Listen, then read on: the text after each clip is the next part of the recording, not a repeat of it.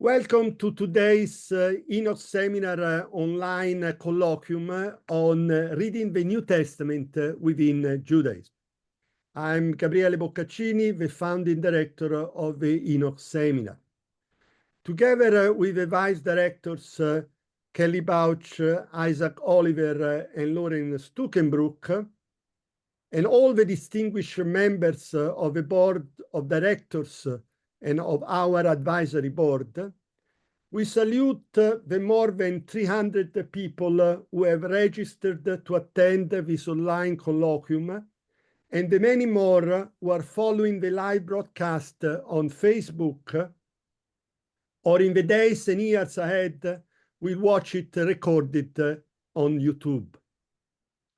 The Enoch Seminar enters today the 25th year of its activities. Our gratitude goes to the many scholars who have supported our events in all these years. We fondly remember those who are no longer among us, but without whom our present would not have been possible. Dear friends and colleagues like Hanan Eschel, Shamaria Talmon, Harold Ellens, Larry Hurtado, Klaus Koch, Geza Zeravitz, Michael Bonner, Bilan Nizam, and more recently, Bob Kraft, Michael Nibb, and Paolo Sacchi. We are pleased to see our group growing, becoming, over the years, more and more diverse, with a growing presence of women and international colleagues from all around the world. We are particularly thrilled to see so many young scholars enthusiastically joining our group. The future of the Enoch Seminar and of our field of studies is in good hands. Since 2001, the Enoch Seminar has promoted a conversation among specialists of Second Temple Judaism and New Testament scholars on the diversity of ancient Judaism and the common origins of Christianity and Rabbinic Judaism by organizing a long series of events and conferences. We are affiliated to the SBL, and for our activities, we rely on the support of the Michigan Center for Early Christian Studies and the Frankel Center for Judaic Studies of the University of Michigan. But we are not financially sponsored by any religious or academic institution. We live and act independently, only thanks to the generosity of our members. We do not require any registration fee for our online events, but I would like to strongly invite all those in attendance today and those who will watch the recording to give us a sign of appreciation by freely subscribing to our newsletter and giving us a donation of $5 or more to cover our expenses. We would in particular be thankful if you consider membership, which will allow you to be even more directly involved in all our activity. By visiting our website, enochseminar.org, you will find the information, and Joshua Scott, our secretary, has just put on the chat the link that you need for donation or for membership. Introducing our colloquium on reading the New Testament, and now I share my screen.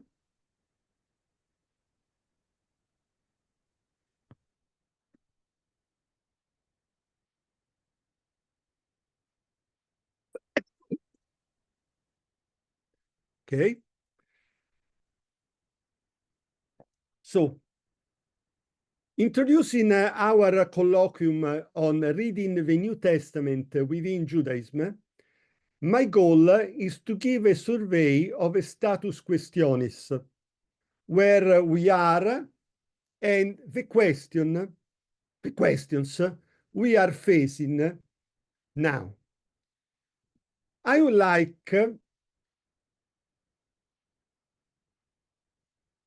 I like, first of all, to emphasize the dramatic change of language that has occurred in describing the relationship between Christianity and post-biblical Judaism. A gradual change that has led to a complete reversal from Christianity versus Judaism to Christianity and Judaism, and eventually to Christianity within Judaism. As we know, for centuries, Second Temple Judaism was seen as the theological enemy against which Christianity had to fight to affirm its novelty. It was the antithesis of Christianity, an inferior, decadent, and legalistic religion replaced by triumphant Christianity. Then Second Temple Judaism became the background, the environment, the cradle in which Christianity was born, and the emphasis shifted on the relationship between the two. Today, we find ourselves faced with a language that emphasizes the recurring expression within Judaism, in order to affirm that the Jesus movement and his text, many of which will later be included in the New Testament, fully belong to the diversity of Second Temple Judaism. Let's now see this process in details.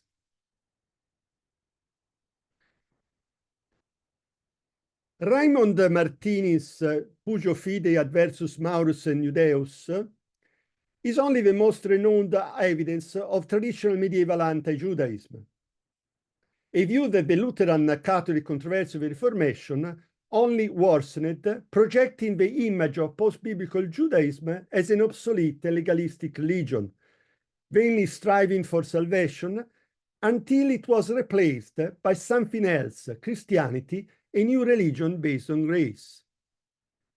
In the 17th century, however, the idea that post-biblical Jewish sources could be used to illustrate passages of the New Testament began to emerge among Christian scholars with John Lightfoot's groundbreaking work, Ora Hebraicae and Talmudicae.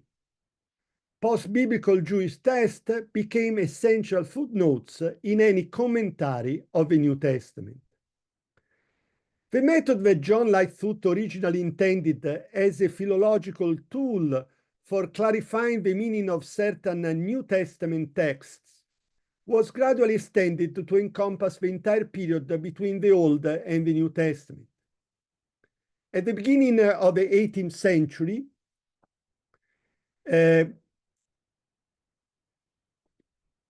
Humphrey Prideaux transformed the age from Malachi to Jesus into a distinct historical period, the connection between the Old and the New Testament. Post-biblical Judaism became intertestamental Judaism. The interest of Christian scholarship in the religious life of the Jews at the age of Jesus Christ, as Emil Schurer said, increased in the 19th century. Neotestamentliche Zeitgeschichte became an established field of research. This did not translate into a more positive view of Judaism, but emphasized the need for comparison as a necessary introduction to the study of the New Testament. In the 1920s, Hermann Strack and Paul Bilberg completed the work that was the updating and fulfillment of Lightfoot's project, Kommentar zum Neuen Testament aus Talmud und Midrash. The Second World War and the Holocaust forced Christianity to reconsider their relationship with Jews and post-biblical Judaism. The discovery of the Dead Sea Scrolls and the renewed interest in the Old Testament pseudepigrapha and Jewish apocalypticism suggested a much variegated and nuanced view of Second Temple Judaism of the time between the Babylonian exile and the Bar Kokhba revolt, as you already see in the Robert Pfeiffer volume.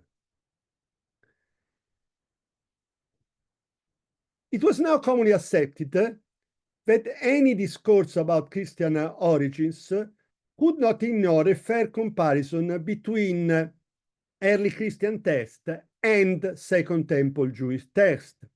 And no discussion about the theology of the New Testament could ignore a fair comparison between the theology of contemporary Judaism and the rising theology of the Church. This suggested an even closer relationship between Christianity and post-biblical Judaism. It is no accident that the phrase and concept of within Judaism appeared for the first time in the study of historical Jesus to emphasize his full belonging to Judaism. The first major book ever to use the phrase in the title was Jim Chatsworth's Jesus Within Judaism, published in 1988. To underline the objective of his work, Chatsworth paired it with a second volume edited a few years later on Jesus' Jewishness.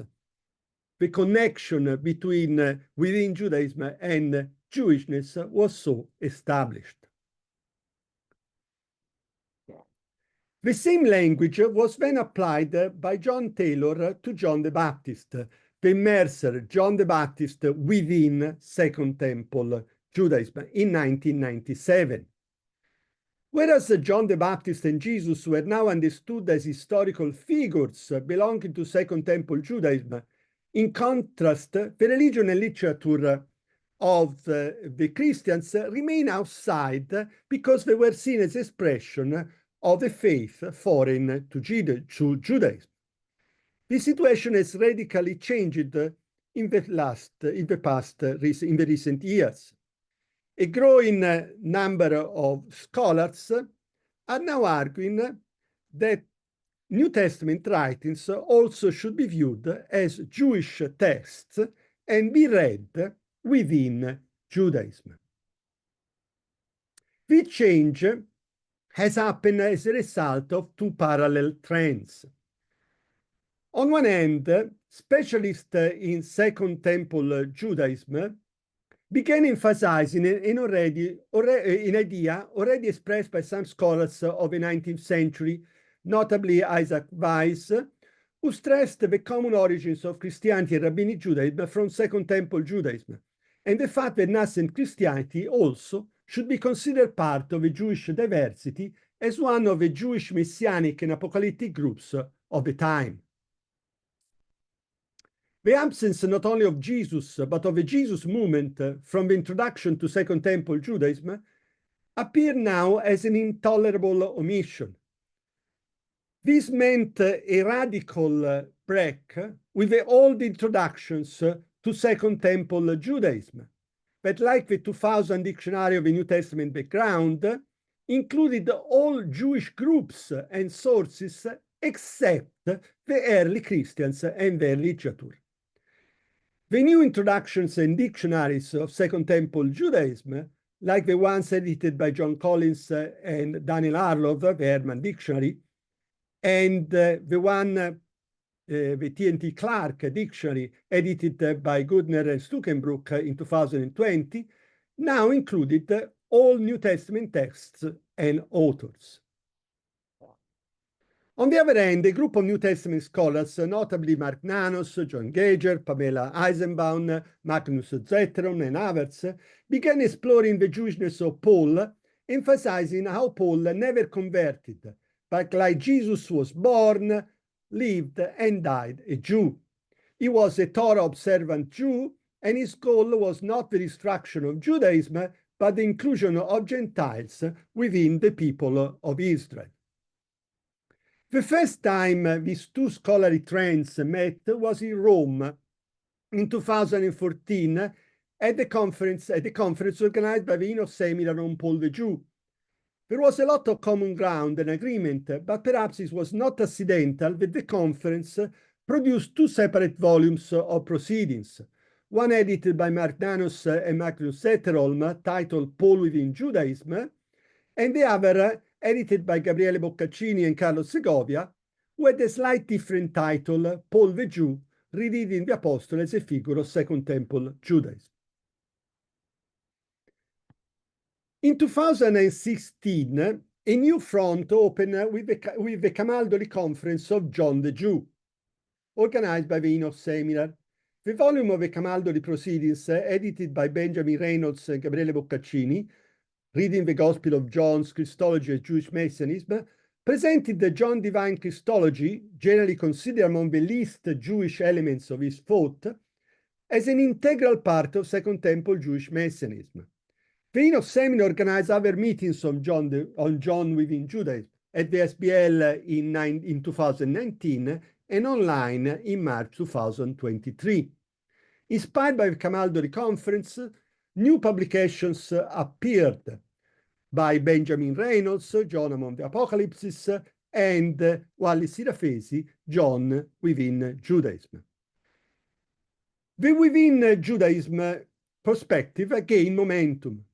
Many other books and meetings followed along these lines. Paul Within Judaism remained at the center of a scholarly debate with new important monographs by Mark Nanos, Paula Fredrickson, Isaac Oliver, Gabriele Boccaccini, Ruben Buhner, Matthew Thyssen, and others. I could not put in the slides all the many volumes, just to give an example of some of the publications that appeared during these years until yesterday.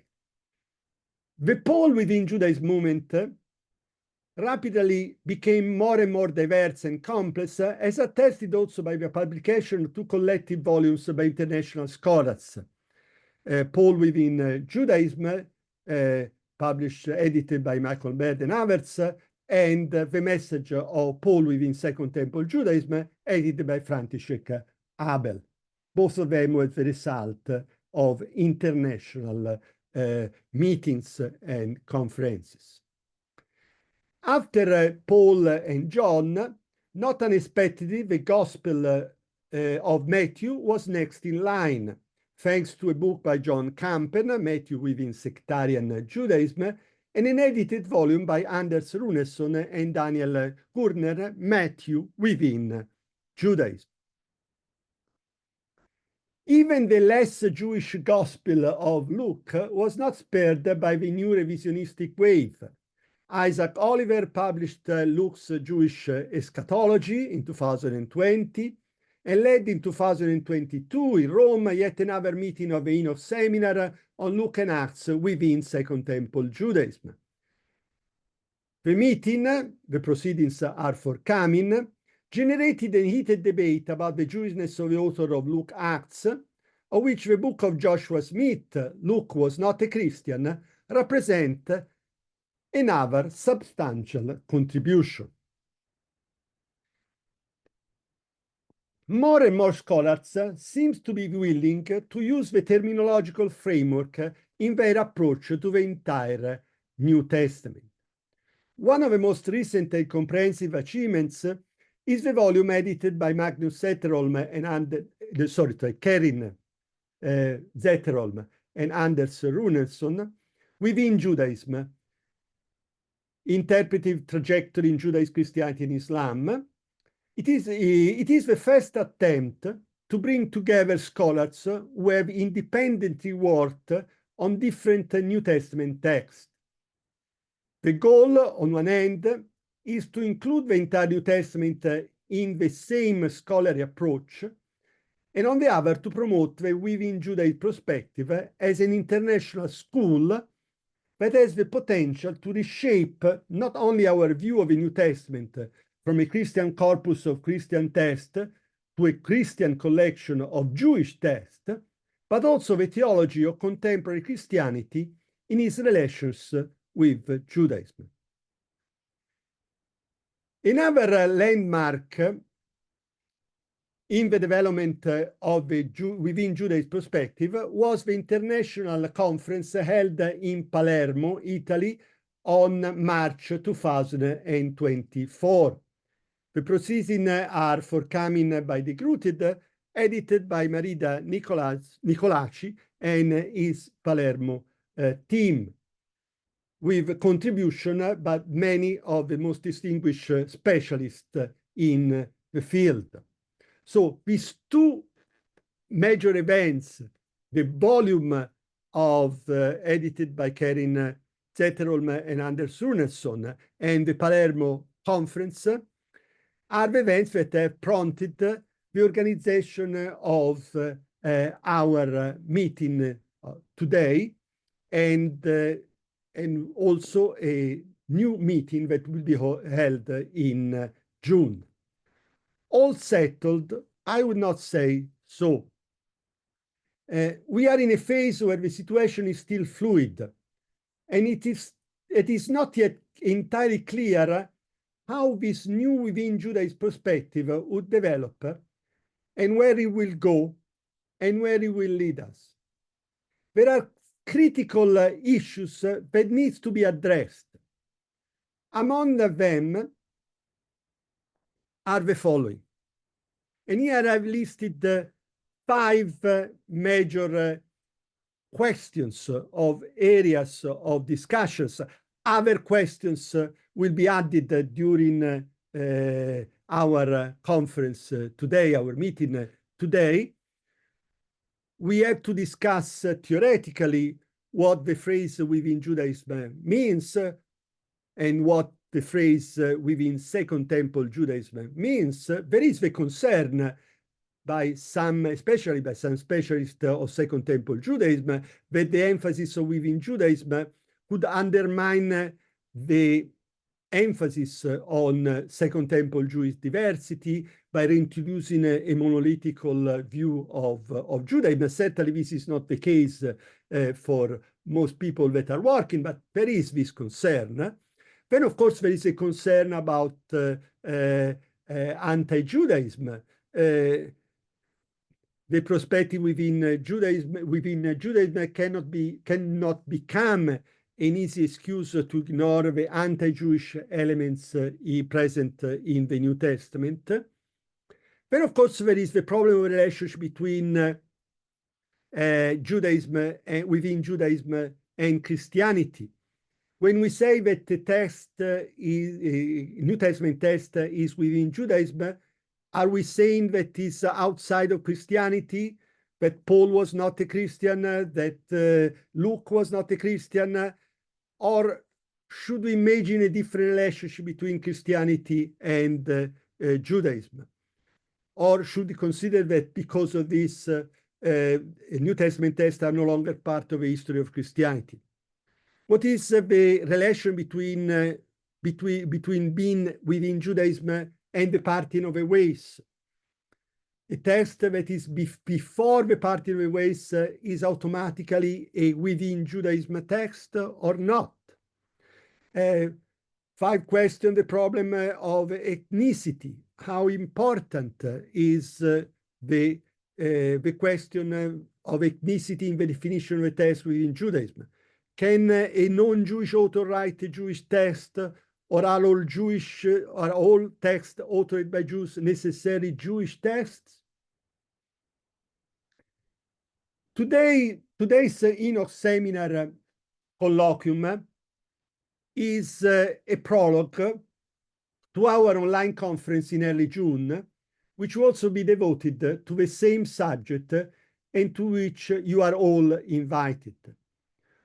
We have a long day ahead of us, 3 panels in which we'll focus on 3 different sets of questions. The first panel more theoretical, the second dealing with the New Testament, the third one with Second Temple Judaism. In each panel, a group of specialists will introduce the conversation that will be then open to all participants. We are a large crowd, I would say a very large crowd, from all over the world. And we like to listen to everybody. While I'm calling the first group of panelists to join me, I would like to invite all participants to use the chat for comments and questions. Our secretary, Joshua Scott, who I thank for organizing the so splendidly this event, and I will be monitoring the discussion of the chat. Our goal is to include as many voices as possible in the conversation. The Enoch Seminar is, and has always been, an open forum that encourages critical thinking and constructive criticism and dialogue among international scholars. We can now proceed with the first session of our colloquium. Thank you.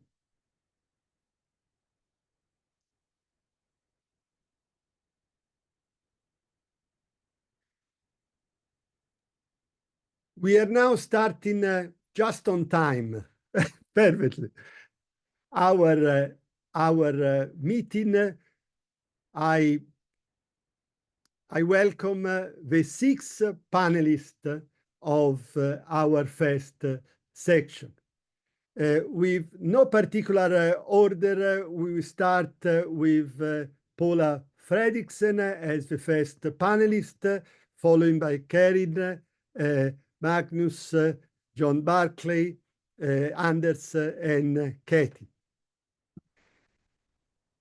We are giving the possibility to our panelists in a first round to give an introduction, to express their view of the subject, answering the question about what does within Judaism mean, why it matters, expressing their view, and we are giving 10 minutes to each of them for a first presentation. After their presentation, the floor will be open to general discussion.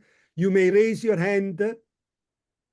You can write comments and questions in the chat. Please do it. It's extremely important that you do it.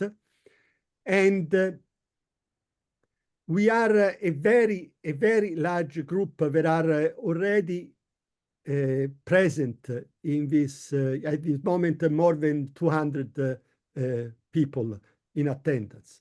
And this tells us a lot about the importance of the topic.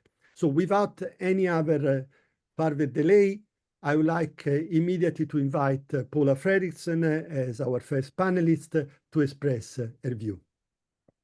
Thank you.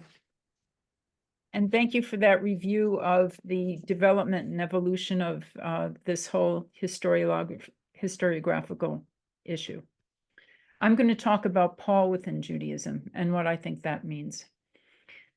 Paul declares himself to be a Hebrew, an Israelite, a Benjaminite, a Jew by nature, a Pharisee by interpretive commitment, and a flawless observer of Jewish law. He boasts of his own eighth-day circumcision, and he teaches that circumcision is of much value. He praises the giving of the law, the covenants, the promises, and the temple cult. He proclaims that Jewish law is holy, just, and good, upheld, and in this sense validated by the gospel message itself. That's Romans 3:31. Do we overthrow the law through this pistis? By no means. On the contrary, we uphold or establish this law. It is not the hearers of the law, but the doers of the law who will be made righteous. Romans 2:13. And the law itself leads to Christ. Romans 10:4. Further, Paul urges on his non-Jewish auditors a Jewishly conceived end of history, the resurrection of the dead and the establishment of the kingdom of Israel's God, about to be realized at the victorious advent of the God of Israel's Son, the Davidic Messiah. He exhorts his Gentile hearers to fulfill the law. He insists that they live according to idealized standards of Jewish behavior, chaste marriages, support for the poor, settling disputes within the assembly.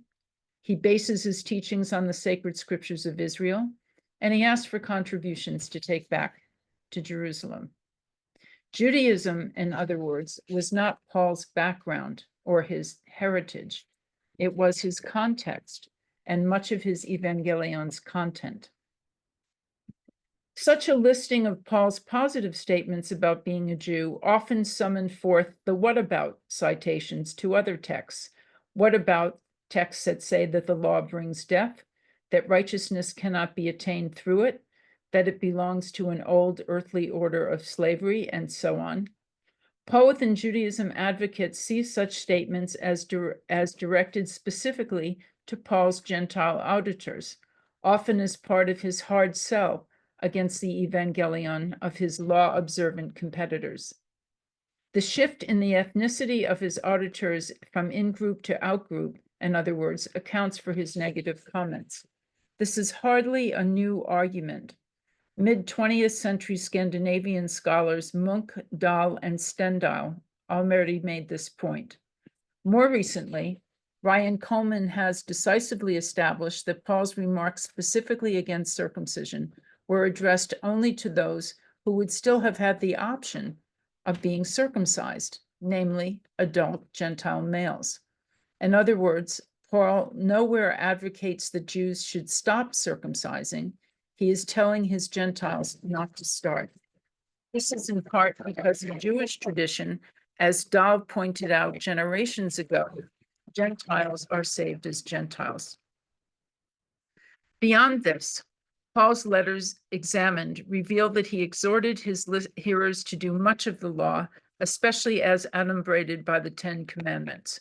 No other gods, no images, respect for parents, no coveting or lying, and so on. Some of these spelled out specifically in Romans 13. Paul's gospel was itself a Judaizing gospel. But Gentiles should Judaize, said Paul, only in Paul's way, katapneuma, and not katasarka. Only the infusion of Christ's pneuma would enable Gentiles to fulfill the law, to the degree that Paul holds them responsible for fulfilling Jewish law. For Paul, Gentile law fulfillment is the telos of Gentile pneumatic sonship. So much for the Gentile observance of some Jewish law. But what about Paul? Already in 1931, Schweitzer observed that, and I'm quoting him here, Paul himself, we must not allow his protestations that he had become a Greek to the Greeks to introduce any confusion on us, continued to live as a Jew. That's from The Mysticism of the Apostle Paul, page 196. I take that to mean that the essence of a Paul within Judaism perspective is that Paul himself was law observant. To interpret Paul within Judaism, de minimis, means challenging the old consensus that his gospel undermined the Jewish observance of Jewish law, and it means imagining Paul himself as continuing to live according to Jewish law. But what indeed does that mean? It means acknowledging that different Jews enacted their Jewishness differently. It means looking at law observance not as adherence to a body of translocal doctrinal abstractions, monotheism, aniconism, purity, but as a pluriform set of inherited practices. It means imagining Paul's own behavioral flexibility in his outreach to pagans, not as a breach with or a rejection of his own traditions, but as an expression of the energetic diversity of observance that characterizes this period. Accommodation was not eo ipso transgression. It was a register of the flexibility that characterized late Second Temple Jewish behaviors more generally, especially in the diaspora. Did Paul eat shrimp? No, but he ate with people who did. The thought of a law-observant Paul summons a lot of resistance. Why is this the case? For modern New Testament studies, the roots of this resistance trace back to the Protestant Reformation, with its construction of the true, that is, Protestant content of Paul's message, requiring the repudiation of law in the name of grace. It traces back to the 19th century's construction of Jewish particularism, instantiated by Jewish law, versus Christian universalism, the proverbial law-free gospel. It is supported by reading Paul's condemnation of pagan behaviors in Romans 1:18 through 32, as a universal indictment aimed at Jews as well, and by taking the so-called Jew of Romans 2:17 as an ethnic Jew, not as a rhetorically constructed ex-pagan interlocutor. It ends with the assertion that the burden of the whole letter to Gentile Roman auditors is a critique of Jewish practice. The motor of Paul's message thus becomes what he found wrong with Judaism. In this view, Paul combats not pagan gods, but Jewish law. The first sign that a Paul within Judaism perspective was making its mark was when it began to be attacked. The next phase of this cycle of measuring success is that it is about to be co-opted. Even those who argue that Paul did not himself observe the law will still do so under the rubric of Paul within Judaism. I'm thinking here of the first half of the essays in the recent volume by the same title, edited by inter alia Michael Bird. Even those who see the burden of Romans as condemning Jewish behaviors will insist that such a reading places Paul, quote, firmly within Judaism. Whence this insistence? I speculate that it has to do with somehow theologically authorizing the interpretation of an anti-Torah Paul that nonetheless resonates with the Old Testament, New Testament architecture of Christian orthodoxy more generally.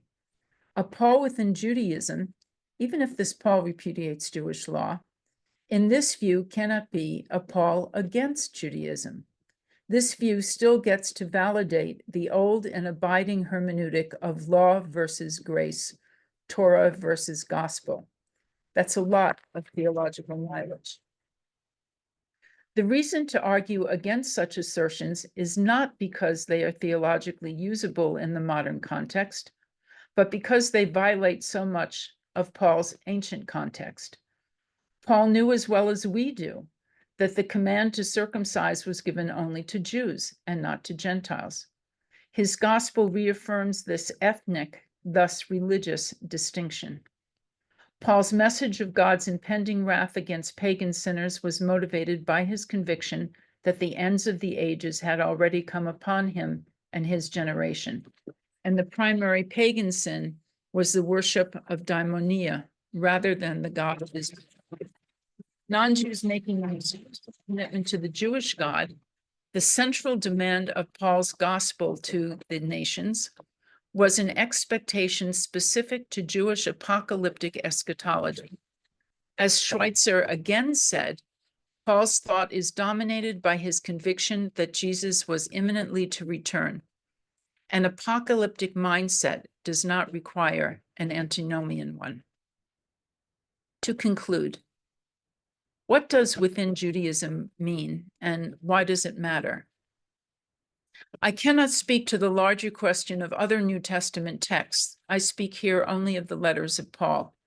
And Paul is an easy case to make because he himself boasts of his Jewish excellences, and he himself was unquestionably ethnically Jewish, a Hebrew born of Hebrew parents. For me, within Judaism means keeping Jewish ancestral customs as a Jew. But keeping it how? It is hard, for example, to interpret Tiberius Julius Alexander as within Judaism. Philo's radical allegorizers, on the other hand, were indeed within Judaism because they held that their interpretation of the law adhered to the highest meanings of the law. Their behavior, in other words, was motivated precisely by the desire to keep Jewish law. But we have to be careful lest we stick the same label for the same reasons on Justin Martyr. That then begs the question of the role of the ethnicity of the author for the text in question. I leave that to the discussion of our colleagues in this colloquial second session. What is the value of seeing Paul within Judaism? Much in every way. For me, chief among these reasons is its virtues in fighting anachronism. The anti-law Paul ends up too easily as a first Christian theologian, the founder of a new religious culture, whether he knew it or not. I doubt very much that someone expecting the imminent end of the world is setting up a new religious culture as an alternative to the one that he stands in and is committed to, and the one that he sees his God committed to, per Romans 15:8. Quote, Christ became a servant of the circumcised. in order to confirm the promises given to the fathers. And Paul within Judaism respects the abiding and generative distinctions that Paul ever makes between Jews and Gentiles. Is Jewish law observance for Paul a mere adiaphoron, a matter of no consequence? It is hard to imagine if nomothesia is one of Israel's God-given privileges for Romans 9:4, and if Jewish law marks out the pathway to Christ for Romans 10:4. But does Paul not fight against a general anti-Gentile ethos of Jewish law? First, I would point out there was no such general anti-Gentile ethos. And second, Paul was a diaspora Jew. Long before receiving his call, he, as others, had worked out how to live in intimate proximity to Gentiles while being law observant, by his own measure, blamelessly law observant, whatever that would mean. In brief, a Paul who stands within Judaism does less violence to a historical reconstruction of this moment of the movement. And a Paul within Judaism point of view allows us to coherently reread the letters of the only representative that we have from this moment of the movement, its first generation, which thought it was history's last generation. Thank you. Thank you so much, Paul. I think it was very important to start exactly from Paul within Judaism, because there's been the discussion about the Jewishness of Paul that has opened the path for a discovery of the Jewishness of the entire New Testament. So this is a very, very helpful introduction to our work. I want now to go to Karin for the second contribution. Thank you. First, I'd like to thank the organizers for arranging this event and for including me. It's a pleasure to be here. Next, I would like to introduce my comments by quoting Gabriele Boccaccini. He says, "It would be unthinkable today, a study of the New Testament that does not include a thorough knowledge of Second Temple Jewish literature," end quote. This is quite a radical statement and a major change in scholarship that should be highlighted, I think. It's also an excellent summary of our program today that emphasizes the interdependency between the study of New Testament texts and the study of Second Temple Judaism. The trend among New Testament scholars to situate New Testament texts within Judaism was triggered by the insight that Judaism post-70 seems to have been as diverse as it was before the destruction of the temple, and that Jewish self-identity was fluid enough to have allowed for Jesus-centeredness as an orientation within Judaism. That is, it's intertwined with scholarship within Jewish studies. In turn, New Testament texts are now regularly used as sources for first-century Judaism, which in turn broadens our view of that phenomenon. In the time I have today, I would like to draw attention to a few things regarding the within Judaism perspective that have to do with definitions, distinctions, and clarifications. First, social boundaries shift over time and are contingent on historical circumstances. This means that the boundaries of Judaism in the first century were not the same as those of Judaism today. This may seem self-evident, but it needs to be mentioned in this context because it has implications for the within Judaism perspective and the way we use terms such as Judaism and Jewish. While Jesus-centeredness was a natural part of first-century Judaism, most Jews today see belief in Jesus as incompatible with Judaism. The reasons for this lie in historical circumstances and is perhaps best illustrated by a modern example, namely Israel's law of return and its amendment. To allow survivors of Nazi persecution to immigrate, the State of Israel in 1950 passed a law according to which Jews, including people with at least one Jewish grandparent and their spouses, could acquire Israeli citizenship. In response to claims to Jewishness made by a Jew who had converted to Christianity, the famous Brother Daniel case, It was later amended to exclude a native-born Jew, that is, a Jew according to Halacha, who adhered to another religion. The amendment declared that a Jew means a person who was born of a Jewish mother or who has become converted to Judaism and who is not a member of another religion. So this redefinition of Jewishness only makes sense against the background of the Holocaust and Christian persecution of Jews. Historical circumstances that have made most Jews think that Jewish and Christian are incompatible categories. One of the justices of the Israeli Supreme Court justified the amendment with the words, "Law follows life, and not life the law." So because of this, or related to this, are three important distinctions that need to be made in order for the within Judaism perspective to be useful. First, I think we must be precise about the time period in the history of Judaism to which a text belongs. For instance, for the sake of clarity, we should speak of Paul within first century Judaism rather than simply within Judaism. Paul's writings are obviously not within modern-day Judaism or within rabbinic Judaism. So to prevent misunderstandings and avoid imposing a normative view of what Judaism is or must be, we should be careful to define the time period we're talking about. Second, we must distinguish between the origin of a text and its reception. A given text may have originated within Judaism, that its inception is Jewish, but subsequently interpreted from a position outside of Judaism. Its reception history is within Christianity. Thus, it's important to clearly indicate the stage of a text's history to which we attach the label within Judaism.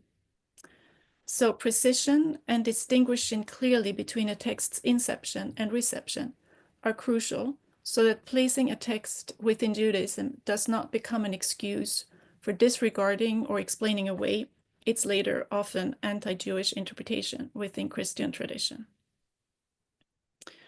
Third, we need to keep the perspective of the historian and the believer separate. This is most evident when a group's claims to Jewishness is rejected by other groups. This was eventually the case with Jesus-oriented Jews, and in some cases Gentiles too, in antiquity, but it can also be illustrated with a modern-day example.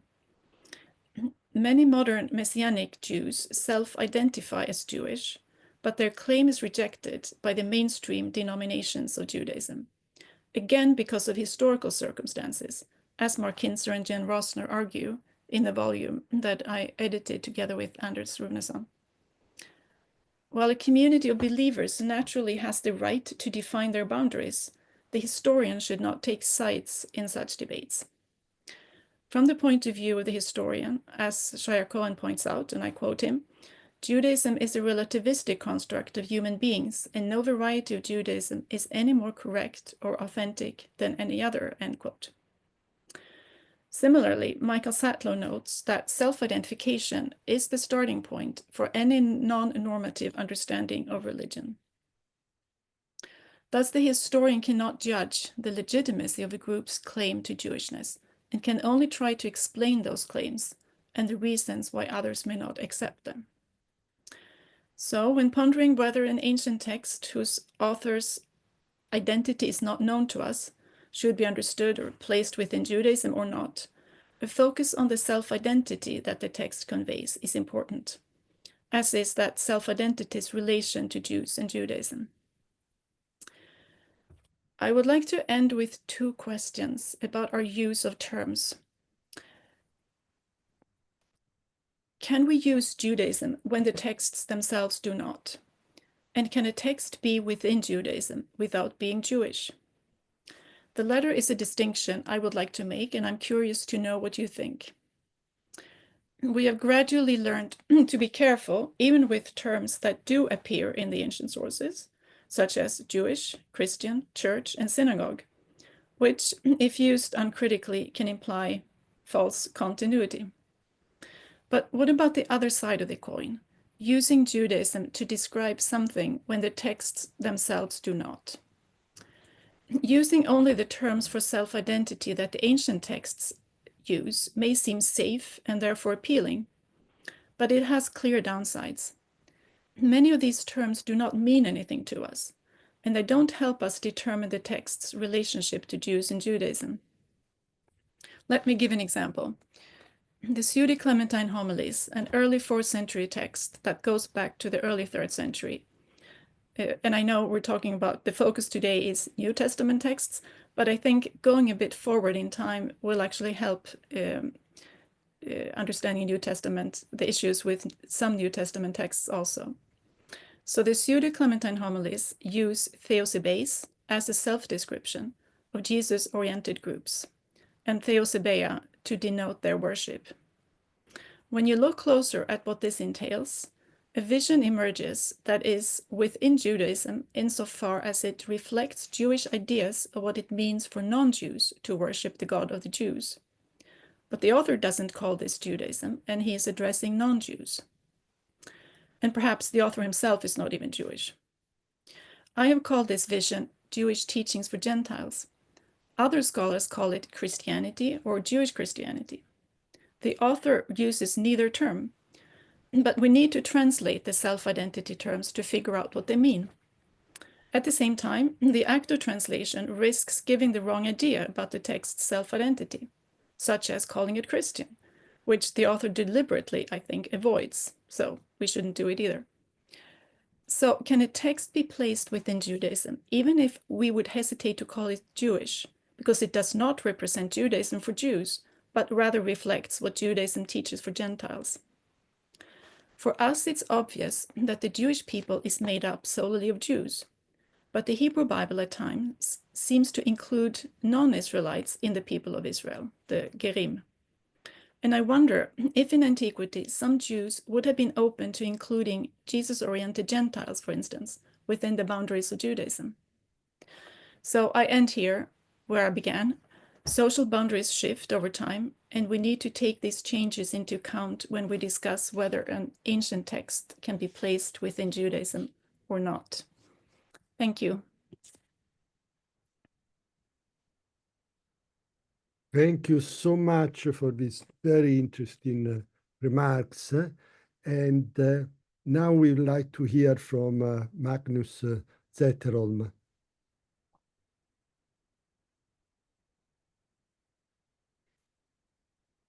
Right.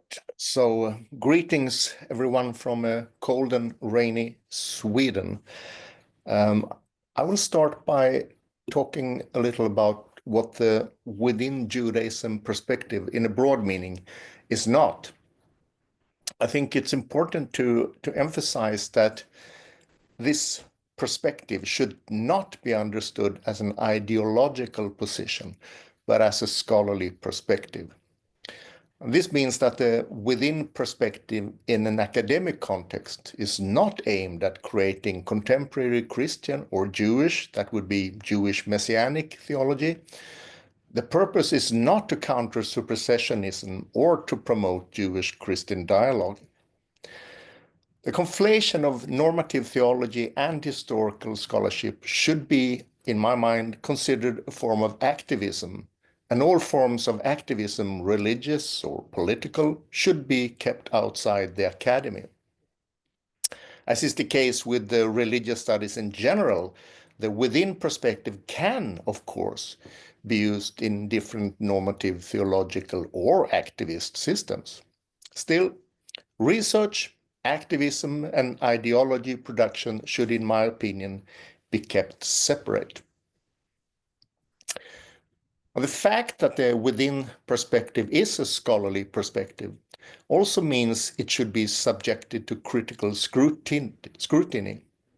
The lifeblood of scientific discourse is precisely the critical discussion that drives scholarship forward. But it's essential that such critical discussions also takes place in the scientific arena. The fact that a within Judaism perspective may pose a threat to particular manifestations of Christian theology or is perceived to threaten Jewish identity is not a legitimate reason to criticize or reject it. The reasons why this often happens can of course be found in the history of Jewish-Christian relations, which has been complicated, to put it mildly. I think we need to be aware of the fact that the within Judaism perspective is an extremely sensitive area and is constantly influenced by extra scientific aspects, which complicates the discussion. Both Christian and Jewish identities are challenged and perhaps also threatened by research that problematizes a long historical development where there traditionally have been nice, clear boundaries. It's never fun when life becomes too complex. The most severe criticism has come from more traditionally oriented theological circles, especially regarding the experiment to place Paul within Judaism. But it would be a mistake to imply that representatives of a within Judaism perspective are free from various ideological considerations. So, the within Judaism perspective would benefit from greater theoretical precision and a fair amount of self-examination. So, how to understand the within Judaism perspective? I think the aim is simply to gain a better and more accurate historical understanding of the origins of the Jesus movement, its place in ancient society, its development, and its relationship to emerging Christianity. Since the majority of scholars, especially from the pre-Sanders period, based their scholarship on assumptions that have turned out to be incorrect, for instance, an early separation between Judaism and Christianity, and the legalistic nature of Second Temple Judaism, their conclusions can now be called into question. So in many ways, the separation between Judaism and Christianity motivates the emergence of the within Judaism perspective. Had Christianity never become a world religion that developed in contrast to Judaism, I'm convinced that no scholar would have reflected on whether the Apostle Paul should be understood as a representative of Second Temple Judaism, just as no one today would think of placing the Qumran community or Philo outside Second Temple Judaism. But at some point, or rather at various points in time, the Jesus movement ceased to be a Jewish phenomenon, at least from the perspective of Christian and Jewish leaders. It's clear that ordinary Jews and Christians found it difficult to understand the social relations between them should be avoided. But eventually, one can speak of a parting of the ways where both Jews and Christians agreed that they represented different religious systems. Traditionally and largely for theological reasons, there has been a tendency in New Testament research to place the separation as early as possible. Jesus, too, has been perceived as standing in opposition to contemporary Judaism.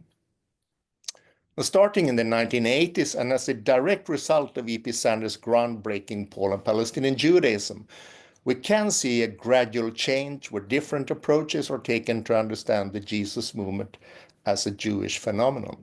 And we saw that in Gabriele Boccaccini's presentation. What we now call the within Judaism perspective is the culmination of this process. Thus, the Jesus movement should, by default, be understood as a kind of Judaism, albeit in a new and a unique variant. The task of within Judaism scholars, as I understand it, is to consider how specific texts fit into this extraordinarily complex separation process and to reconstruct the social, political, and theological environment in which they were produced. Is the Gospel of Matthew within Judaism? Is Justin Martyr's dialogue with Trypho outside? And of course, what about Paul or the authors of the epistles of John? This, of course, depends on what we mean by Judaism and what period, as Karen pointed out, we are studying. But I'm sometimes amazed at the energy that scholars put into problematizing, if not deconstructing, the concept of Jew and Judaism. And don't get me wrong, defining the terms and concepts we use is crucial. Still, it's interesting to see how Jewish studies scholars can talk about the Qumran sect or Philo as different, perhaps atypical expressions, but of Second Temple Judaism. Maybe we could learn from our colleagues in church history. They relate to Christian and Christianity in an interesting way. It seems that church historians can use, for example, the term Christianity quite unproblematically, well aware that ancient Christianity was extraordinarily diverse and that it differs significantly from what we mean by the term today, which also is far from obvious. Nor do church historians seem particularly interested in problematizing the relationship of individual authors to Christianity. The church fathers are simply Christians. It's difficult to find discussions about whether Origen should be placed within or outside Christianity, even though his theology was considered so problematic that he was declared a heretic. Or Novatian, excommunicated by Pope Cornelius. The Cambridge History of Christianity suggests that even Marcion should be situated within 2nd century Christianity. So regarding the within perspective and early 1st century text, I think it's a sound methodological approach to assume that we are dealing with some expressions of what I think we can call Judaism, especially if an author expresses some continuity with Jewish traditions, regardless of probably his ethnicity. And this includes, for example, Paul, as Paula mentioned, circumcised on the 8th day, the member of the people of Israel, the tribe of Benjamin, a Hebrew born of Hebrews, as to the law a Pharisee. Sounds pretty Jewish to me. The burden of proof in his case is on those who wants to argue that he left Judaism, which of course is possible, but unlikely, even if his Jewish messianism strongly influenced his view of the Torah and Israel's relation to the nations. In the case of later texts, especially when a highly diversified Christianity actually existed, the situation is more complex, as in the case of the Clementine homilies, as mentioned by Karen. Here we probably need to work out criteria to say something about a particular author's relationship to Christianity and Judaism and take various mixed forms into account. The problem, especially in later texts, is that the choice is not only between within or outside Judaism. The main theoretical merit of the within perspective lies in the ambition to decolonize not least the New Testament text, that is, to liberate them from the interpretative primacy of the Christian church. At the same time, there must be a theoretical development. What does it mean that a text is within or without Judaism? When is it not? What does an author's self-identification mean? What do we do when this is lacking? Can a text be both Jewish and Christian? Finally, I firmly believe that the re-Judaization of the New Testament and other texts lead to more accurate understanding of the historical context in which they were written. Still, more work is needed, more theoretical reflection, which is why events like this are so important. Thank you very much. Thank you so much. We are having a really an extraordinary rich debate. And now I would like to listen to John Barclay. John, your microphone. You have to open.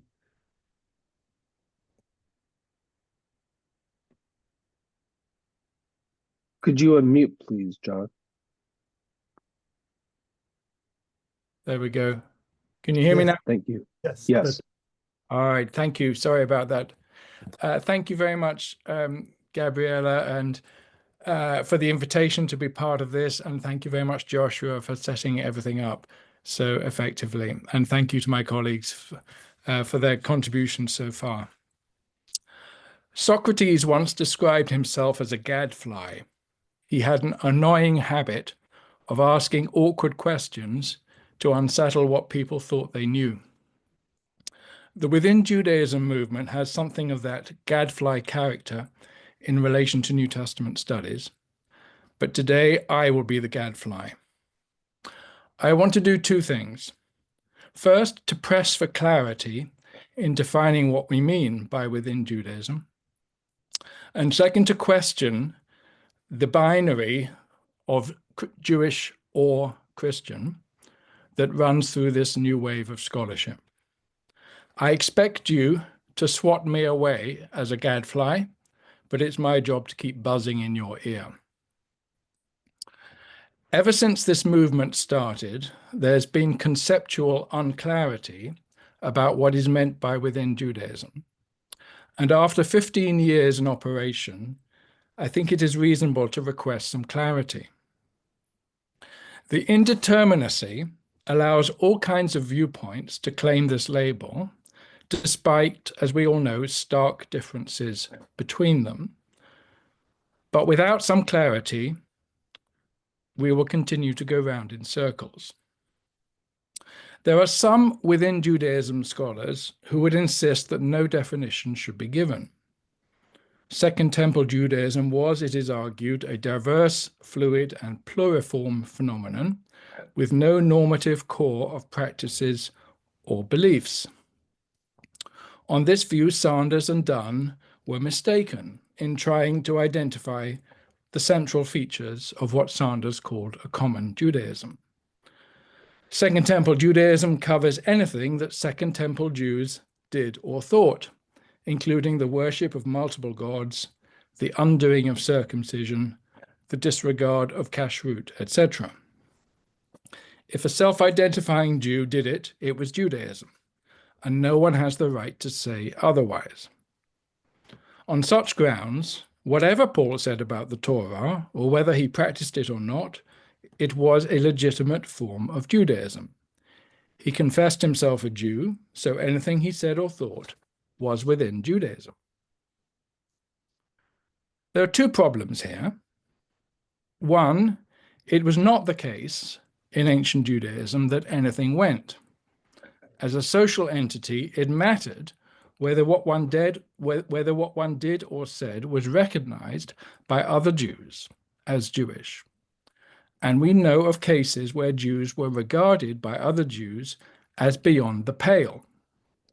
I've discussed examples of that in an essay on apostasy in the Jewish diaspora. Second problem. The label within Judaism uses a spatial metaphor, within, that is literally meaningless if there is no boundary to define what is within and what is not. Indeterminacy here threatens to render the enterprise little more than rhetoric. For that reason, many within Judaism scholars do operate with some definition of what counts as within. But the criteria I read are diverse. Is this about using Jewish discourse? Is it about Jewish ethnicity? Is it about Jewish worship, Yahwism? Is it about Jewish practice? In some hands, to define Paul as within Judaism means that he must have been Torah observant, Jewish in practice and not just in discourse. It's not clear how far that would get us, as one could always claim to be Torah observant while disregarding some parts of the Torah. But my point is this: is there some content, even if minimally defined, to being within Judaism, or is there not? If there is, what is it? If there is not, the category within Judaism turns out to be what is called a floating signifier. A floating signifier is a label that means different things to different people, but is of no analytical value.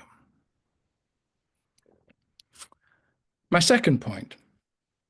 A common feature of the within Judaism movement is its choice to retain, but to flip, an old binary between Christianity and Judaism. According to this binary, Christianity and Judaism are two mutually exclusive things, and the term Christianity is associated with what is not Jewish, even anti-Jewish.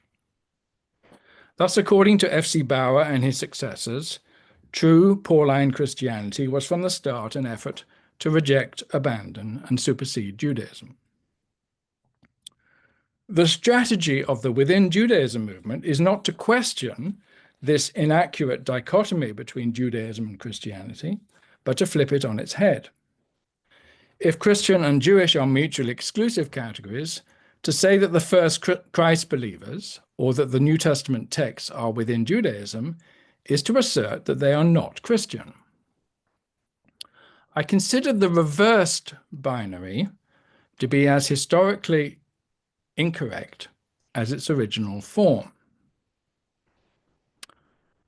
Let's be clear about our terms. We use the term Judaism as an etic category, that is to say, a scholarly construct that we deploy whether or not our texts use that terminology. We all think that there was a phenomenon that we can call Judaism well before 2 Maccabees apparently coined the term Judaismos. Likewise for the term Christian. We are entitled to use it as an etic, scholarly constructed category to refer to discourse and practice that is Christocentric, discourse and practice that takes Jesus as Messiah or Christ to be the definitive act of God in history. Just as there was what we label Judaism before 2 Maccabees, there were forms of Christocentrism that we're entitled to label Christian before the terms Christianos or Christianismos were coined. They did not become Christian only when those terms were invented, any more than Jewish practice became Judaism only after 2 Maccabees. So here's the crucial point. For the first few centuries of the Common Era, Christocentrism and Judaism, or Christian and Jewish, are not binary opposites. One could be a Christocentric Jew with beliefs and practices that we might label within Judaism, and also simultaneously a Christian in this etic sense. In that sense, however many parts of the New Testament may be judged within Judaism, if we could define that label, it would be unhistorical to deny that they are, in the etic sense, Christian at the same time, not only in retrospect and not only through their later reception. To use Christian in this etic sense requires that we refuse to adopt the old binary that Christian means not Jewish. But scholars are quite able to define their terms and to clarify what they mean. The interesting thing about this Christocentricity is that it could be discoursed and practiced both within and outside the Jewish tradition. Paul adopted it as a Jew. He called it being in Christ or of Christ, hoping, of course, Paul hoping for the salvation of all Israel. Several things changed when this Christocentrism moved socially outside the Jewish orbit. In some cases, I think it's clear, from the mid-1st century onwards. And more things changed, more radically, when this Christocentrism defined itself over against Jews and over against Judaism.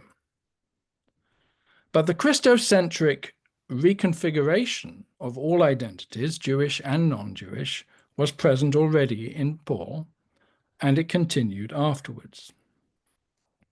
We have to be very precise about what we do and do not mean if we call this Christocentrism Christian, but it seems to me both unnecessary and unhistorical to deny that for all the differences over time, there is a strong continuity in Christocentric belief and practice from the very first generation of the Jesus movement into the 2nd century and beyond. Thanks for listening. Thank you so much, John, because this is exactly the kind of things that we need to hear, in order to clarify what within Judaism is. As you know, I'm very sympathetic with your call for avoiding a sort of binary distinction between Christianity and Judaism, to put one against the other. But we'll have I guess, a lot of opportunity today to discuss exactly this point. Thank you so much. And now I would like to listen from Anders. Hi, Anders.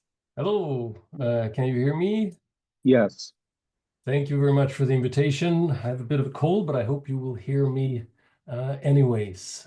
Let me know if not. My take is a little bit different than John's, no surprise perhaps, but I really appreciate your comments, John, and I hope we can return to them in discussion. So, it's a holistic approach, a system rather than a technology. Those are the words on a shoebox containing a pair of running shoes that I bought some time ago.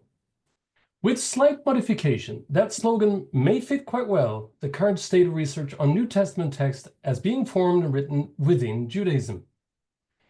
What we are seeing is a systemic and holistic shift in reading practices related to these texts.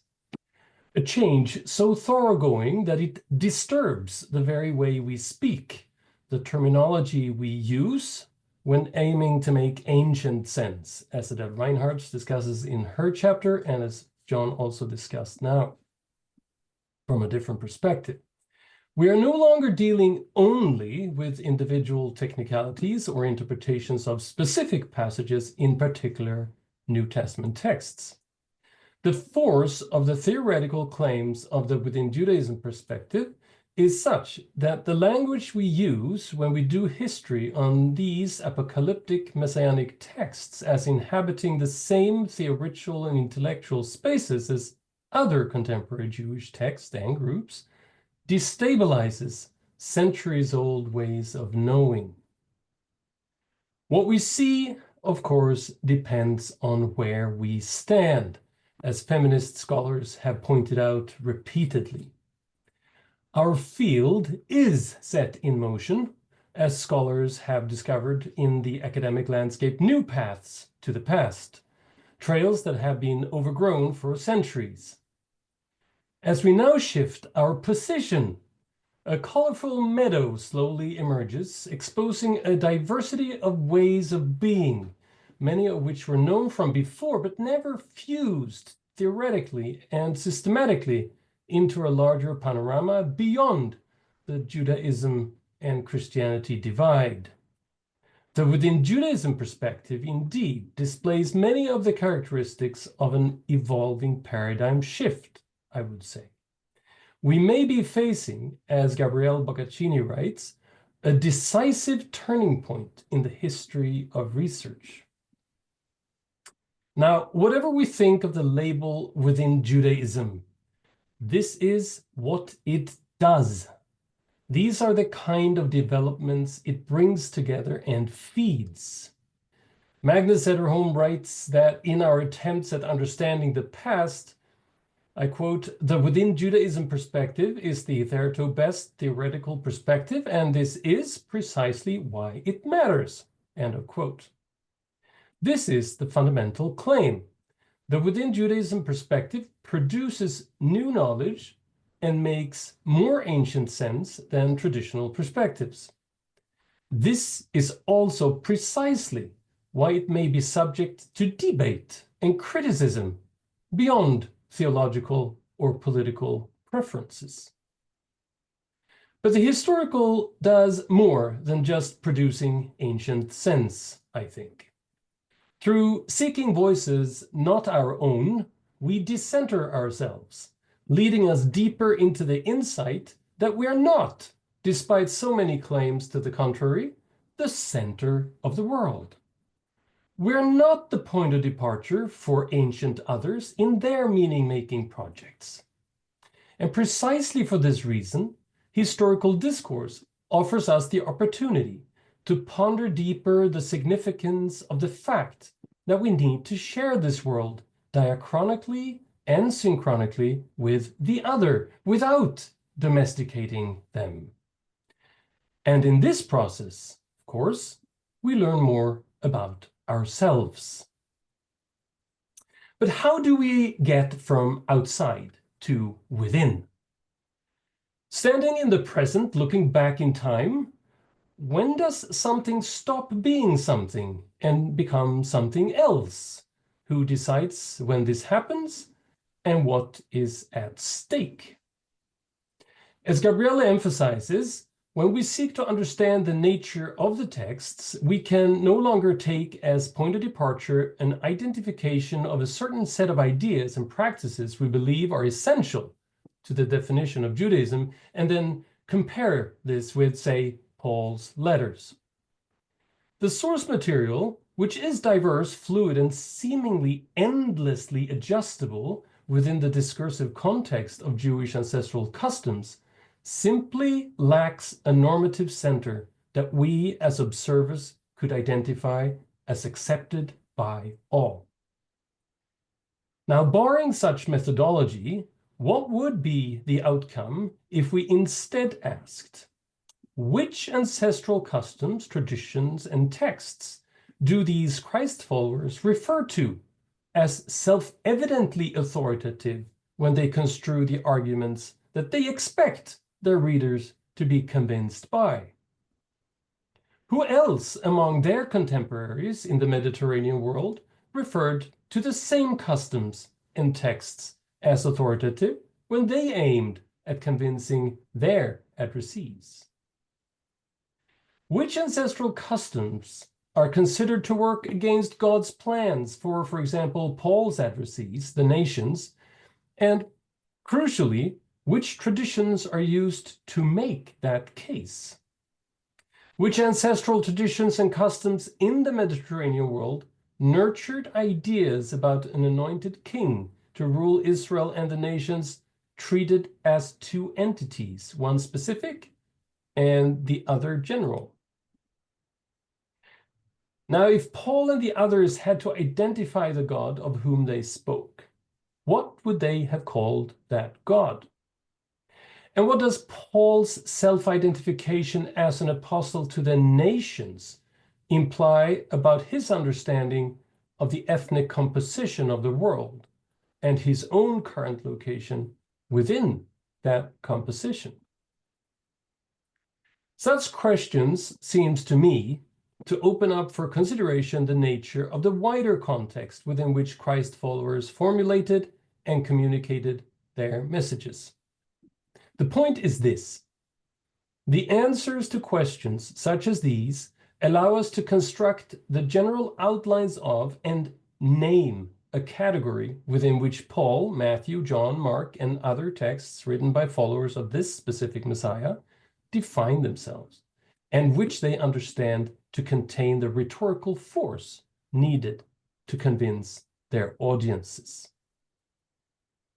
This may be done then without having to construct a methodologically ambiguous ideal image of an authentic or fixed category against which to compare the content of the letters and the Gospels. Or to put it differently, the multiple variations of the ancestral customs we designate first-century Judaism are expressions of a recognizable theme, but there is no original, authentic, ideal, fixed, pure, or universally accepted authoritative melody on which variations elaborate. There is no starting point. We have only variations, and among these we find a number of apocalyptic messianic tunes. Some of the movers and shakers of these ancient messianic tunes, as Alan Culpepper recently argued in his commentary on Matthew, required non-Jews to become Jews when they joined the apocalyptic choir. Others, as Paula Fredrickson has argued, aimed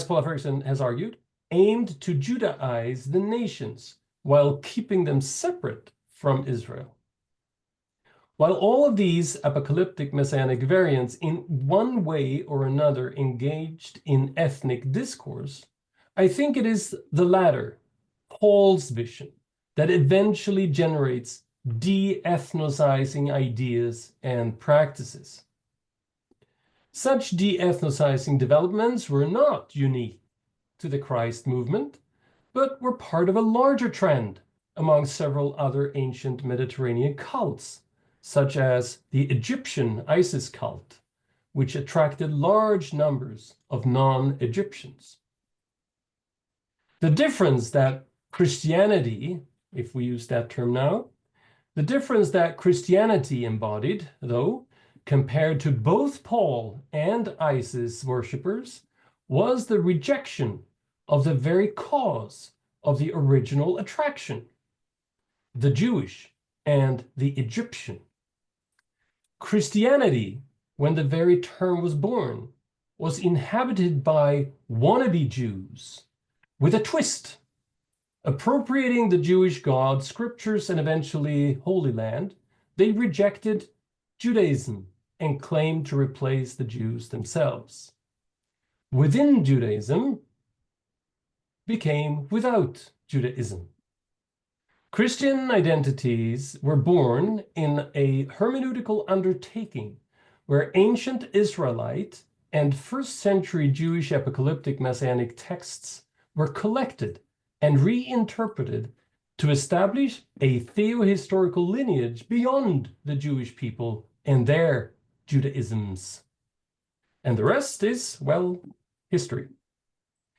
It is in the midst of this powerful socio-theological matrix that the within Judaism perspective claims to enable prisoners of the present to escape the modern categories of Judaism and Christianity and envision a time when the texts themselves made ancient inception historical sense beyond them. In sum, as Magnus emphasizes when explaining what's involved in this research, I quote, "The within Judaism perspective is a theoretical position based on what is now known about Second Temple Judaism," end of quote. The claim is scientific and historical, not theological or political. Anyone who wants to engage it, critically or constructively, will need to employ tools tailored accordingly. And that brings us back to the shoebox with which we started, and on which lid it is written in large letters, "We run on science. Now you can too." Thank you very much for your attention. Thank you, Anders, for your comments. And now, Katie, is your turn. Right. Thank you all for such rich inputs. And now adding some to it, there may be some duplications, some new insights, and I hope there will be time for this discussion, as Gabriele keeps indicating. I think it was great that we were introduced to the history of what we now call within Judaism, and I will not repeat what Gabriele said. I would just like to note tiny few additions. As we all know, we are not the first one who claim to read these New Testament texts as part of Jewish traditions, and I would like to draw attention to some colleagues, scholars, who are often left out of this recollection. I would like to mention Abraham Geiger, who in the 19th century already located Jesus firmly within Jewish tradition. Zacharias Frankel, at the same time, recognized the relevance of aspects of what we now call Second Temple Judaism and published studies in the Septuagint. And Leo Beck not only wrote about Paul and the Pharisees, but also about the Gospels as documents of Jewish history. I think these colleagues need to be part of our historical recollection, and maybe sometimes somebody writes a PhD about this. I would also like to mention my friend Eckhard Stegemann, at whose house I sit, who in 1981 published his Habilitationsschrift, no, submitted, he never published it, his Habilitationsschrift on Romans, arguing that the addressees were Gentiles and Gentiles only, and that Paul in his letter fought against incipient supersessionism in Rome. And by the way, Bill, my husband, Bill Campbell, sits beside me. He has written the first full-length commentary on a New Testament book, the letter to the Romans, from the within perspective, just not to forget. Now on the topic. For me, reading the New Testament text as text of their context and time, that is their Jewish location at the time of the 1st century, with all its socio-political implications, is a consequence of the recognition of changes that not only happened in New Testament studies, but as part of paradigm changes, which, in my recollection, started in the early 70s of last century. And I don't just mean E.P. Sanders, but I mean the paradigm changes in the disciplines of history and cultural anthropology in particular. The within perspective is the logical consequence, in my view, of the recognition that history is not a recollection of names and deeds of so-called great white male leaders and their political stances or battles, but of the lives of people, that is men, women, children in their everyday lives, in their everyday social and cultural contexts. How did they eat and wash and travel, etc.? It is the relevance of the lives of peoples embodied and thus particular that changed the discipline of history. And thus the within school, which looks historically at the emergence of what we now call Christianity, is part of this paradigm change. So I think, and although I think now against Magnus, it is not possible to find out wie es eigentlich gewesen ist, to quote Ranke again, because hermeneutical presuppositions of today do shape our interpretation of the sources, consciously or not, as feminist scholars, Anders mentioned it already, did not get tired to emphasize, and I would like to emphasize it again, so we don't forget. But to say that Christianity as a separate religion did not exist yet when the texts that now are part of the New Testament were composed seems to be rather clear beyond doubt. I'm not saying there are no Christocentric texts, to agree with John Barclay, but the term Christianity in that sense, as an opposition to Judaism, did not exist. To me, then, it seems almost anachronistic to consider any literature and tradition which is located in the geographical and sociocultural space of Jewish traditions as anything else but Jewish. The traditions which eventually led some Jews to see in Jesus a messianic figure associated with messianic events were Jewish in the 1st century.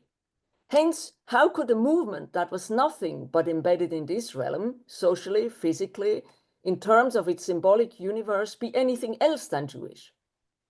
For a moment, I consciously avoid the term Judaism at this point, as it might lead to anachronistic assumptions. We are not talking about being within or outside a religion. We are talking about traditions that are bound to the God of Israel, as perceived by people who they identified as Jews in the 1st century, and in the wake of the Christ event, also by people who were not Jews. How and in what ways, with what practices is this association connected? It can be very different. Obviously, we heard that already.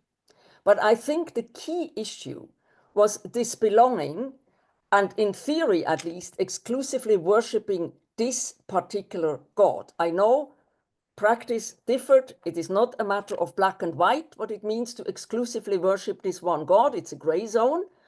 But the aspect of belonging to this particular God was the central aspect, whether one was a Christ follower or not. This, in my view, marks what we might today ethically call Judaism.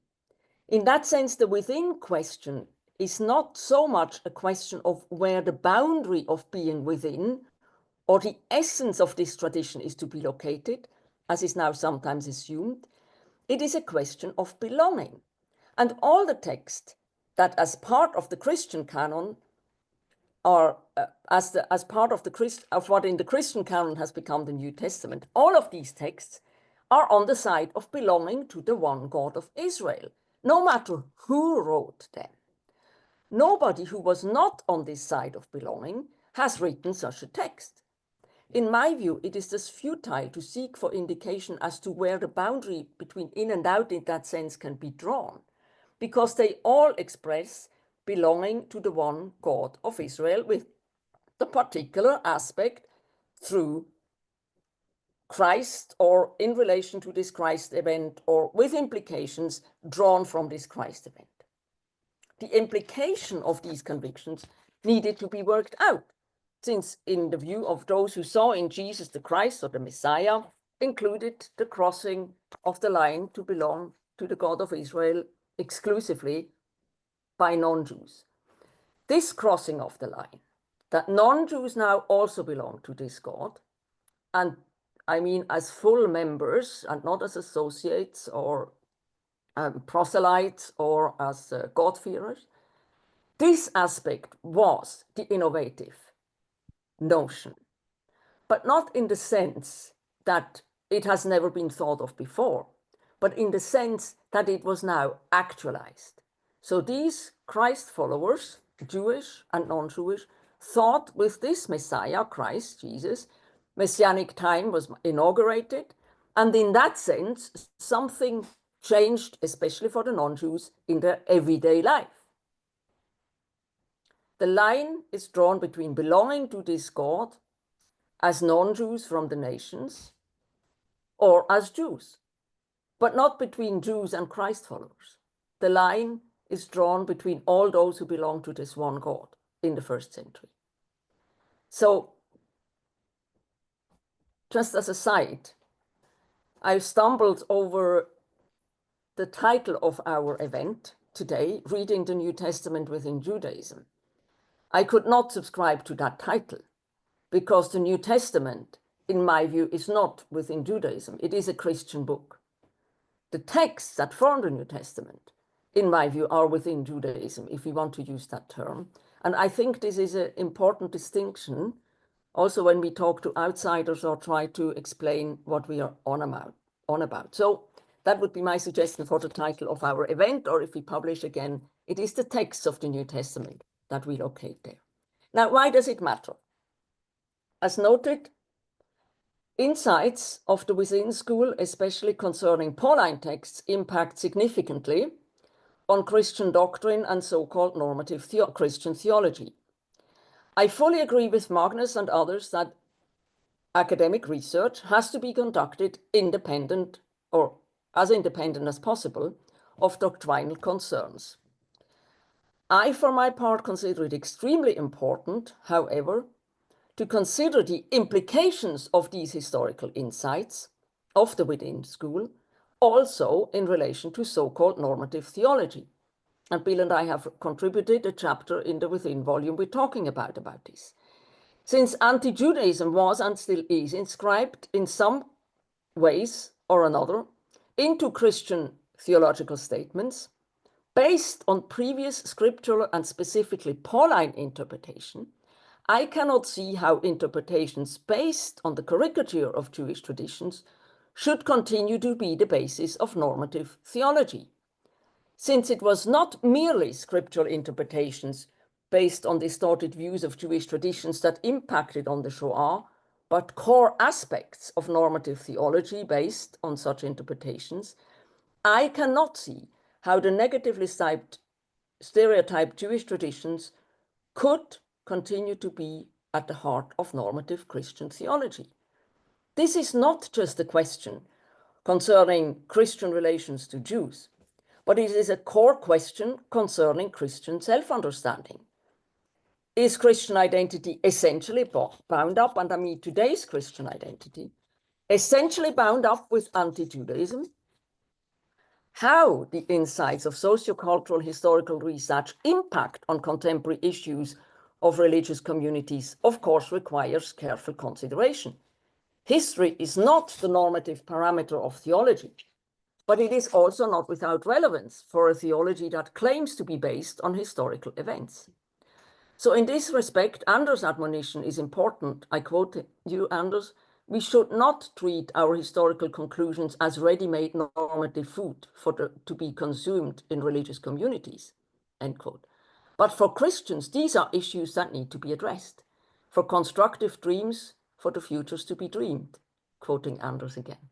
Thank you very much. Thank you so much.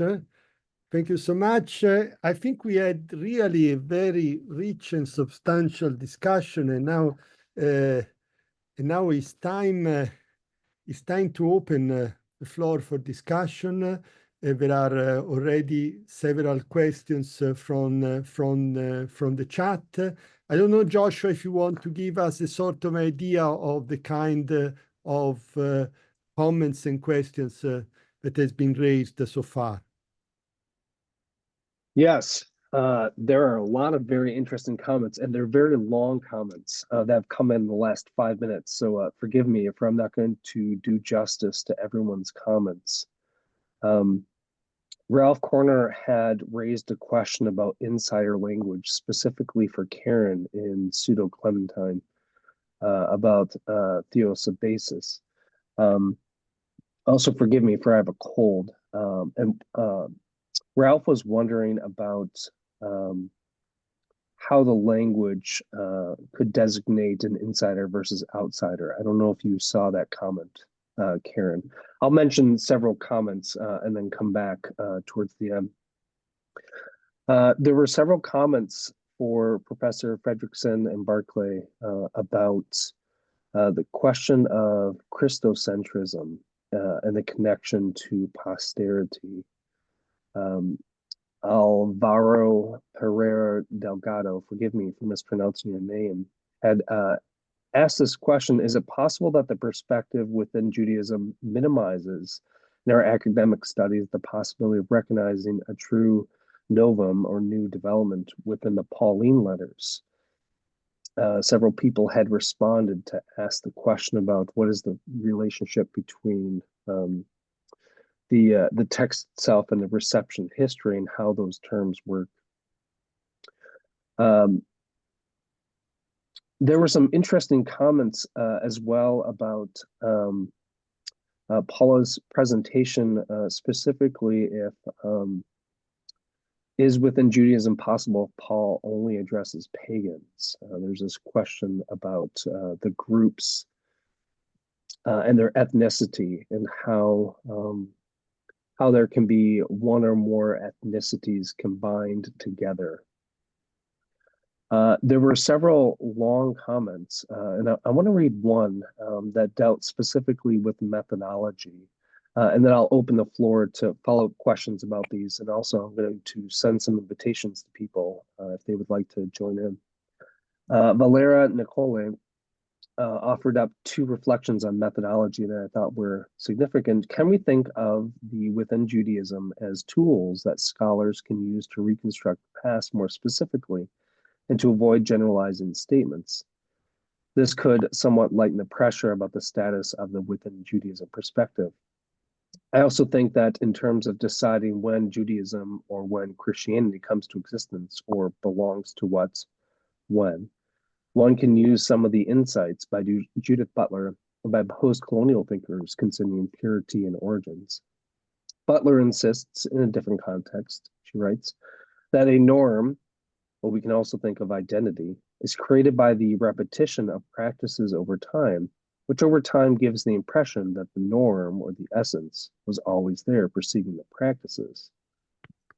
If we focus on practices on who does what and when, perhaps we can move away from binary statements and also identity behaviors that repeat the norm a bit differently, which eventually could lead to separation. I found these comments really helpful to draw attention to several aspects that I heard within our conversation. The question about origins and reception, the question about time periodization. I thought a distinction between scholarly categories and ideological representations of specific groups played significantly. I also appreciated the term floating signifier. That was something that I think was helpful as we think about the relationship between the within Judaism term specifically and our scholarly consensus.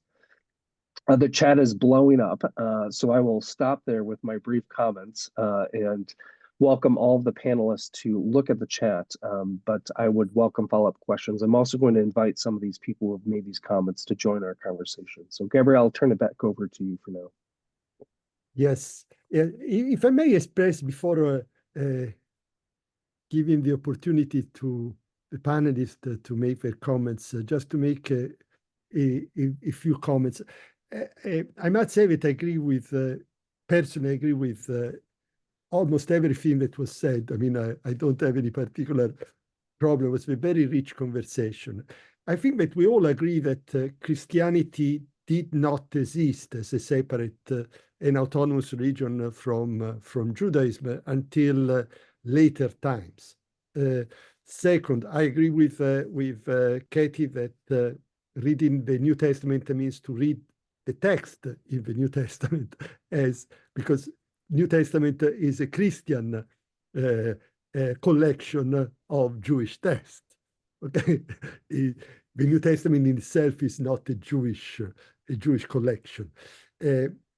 We also agree that the early Jesus movement was a messianic and apocalyptic movement within Judaism. And here I would like to address the 2 points of John, because I'm very sympathetic.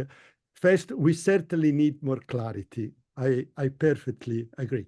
Why are we using within Judaism? I think that the reason why using within Judaism, which is a truism, I mean, if Christianity was a messianic movement, there was no point of stressing that it should be read within Judaism.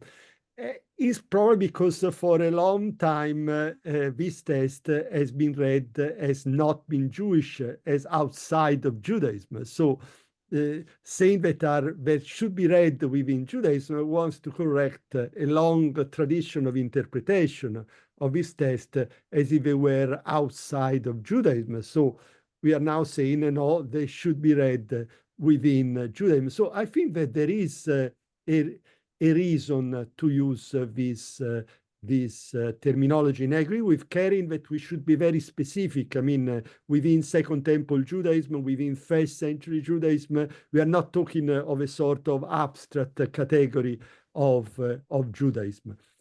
The second point for me is very important. I don't think we should overcome a sort of binary understanding of Judaism and Christianity. To say that a text should be read within Judaism, it doesn't mean that it should not be read within Christianity. The two categories should not be understood as mutually exclusive. I mean, the fact that we are reading a text of the New Testament within Judaism, it doesn't mean that this is not a text that belongs to the history of Christianity. So for us, the two terms are mutually exclusive, but this is not, it should be an anachronism to read this way, this binary. So this is an important clarification. I mean, sometimes we used to say, no, Paul is not Christian, Luke is not Christian, because it's in a sort of paradoxical way, just to say does not belong to a separate and autonomous religion as Christian.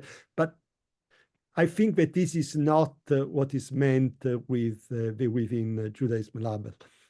I don't know if Pamela wanted to, join us, wanted to add something. Yes. Welcome, Pamela. Thank you for inviting me. I appreciate that. This is a great conversation, and it sparked probably too many comments and questions of mine. So I'll just focus on a couple. I guess for John, I wanted to say that I think it's perfectly fine to use Christian in an Edic way, that scholars are entitled to use categories, labels, whatever, in order to make sense of something. I think within Judaism in general, originates as a corrective to an implicit anti-Jewish bias, both in terms of historical Judaism and contemporary Judaism. If we come to a point where that course correction is no longer necessary, maybe the term goes away. But I'd need a lot of persuading on that count. And could I just say one other thing nobody's said, I don't think, or actually maybe Anders kind of, it was implied, and namely that is, I do think the diversity of ancient Judaism has been overstated. So here, in other words, there has to be some sort of common thread that holds Judaism together. Otherwise, the label is pretty useless. And I think Seth Schwartz, quite a long time ago, made that point in his critiquing how things were spiraling out of control. So I'd just like to see boundaries can be blurry, but there can still be something coherent. What does Francis of Assisi and Mary Daly have in common? Are we going to say nothing, or is there something there? So that's probably enough. Thank you. I would like to now to open the floor to our panelists if they want to interact with what they heard from their colleagues. John, yes. Yes, sure.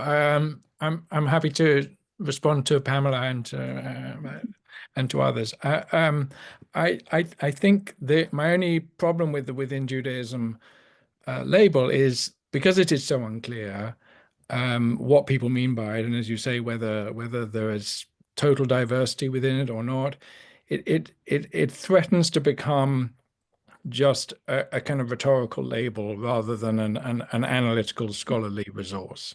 And I think so long as it remains unclear, so long as it remains so differently interpreted by different people, it's not clear what exactly is being said, and therefore it becomes a convenient thing to say for rhetorical reasons, but without any possibility of advancing scholarly discussion. And in response to Anna's and others who say, well, it's about Jewish discourse. It's about which text you refer to, about which God you belong to. I mean, as you know, Anna's, every Christian church you go into today uses Jewish discourse. It uses Jewish texts. It uses Jewish themes. Are they within Judaism? Well, no, but if not, why not? So, the category that you use, if it's just about Jewish discourse, it becomes too enormous a category to be able to allow us any precision. Justin Martyr, Origen, Athanasius, they're all using Jewish discourse. Of course they are. The question then becomes, where's Jewish discourse matched with Jewish practice?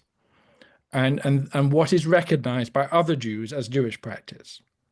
And when do assemblies of Christocentric assemblies of Gentiles who do not follow kashrut, who do not get circumcised, who do not keep the Sabbath, when do they become recognized by other Jews as not Jewish? When do they become recognized by Romans as not Jewish, as we see already in Tacitus? He doesn't think they're Jewish. He knows that the Christians in Rome have an origin in Palestine, but he doesn't think they're Jewish. That's already in the 60s. And that's because they don't practice as Jews, whether or not they use Jewish discourse. Anders.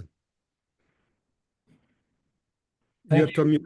Yeah, thank you. I was initially going to say something completely different, but now I'm tempted to just give a brief reply to John's very good, excellent questions. Could I just just to clarify the use of discourse? I totally agree that that this is what happens in Christian churches and etc. We shouldn't forget either the Samaritans and Samaritan discourses, which is also or discourses which are also directed to the God of Israel, but not Jewish. So we have things going on here. But what I meant to communicate, and I've written a bit about, I think, is that if we go down to sort of the specific, so what exactly, where does this not work anymore? I think it has to do with ancient discourses on ethnicity specifically. And that's why I mentioned the similarity between Paul and the Isis worshippers, because ethnic discourse, like we could call it ethno-religious discourse, does work in Paul's and in Matthew's and in other New Testament texts, does work together with ideas about theology and people belonging, etc., in ways that it doesn't later on. And these sort of, there is in Paul a de-ethnocizing aspect, which is very similar to the Isis worshippers. Lots of non-Egyptians moved to worship Isis because that particular goddess seemed very powerful. And I think there's the same dynamic happening with Paul. But Christianity, if we use that term only for what comes after, like how we use it today, is something different, I think, because it sort of moves away from ethnic discourse. It treats it in a different way. It's a little bit like I wrote in that Judaism for Gentiles, like I used the metaphor of Norwegian stave churches and what defines a stave church. And obviously, all of this is about communication and categorization. It's about language and how we understand the world. And in the stave church example, you can see that like they are extremely diverse, but the use of staves is the center of the categorization. But the stone churches that were built about the same time, the 12th century, they communicate spatially with the stave churches. And so there is a resonance, but they are not stave churches. And that is like why there can be a lot of interaction between Christian discourse and Jewish discourse, but there are some aspects of it that just won't come together, that makes Christianity something other than Judaism as we use language today. So that was a long, I really wanted to draw very briefly attention to John van Maren's book, because if we are lacking a tool with which to talk about specificities, he has, and it's also reviewed in Ancient Jew Review, if someone has that online. It's called The Boundaries of Judaism in the Southern Levant, 200 BCE to 132 CE.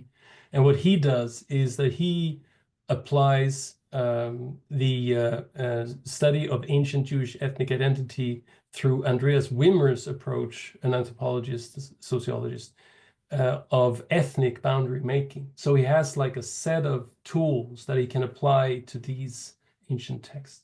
And that makes it possible to debate and discuss. So I would recommend Van Maren's book. Thank you. Karin. Yeah, what I wanted to say is connected to, you said some of it, Anders. It's connected to what Pamela said and what John said. The problem that we have to allow for diversity within Second Temple Judaism. At the same time, I think we agree that there were some boundaries. But you also have to recognize we don't know exactly where those boundaries were. And I think we can also agree that the criteria of ethnicity, Jewish discourse or practice also don't work. What some scholars, including John van Maren, have tried to do is to highlight, try to focus, especially when dealing with texts, maybe post-New Testament texts, that we try to focus on the self-identity of those texts and how that self-identity relates to Jews and Judaism. That's kind of one indicator. Do these authors see Jesus-centeredness in continuity with Judaism or in opposition to it, or in very different from it? Annette Reed has suggested something similar. I think this is very helpful. Yeah, I think I'll stop there. And maybe the question about the homilies I can answer in the chat, not to take up too much time. Yeah. Thank you. Gabriella was making a comment that you.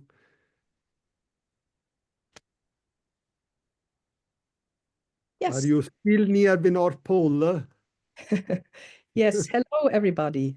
Thank you for inviting me to say a few words. What I would like to say is bring in something that I have not heard mentioned this afternoon so far, namely that I recommend in this discussion also to include the epistle to the Hebrews, the so-called third great theologian of the New Testament. And there has happened a lot of research in the last 25 years related to the topic we are discussing right now. And one could firmly say today that Hebrews is being read as a text within Second Temple Judaism. So this is the recommendation. Why do I say that? I think particularly what comes to mind to me is the quote of Jeremiah 31 to 34, where it's talking about the new covenant. And I think, and I'm very grateful to Kathy Ehrensberger for bringing in this distinction of New Testament text and New Testament book. I think in the epistle to the Hebrews, something important happens that has given way to a transition from seeing or perceiving New Testament text within Second Temple Judaism as to seeing them as a corpus belonging to Christianity. And this diatheke issue there is a very important thing. And the other, perhaps, which could also be mentioned is that similar as in the Gospel of John, supersessionism or anti-Semitism is a very important issue in the epistle to the Hebrews. It has traditionally been read as a prime text against Judaism. And this has been, I think, corrected in the last years. So I would like to conclude perhaps with that. All that we discussed today, in which way does that help to not abuse or prevent that New Testament texts are read against Judaism? Do we have, or do we get new tools or new concepts or methods that make us more efficient in doing so? Thank you very much. Thank you. Now we have Katie again and Michael then. Yeah, just briefly, thank you, Gabriella, for these important insights, and certainly we need to include that letter and that discourse as well. Just one addition to what I tried to say. You see, I think one of the differences that within school, whatever we want to call it, is trying to make, it's not that there is no distinction between Jews and non-Jews in this movement that refers or that expresses itself in these texts that we now call the New Testament. The non-Jews in the movement were never Jews and were not supposed to become. But the arguments that talking as a Pauline scholar now, that Paul uses to clarify for them why they and how they should not become Jewish, but be members of this movement under the Messianic umbrella without becoming Jews, in subsequent reception history are turned anti-Jewish, as if they were targeting Jewish practice, being Jewish per se. And there I see something is going astray. Not the distinction is maintained. These Gentiles never become Jews. They become Judaized, or should, but they should not become Jews. That's the whole point. But the arguments then are being used as in a binary way. That's where I see the binary conflict. Okay. Thank you. Michael. Thank you very much. This has been a very stimulating discussion. Going back to the question of the diversity of Judaism in the first century, I do wonder how much of the emphasis on diversity comes out of polemics involving the work of Sanders and the question of the new perspective as it relates to the old perspective and things like that. One thing that recent research is emphasizing is the importance of the temple for Jews in the first century, and notwithstanding, of course, the Qumran community, we all know about, in a sense, the exception that proves the rule. I wonder how much we would want to emphasize the importance of the temple within Judaism, and the way that relates to our approach to this question of within Judaism. Of course, that's going to raise questions about the epistle to the Hebrews, but I think this idea that somebody mentioned it in the chat, that for the early Jesus worshipers, the temple was irrelevant. I don't see that. Matthew 5, Sermon on the Mount, begins with a very strong statement right near the beginning about temple etiquette, if we want to call it that. We see the temple in Luke 1. We, of course, see the temple in Acts 21. We go on and on. I've detailed some of this in my book, The Historical Jesus and the Temple. So, you know, we could go on and on about this, but I do think that the question of the temple and its relationship to the early Jesus movement bears more scrutiny. So thank you very much. Thank you. I think this is a very interesting, important point. Cecilia, you want to... Perhaps I should wait till Magnus is back, because it was directed to him. Okay. He will be back soon. He just had to take our daughter to the train station. Sorry. Yes. Oh. Yes. He had to be out for a few minutes. I don't know if you'll be... I don't know, Cecilia, if you want to make a general statement. Okay. Thank you, and thank you all for this wonderful conversation. I enjoyed it so much. Important issues. So this was a comment to Magnus. He said that nowadays we know that Judaism wasn't legalistic, and I was wondering about that term. I think perhaps we should avoid the term because it carries negative connotations, and I also would like to dispute. Well, we have talked about Judaism being quite puriform, and there were certainly, well, from my point of view, I would say that in general, Torah observance was about following your traditions. You lived as a Jew because you followed the traditions you had been taught by your parents, and you were socialized into this milieu.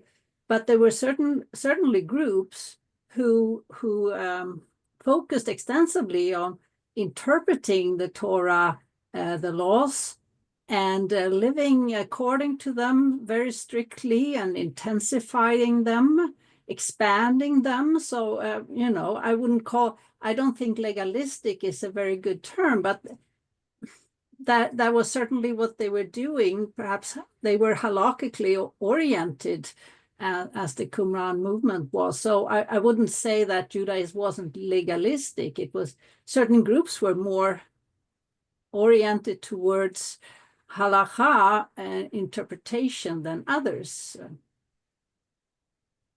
Yes, certainly the term legalistic is charged with anti-Jewish elements, because it was part of it. Yeah, but it also it reflects a Christian perspective that observing the laws very strictly is something negative. I mean, it's I remember a long time ago, E.P. Sanders had a conversation with Jacob Neusner, and he sort of said, well, of course Judaism was legalistic, and that's nothing wrong with that.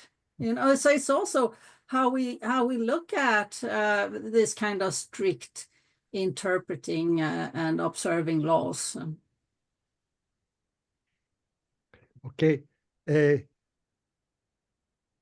Other comment from our panelists or from the chat? I don't know if Isaac wanted to. Okay, Anders. I didn't see any other hands, so I'll go back to a comment way up in the chat by John Collins. on which moved in the direction towards institutions. And I thought that was a very good question, because it also, when we talk about institutions, synagogues were Paul and his people like within the synagogue or outside the synagogue, etc. And that's a really important question, because then we have to define synagogue. What is that? What kind of institution do we have there? And if we do that in the diaspora, primarily as associations of different kinds, collecting different networks, then you could have like the Boat Builders Association or something like that. And if the patron god of that association was the God of Israel, well, do we define that as a synagogue?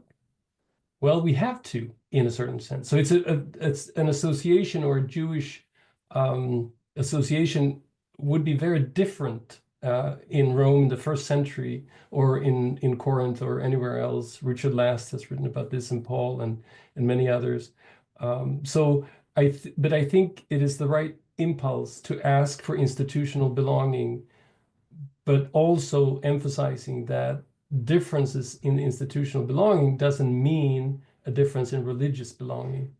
So you could have the Boat Builders Association having the God of Israel as a patron deity, but you could also have a neighborhood association with a patron deity, the God of Israel, through a messianic lens. And it would be the same kind of focus on the God of Israel, but different institutional settings. So I just wanted to point to institution and religion as two different kinds of categories when we talk about these things. I don't know if John wants to comment on that further. The question of John was about the participation of Christians in Jewish institutions, in particular I think it was John Collins actually who wrote. But yes, John Collins. Yeah. That's it. I was reading the question. Was essential about this, which goes together with the problem of participation in institutions like the temple. I think that Isaac, you wanted to add something about this. Yes, Isaac. greetings. About the temple, because that came up. I think we need to recognize the limitations of the temple cult, or the sacrificial system as it's outlined in the Pentateuch. There are many sacrifices in the Levitical system that don't have to do with sin, first of all. There are sins that can't be removed. I'm thinking of those transgressions that involve karet, excommunication, or however we want to translate that, capital punishment, that simply no sacrifice will do. There are plenty of other sacrifices that have to do with things that don't deal with sin, Thanksgiving offerings, free will offerings, etc.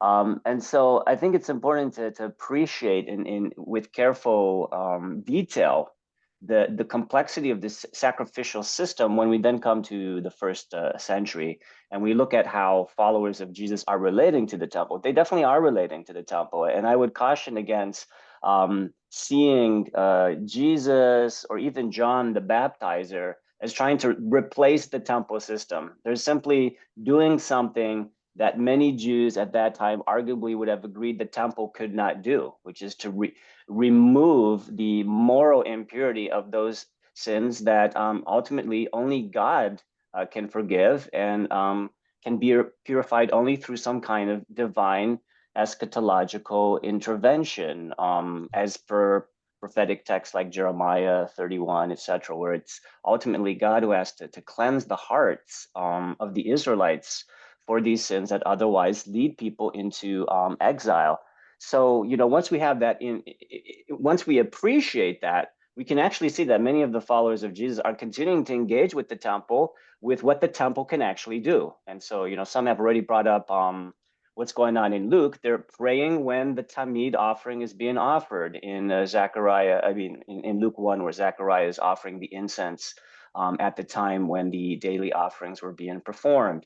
John and Peter are going to the temple per Acts 3, verse 1, business as usual, even after Jesus has been crucified, at the time when the afternoon offering was being presented in the temple. Likewise, Cornelius is praying regularly and receives an epiphany from an angel at the afternoon time of prayer, which coincides with these daily offerings. And there's much more. Paul coming at the end of Acts and accompanying Jews, followers of Jesus, into the temple to offer yet another sacrifice. So I think the temple remains central for many first followers of Jesus, and they understood its limitations like many other Jews did as well at that time. The sole difference, perhaps, was they believed that Jesus as Messiah had come to complement, supplement, let's say, rather than replace what the temple system was conceived for. Yeah, thank you, Isaac. As you know, I agree very much on this on this perspective. I mean, it's very important that you reminded us. I would like still to give some of the panelists the possibility of reacting. Paul, I would like to add something. You are the only panelist that did not, and then I see also John wants to add something more. Thank you. I've been distracted reading all these excellent comments and questions in the chat. I think one of them asked whether Paul would have worked through synagogues, or I think that's something like that. Maybe, I don't know. I mean, certainly he seems to presuppose some biblical knowledge on the part of his auditors in Romans and in Galatians. But also, I've been struck by how we keep talking about Judaism as if its primary locus is religion. And if you look at all these groups in antiquity as ethnic groups, otherwise it sounds like being Jewish is a job, that you have to, check off all these lists. I mean, there are foodways that articulate family traditions that are passed on, as Cecilia mentioned. There are calendars that shape time in a way that different communities do it differently. And there's also a lot of mixing. We have a pagan priestess in the imperial cult building the synagogue in Achamonia. We have Gentiles, whether Christian or pagan, showing up in Jewish synagogues up through the 4th century. So there's a kind of mix where the clarity of our terms, Judaism and Christianity, sound like such clear doctrinal things. Even if we're thinking edictly, to collapse them into isms, I think disguises I don't like fluidity, the give and take of the social movement of peoples in this period. That's what I would like to say. Thank you. John, would you like to add? Yeah, just to go back to the question of the temple, because I think that's very interesting. Philo says that a key mark of being a Jew in the diaspora was to contribute the temple tax. He said Jews who never came to the synagogue week by week contributed to the annual temple tax, Jewish males, because he said they thought thereby they would obtain their salvation, basically. I mean,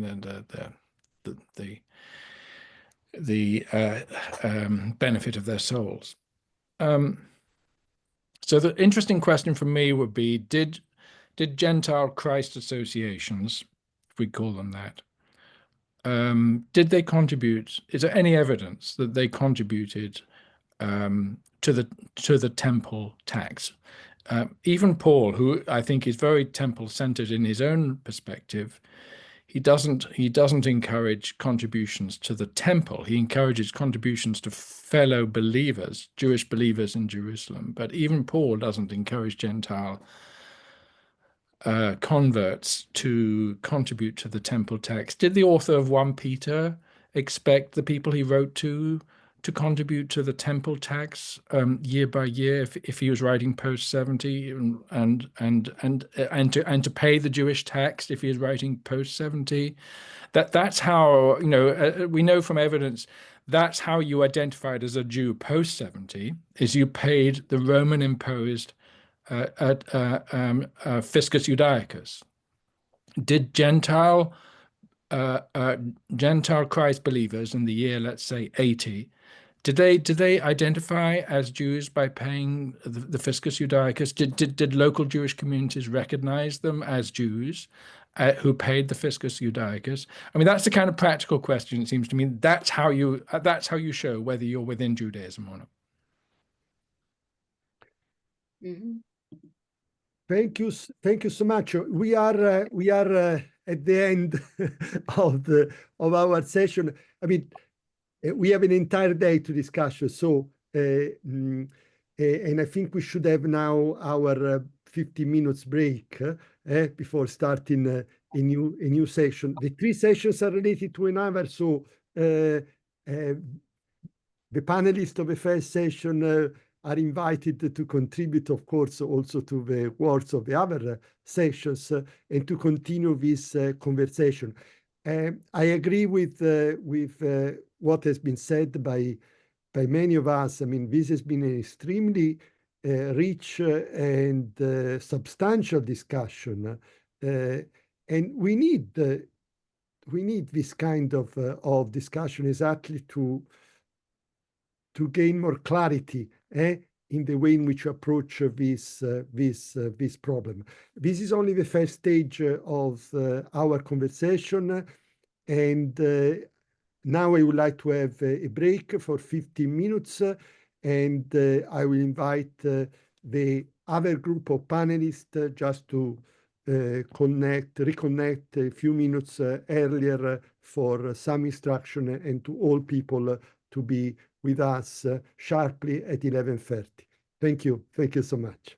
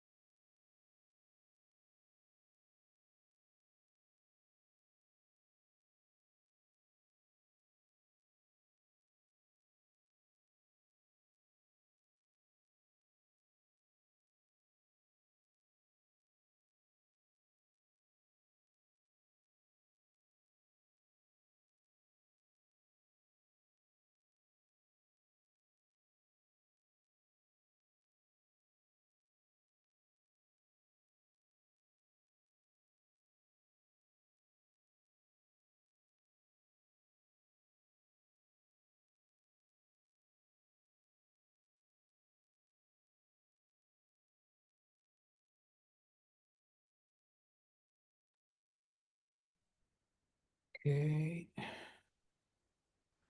Gabriele. Hello, how are you? Fine, and you? Hi, Pierluigi. Ciao, Paul. How are you? Doing great. Thanks so much. A great session so far. Hello, Craig. Hello, Amy, AJ. Nice to see. Nice to see all of you. Great session, great first session. Really, really impressive. Yeah, superb. Yeah. We have recorded everything, so it will remain forever. No. And I expect also a lot from this second session, of course. We will use the same, the order is a random order, so maybe Amy, Adele, Paul, Matthew, Isaac, Craig, Deborah, and Pierluigi. So we are, okay. We have 8, so I will recommend you that you try to remain within your 10 minutes as a first round, because so that we have more time for discussion. Of course, feel free to intervene in the discussion as well as we did in the first session. Hi, Deborah. How are you? I'm doing well, Gabriele. Thank you. Yes. And of course, I mean, we have more than 200 people listening to our, and another large group on Facebook. So we have hundreds of people that are following our colloquium today. So we are very pleased with the turnout and also for the quality of the discussion. I also would like to invite the panelists of our first panel, of course, to contribute to our discussion, to be part of the discussion after the first round of presentations. So this is actually continuation of what we discussed together in the first session. We'll be focusing in particular on the implications of the within Judaism perspective for the study of the New Testament and vice versa. Hi, Matthew and Isaac. So we will start sharply in 1 minute.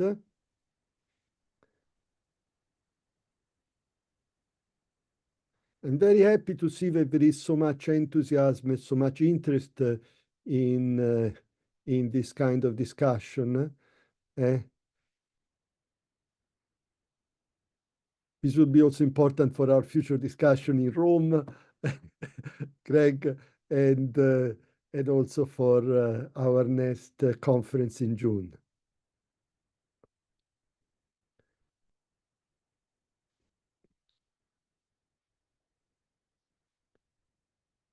Adele, if I remember correctly, told me that they might connect a little bit later. So in any case, we start with you and AJ, and then with Adele Paul. is here.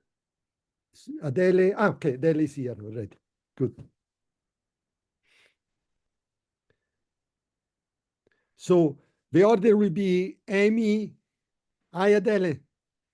How are you? So the order will be Amy, Adele, Paul, Matthew, Isaac, Craig, Deborah, and Pierluigi. Try to remain focused on your 10 minutes so that we have time then for discussion. And of course, I would like to repeat my invitation to all people that are, to the many, many people that are present and attending our second session to use the chat as you did very well in the first session. I mean, we really had a very rich discussion, not only on screen, but also on the chat. Good. Isaac is here. Okay. Amy, AG, you're the first one. Okay, let's start our second session.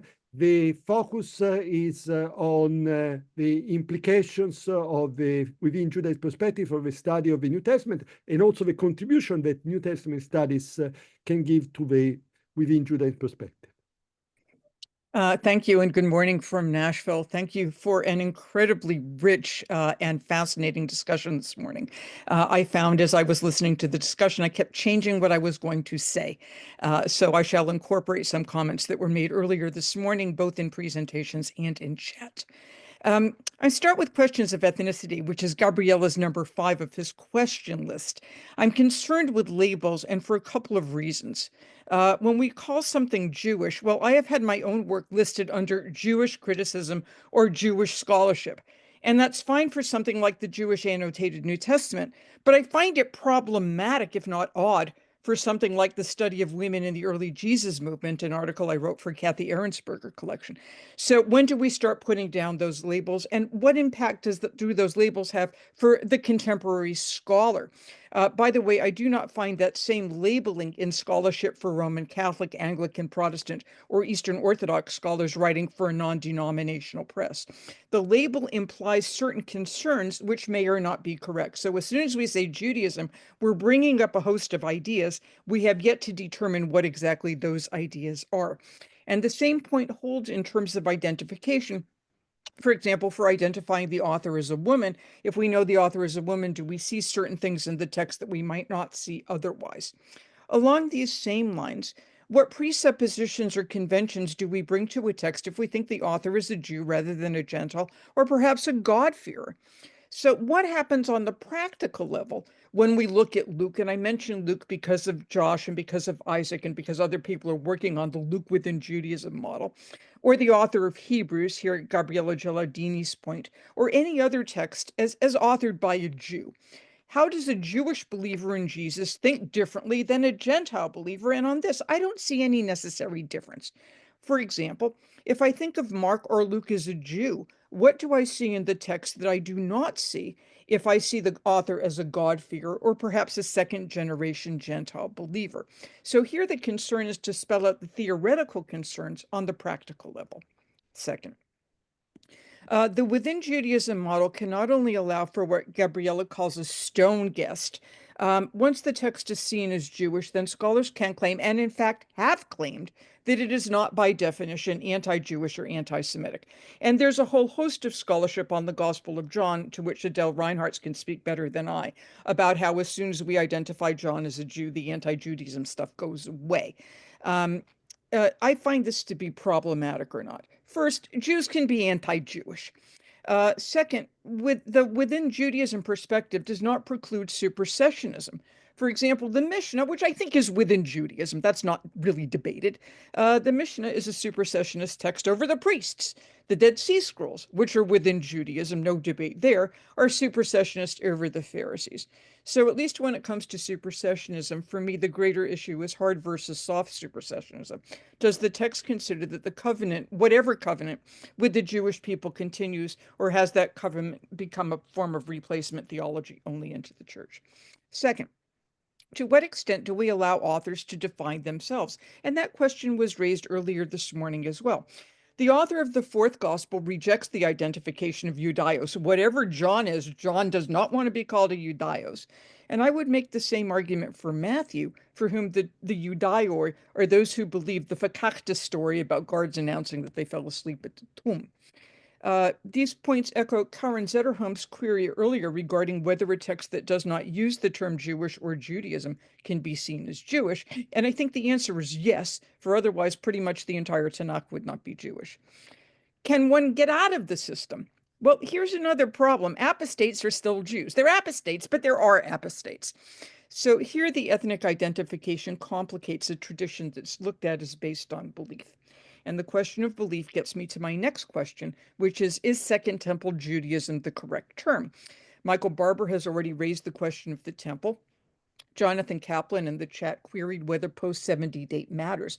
And I think that's actually a good question, since I think the impact of 70 on the followers of Jesus in the first century is minimal. And here I'm following Jonathan Clowens. The greater impact, I think, on the relationship between Jesus believers and non-Jesus believing Jews is probably the Bar Kokhba revolt. Karen has proposed looking at Paul as within first century Judaism, and I think that's better since the term Second Temple suggests to me something that's pre-70, and it seems odd to me to claim a text that's written, say, in 90 or 100 or 120 to be part of Second Temple Judaism. That's just weird. It also presumes that Judaism was primarily temple-oriented. In other words, it's Second Temple Judaism. Which even before 70 strikes me as at best overstated. Yeah, the temple was important, but they had lost one, a couple of hundred years ago, and they managed, and the people in the diaspora are not temple-centered, even if they are paying the temple tax. That's a one-off. To focus on the temple implies a focus, by the way, on Judea and by extension Galilee, but it does not help us very much when we're talking about diaspora productions. Kathy Ahrensberger spoke about the geographical, cultural, or geographical center, but the presence of Jews in a particular environment, especially in the diaspora, does not make the text Jewish, although if it's written in Greek, we might call it Hellenistic or Greek literature. And finally, I'm still concerned about the term Judaism because that ism bothers me. I do not seek to go as far as some of our colleagues who say that we cannot talk about Judaism unless there's a Christian counterweight, and then we can't talk about Judaism until something like after Nicaea. That strikes me as extreme. My concern is the ism suffix, because the suffix suggests some sort of belief system like Hinduism or Jainism or Buddhism, and not a people or a culture or a diverse set of identification. So Jewish practice and belief might be more helpful, although it's more wordy. The Jewish self-definition then and now was not Judaism, it was the people of Israel, or perhaps Jews or the Jewish people. It's not a focus on an ism part, it's a focus on the ethnic part or the internal part. Next, can Gentile Jesus worshippers, such as the people to whom Paul wrote, be seen as within Judaism? That's problematic. So is a Gentile believer embedded in a synagogue context, a phenomenon Mark Nanos has suggested for Paul's Romans audience? Is that person a Jew? And the answer is no. John Collins in the chat posed a similar question this morning, and Anders Runeson proposed a partial answer, but more on this needs to be done. Whatever these Gentiles are, and whoever they think they are, they're not Jews. Although we have that problematic passage in Revelation about those who say they're Jews and are not, I suspect these folks are Gentiles who are engaging in Jewish practice. And I think John is exactly right in saying they say they're Jews, but they're not. They're a bunch of non-Jews. Here, David Frankfurter has done some fabulous work. What, however, would be the difference in practice other than the condition of the male believer's penis, which is not generally on display? So if you have a Gentile who's following these various Jewish practices, could somebody on the outside say, Jew or Gentile? How would you know?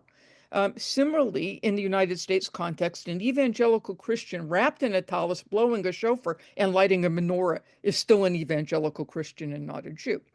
However, to John Barclay's question about whether non-Jews paid the fiscus judaicus, well, that's one way of reading Matthew 17, 24 to 27 on paying the temple tax, so as not to give offense. Could they have done so? Sure. In the same way that Jews could have, and in fact did, make donations to pagan temples. On this matter, side note, I actually wonder how many Jews paid the tax and who in fact was keeping score. The problem with reading all the texts in the New Testament as Jewish texts and not as text written within a partial Jewish context is that then everything fits the category Judaism. And here I want to go along with Pam and some others who have said that, maybe there are some boundaries. How does this work on a practical level? Is there anything that a Gentile Jesus worshiper cannot do that a Jew can do, especially after the destruction of the temple? Gentile men are not circumcised, which is a one-off, various ways. But how does this physical condition relate to daily life? We do not know enough about how synagogue life worked to determine what Gentiles in the synagogue do or do not do, although we know they can serve as patrons, as Paula has pointed out. With John Barclay, I am not sure on what constitutes how we define what Jews do, but I would also like to push on the matter of what the majority of Jews think and to allow them to set certain boundaries, like ethnic descent, circumcision, recognition as Jews by other Jews.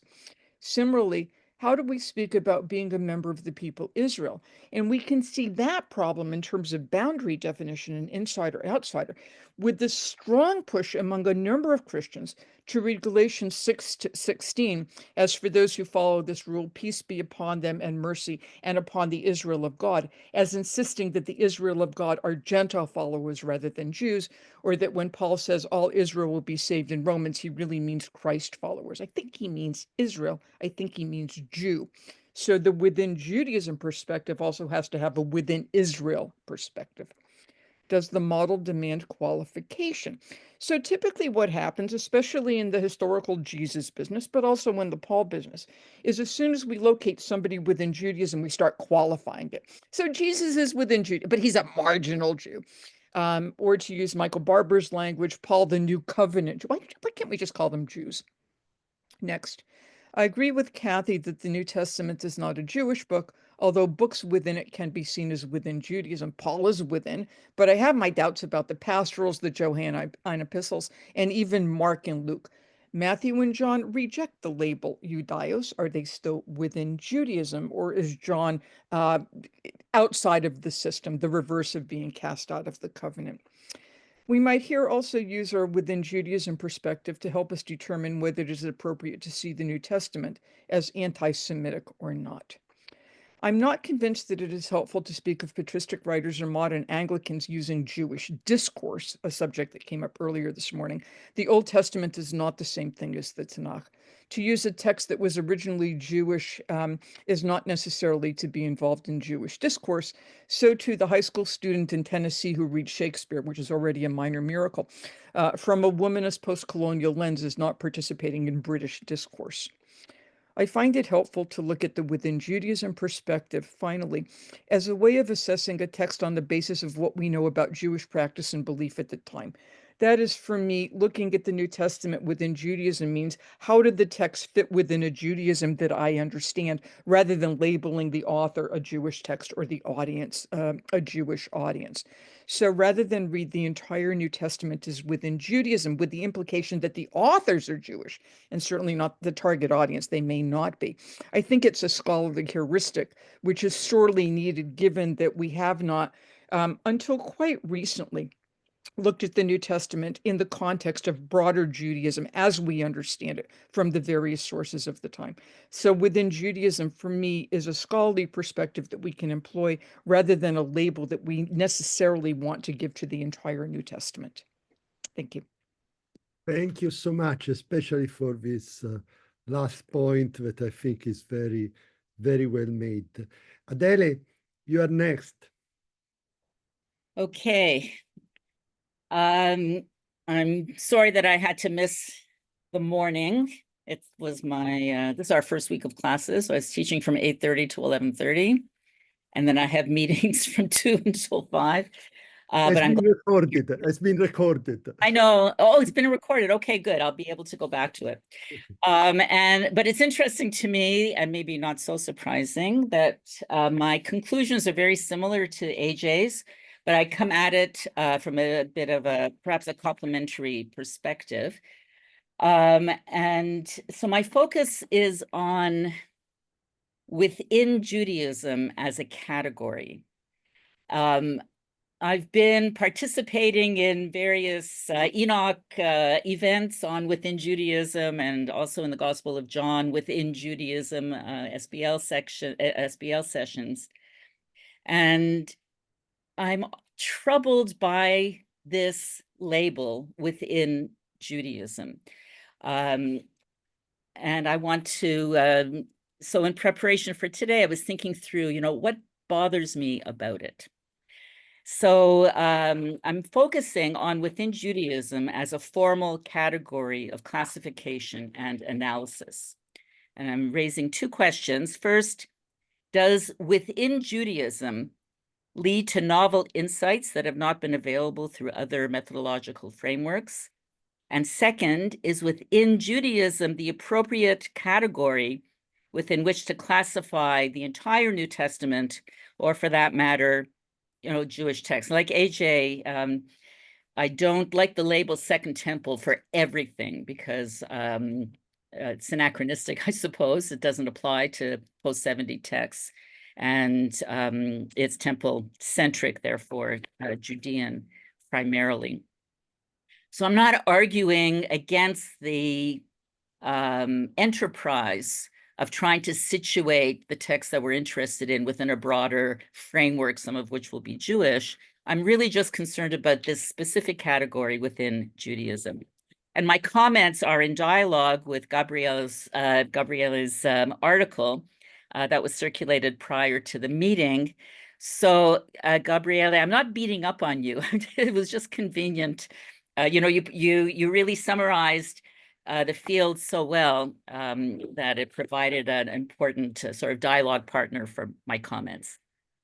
So the act of creating categories and assigning objects to those categories is fundamental to human cognition and intellectual development. It's also foundational for scholarly discourse and the institutions within which our discourse takes place. Universities categorize knowledge into disciplines, which are then housed in departments and faculties. Scholarly associations like the SBL organize their conferences by sections, seminars, and groups according to categories of interest and areas of focus. These scholarly categories may seem neutral and objective, and some of them are. I mean, we have a section on Johannine literature. Johannine literature exists. There is such a thing. But many of them reflect and also perpetuate specific views and ideas. And they also have rhetorical power, implying not only that scholars do, but also that they should classify the objects of their inquiry in particular ways. The act of classification involves comparison. We sort objects into categories based on their similarities to each other and to other objects that we've already included in that category. And as Gabriele's paper explains, patristic and later Christian authors placed the New Testament books into a category called Christianity. So these books were similar in some ways. They articulated a belief that Jesus was the Messiah, and they offered up the benefits and behavioral implications of this belief. And they also subscribed to supersessionism, a belief in the superiority of the category Christianity to the category Judaism. And in doing so, they created a system of binary classification. This is a thing in cognitive science, binary classification. Christianity versus Judaism. And so, as Gabriele said, the New Testament, as an expression of the faith of the first Christians, no longer belonged to Judaism. It had ceased to be Jewish. There's a zero-sum game. Either it's Jewish or it's Christian, according to those earlier scholars. The within Judaism approach reclassifies the New Testament books. They are no longer to be seen as Christian within Christianity, but as Jewish within Judaism. And this too is a binary classification. Now, Gabriele admits that studying the New Testament within Judaism doesn't imply that it should no longer be studied within Christianity. But in general, I think the tone of our conferences and meetings do imply that. So the reclassification from Christian to Jewish is justified in a number of different ways. One is that the New Testament books were all written by Jews and before Judaism was established. I guess that's two. And the other justification concerns the similarities of New Testament writings to writings that are already in the early Judaism category, including, but not limited to, Second Temple literature. The reclassification of New Testament texts as Jewish is a correction, in Gabriele's words, quote, a matter of relocating them in their original historical context, avoiding the anachronisms imposed by later theological developments, end quote. In referring to within Judaism as a novel trend, as the title of the paper suggests, Gabriele argues that reclassification leads to new insights into both the New Testament and early Judaism. And the structure of today's colloquium, I think, also makes that claim. Among other things, Gabriela notes that within Judaism, the within Judaism approach draws attention to the unexpressed, unacknowledged, but nevertheless existing bonds between rabbinic Judaism and patristic Christianity. It also establishes the Jewish identities of the evangelists and other New Testament authors and reframes their rhetorical projects, not as creating a new religion called Christianity, but as establishing different expressions of Judaism. From where I sit, some of these points are not really novel. The ethnic identities of the New Testament authors are discussed in every New Testament introduction, even if I don't think that we have an overall consensus, at least about some of them. The inclusion of the Jesus movement within early Judaism has long been urged, and the uptake has increased since, in the present century, but predates and therefore cannot be attributed to the within Judaism movement, in quotation marks. The field does not need a within Judaism movement in order to perceive and to analyze the Jewish elements and the Jewish context of New Testament texts. The points that are novel are highly debatable, and I think they are generated by the category itself rather than by features of the New Testament or other writings as such. And I just give two examples. Of course, the first is from the Gospel of John, not surprising. Proponents of the John within Judaism approach argue that what John is advocating in his treatment of Jesus' biography was a new expression of Judaism. As Gabriela's paper puts it, the Gospel of John, quotes, marks a stage in the development of the Jesus movement when they began to look at themselves not as a Jewish group among other Jewish groups, but as the only Jewish group that faithfully followed the will of God, while all others had deviated from the truth. They viewed their Judaism as the only legitimate form of Judaism, end quote. Now, I agree completely that John's unknown author and those whom he was able to persuade believed that their way was the only true way.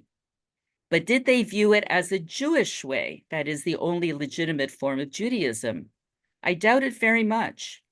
On the contrary, and AJ has already mentioned this, the gospel rhetoric very clearly differentiates between Judaioi and Jesus followers, who are the disciples. The Judaios label is never, not once, used to refer to the disciples. The disciples may have been ethnically Jewish, but for John, they are not Judaioi, and the way that they follow is not Judaism, however we might define that. Of course, it's true that John accepts scripture and temple as important covenantal symbols, but his whole point is that there is a new way and a new group, the children of God, that now has exclusive access to the scriptures, the temple, and relationship with the divine. The fact that he took these identity markers from Judaism does not mean that his new way was a new form of Judaism. It was something else. This something else was not yet Christianity, but it was also no longer Judaism, much as we might want it to be so. My second point pertains to the rabbis and the church fathers. Did they really, as Gabriela's paper suggests, hide the bitterness of a family quarrel by denying even the memory of their common origins? I would counter with the question, did they have a memory of common origins? Did they see themselves that way? Again, I don't think so. We may see theological and historical resemblances, but I don't see any evidence that they did so. And here we enter into the fraught territory, the Emic versus Etic divide. In the claim that within Judaism as a category avoids anachronism, Gabriela and others are implying that it constitutes an emic perspective or close to one. That is, it describes how ancient people saw themselves in relationship to each other. Now, we do get some glimpses of how ancient Jewish groups saw each other. Josephus gives us a glimpse of how the Pharisees and Sadducees saw each other, and the Dead Sea Scrolls describe what the Qumran folks thought about the Jerusalem priesthood. But aside from the Gospels, which are far from impartial or straightforward factual sources, We have no knowledge whatsoever about what Jewish members and non-members of the Jesus movement thought about each other, or for that matter, about non-Jewish adherents, which would cover the church fathers as well. Can we truly say that rabbinic Jews and Christians were aware of the call of the bond that forever united the two estranged siblings, or that they retained the memory of the time when Christians were Jews among other Jews and their writings were Jewish writings? Were the parties in question aware of this bond, or do we in the 21st century just want to believe that they were? Even those who want to argue that rabbinic Judaism was not only aware, but to some degree shaped by Christianity, must agree that the evidence for this hypothesis is very slim, a mere drop in the vast sea of rabbinic literature. And so within Judaism, I believe, is just as anachronistic as other approaches. Jonathan Z. Smith has famously described religion as a second-order concept created by scholars in order to be able to talk about particular phenomena. Within Judaism is surely the same. Gabriele's paper states that the goal is to include, this is a quote, to include the entire New Testament in the same scholarly approach in order to promote the within Judaism perspective as an international school that has the potential to reshape not only our view of the New Testament, but also the theology of contemporary Christianity in its relations with Judaism, end quote. I found this statement kind of scary because it's totalizing, you know, and an international movement, an international school. I think we're getting ourselves ahead of ourselves here, but maybe that's just my, you know, personal reaction to that idea. But I want to suggest, wouldn't it be more interesting and also more novel to blow up the categories of early Judaism and early Christianity altogether, and instead to include all our texts within a broader category of Greco-Roman or ancient Mediterranean society and culture? This would have the benefit of not siloing either early Judaism or early New Testament texts off from pagan texts, and it would allow us to see them all as participants in a diverse thought world in which they were both influenced and also influencers. This does not mean that denying the existence of Jewish groups, Jewish practices, Jewish things, nor does it mean denying that there were diverse ways of being Christian, and also that there are texts and groups and people that resist the binary classification of either Jewish or Christian. Categories, this is just to conclude, categories sometimes, categories not only allow us to organize ideas, texts, and so on in coherent ways, they also sometimes force the objects of our study into places where they do not truly fit. And I think this gets back to AJ's point. Do we really have to go about finding ways to include every single book of the New Testament within Judaism? For Gabriele, quote, "Within Judaism is a powerful label. It is short, provocative, effective, and promises to revolutionize the way the New Testament has always." Oddio.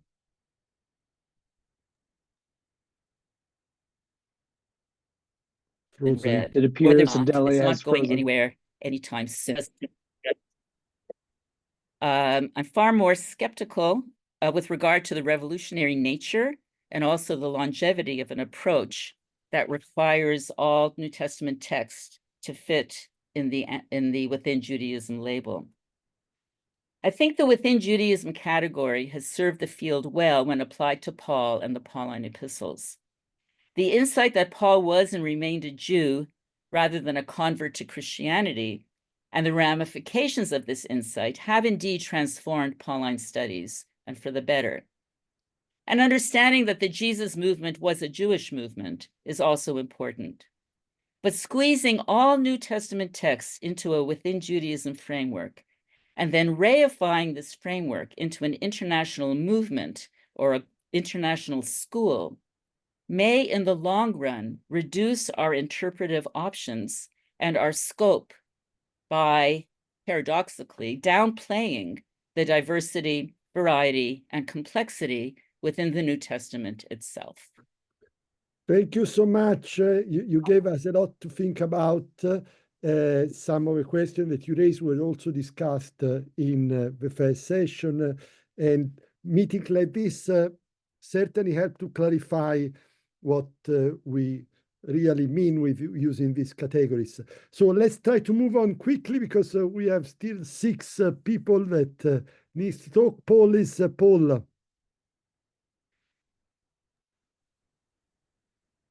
Yeah, thank you so much. What a huge privilege it is to be presenting alongside my heroes and friends, especially AJ and Adele.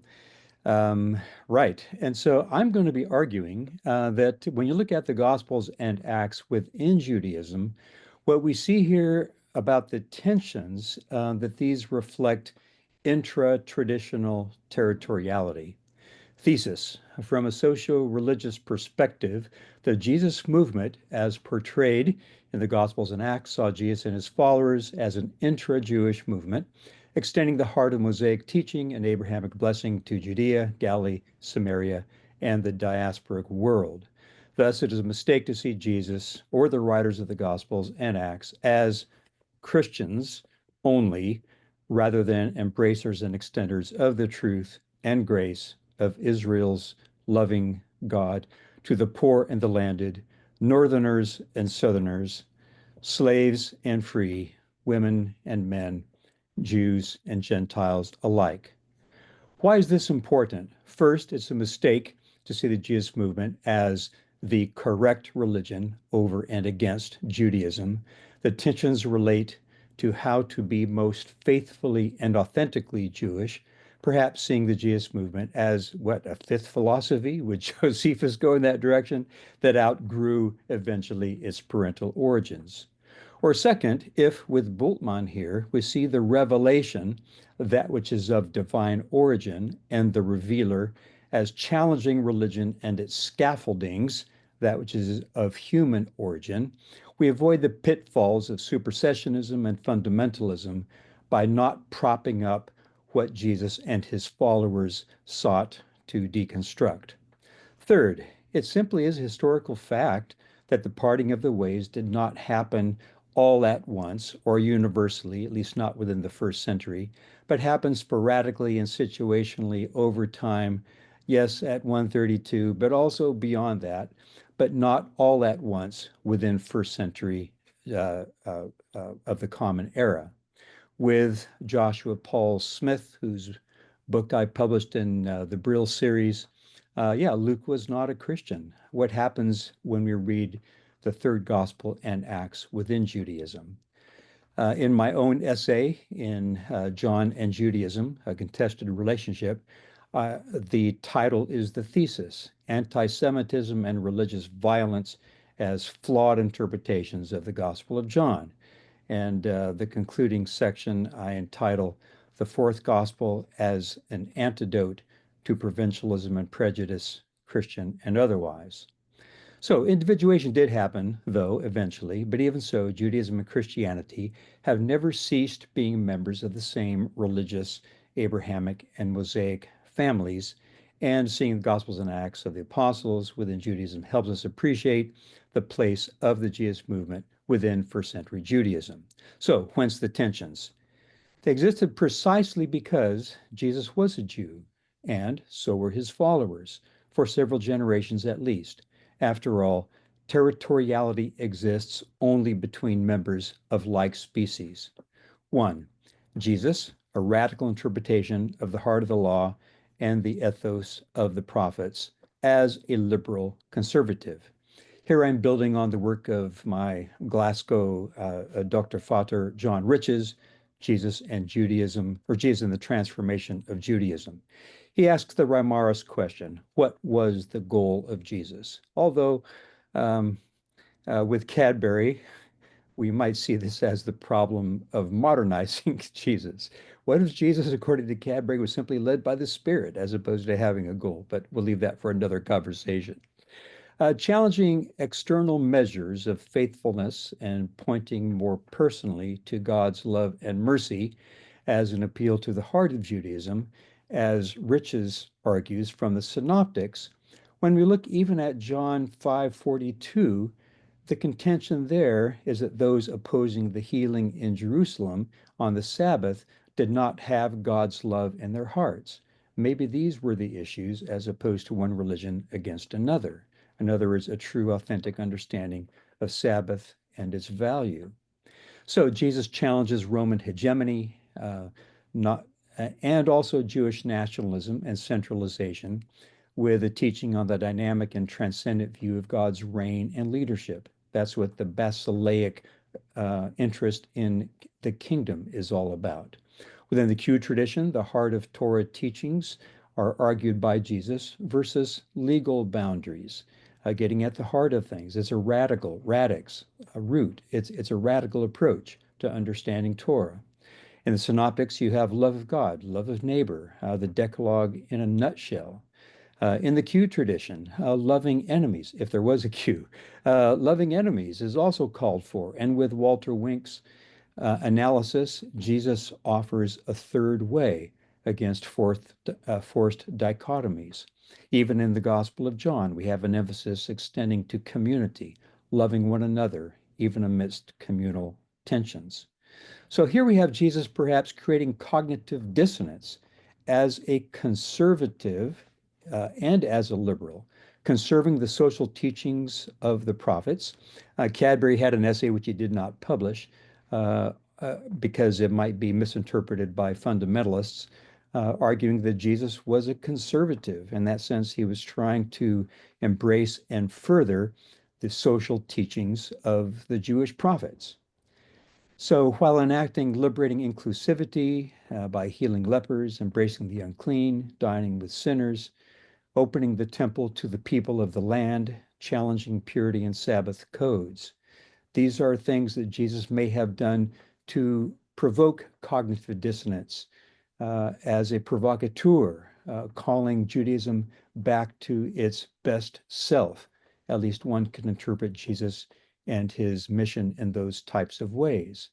Here, I think we have to look at sodalities, the essential realities of Jewish values, as opposed to modalities, ways of getting there, cultic practice, legal codes, purity laws, nationalistic further, etc. Appreciate also Tom Thatcher and Richard Horsley's book, John, Jesus, and the Renewal of Judaism, furthering that kind of ethos, drawing in the Gospel of John. So I think that Jesus, obviously, was a Jew, and looking at Jesus from that perspective, trying to recover the heart of Judaism is the best way to understand at least the beginnings of the Jesus movement. Well, how about the Gospels? You have Jesus being, I think, the successor of John the Baptist. I like that language a little bit better than James McGrath's language, a disciple of John the Baptist, although Jesus certainly follows the Baptist movement, and the Baptist's disciples become followers of Jesus, at least in John 1. He proclaims the active reign of God, which also comes forth in the fourth gospel in terms of the leading of the Spirit, in terms of a dynamic activity of God's leadership. Healing on the Sabbath, again, restoring an understanding of the loving concern, the restorative value of Sabbath worship and rest. Jesus fulfills Jewish scripture in Mark, but especially in Matthew and John, as well as in Luke. Jesus creates a following, which is popularistic, which also threatens the Jerusalem elite, who turned him over to the Romans as a political sacrifice, drawing a bit of the analysis there in John 11 with Musa Dube's trickster analysis. So if you really have the Romans being threatened by the growth of the Jesus movement and its popularism, there probably was real concern about a Roman crackdown. And so turning Jesus over to the Roman authorities and even the statement of Caiaphas as an unwitting prophecy that this is on behalf of the Jewish nation and also the world might be a way of understanding some of those concerns there to avoid a Roman crackdown. With Barrett, John, I think, is the most Jewish of the Gospels. Explicitly, Jesus cites scriptures and is narrating as it is narrated as fulfilling a dozen or more biblical passages by the narrator, proving that he is the Jewish Messiah Christ. Implicitly, Jesus also fulfills typologies of Moses, fulfilling the prophecy of Deuteronomy 18, 15 to 22. This is the one whom Moses predicted would be sent by God, and look, his word comes true, showing he really is the authentic prophet. That motif doesn't occur in the later Christological hymns. I think it might be early in the Jesus tradition, perhaps even going back to Jesus' self-understanding. You also have Elijah, Elisha typologies fulfilled, the raising of the lad, the feeding of the multitude. And so both explicitly and implicitly, the Gospel of John presents Jesus as fulfilling these Jewish understandings of what God's delivering work would be like. The Johannine I am sayings also connect classic images of Israel with Jesus as the King of Israel, the one of Moses and the prophets wrote, and his signs-fulfilled word confirm his divine agency. Not all the Jews, however, it's important to notice this as a fact, rejected Jesus, just some of the Judean elite. None of the general references to Judaism or Israel in the Gospel of John are negative. They're all neutral or positive. The Passover of the Jews, salvation is of the Jews, etc. John 2:23, many people there in Judea believed in Jesus. John 7:31, many of the Judean crowd believed in him. John 8:30 to 32, many of the Jews who believed in him said this or that. John 9:38, the Judean Jewish blind man said, Lord, I believed, and he worshiped him. John 10:19 to 21, the Jews were divided because of these words. In other words, there were divisions among the Judean leadership about whether to believe in Jesus or not. Things were not simply a one-sided movement against Jesus by all the Judean leaders. John 10:40 to 42, many believed in Jesus where John was baptizing. These were likely Judeans or Jews. John 11:45, many of the Jews, therefore, who had come with Mary and seen what Jesus did, they believed in him. And so here again, the Jews believed. John 12:9 to 11, the great crowd of the Jews were wanting to also kill Lazarus. They were concerned about the popularism of the movement. Many even of the Jewish authorities, John 12:42, believed in him. So tensions between the Galilean prophet and the Jewish leaders are there, yes. And post-70 tensions with local synagogue leaders are also palpable, but likely worship in synagogues on Sabbath and in Gentiles' believers' homes on first day is probably what we have represented in the later Johannine situation, which is where these tensions developed. With Jonathan Bernier, maybe aposunagogos, maybe that originated earlier, not just later. With Chris Porter, you have social identity formation after the fall of the Jerusalem temple. So when the temple is destroyed, where do believers in Jesus, but also embracers of Judaism, how do they understand the place where God dwells? Maybe we have a transition into community, either within local synagogues or within first day worship among Jesus adherents. With Chris Blumhofer, the Gospel of John and the future of Israel. The point of 844 is not that the Jewish people en masse are children of the devil, but those who reject the truth and went to kill Jesus, adhering to the father of lies, a murderer from the beginning. It's those who went to kill Jesus, but you could extrapolate that of those who reject the truth or who reject the prophetic speaker of truth in the history of Christianity. They would fit that description as well. And you certainly have the Inquisitions, you have the persecution of heretics by Christian leaders as fitting to that category, not just one particular group. With Wally Serafesi, John within Judaism, John does not envision a parting of the ways between Jews and those who consider themselves Jews no longer. There's no break intended between Judaism and something other than Judaism. So I think that's important to keep in mind. Now, perhaps looking at the Acts of the Apostles, we see tension here. Conclude because we are over 15 minutes. You are over 15 minutes, so could you please? Just wrapping up. I think we have territoriality in the presentation of Acts, both in Jerusalem and elsewhere.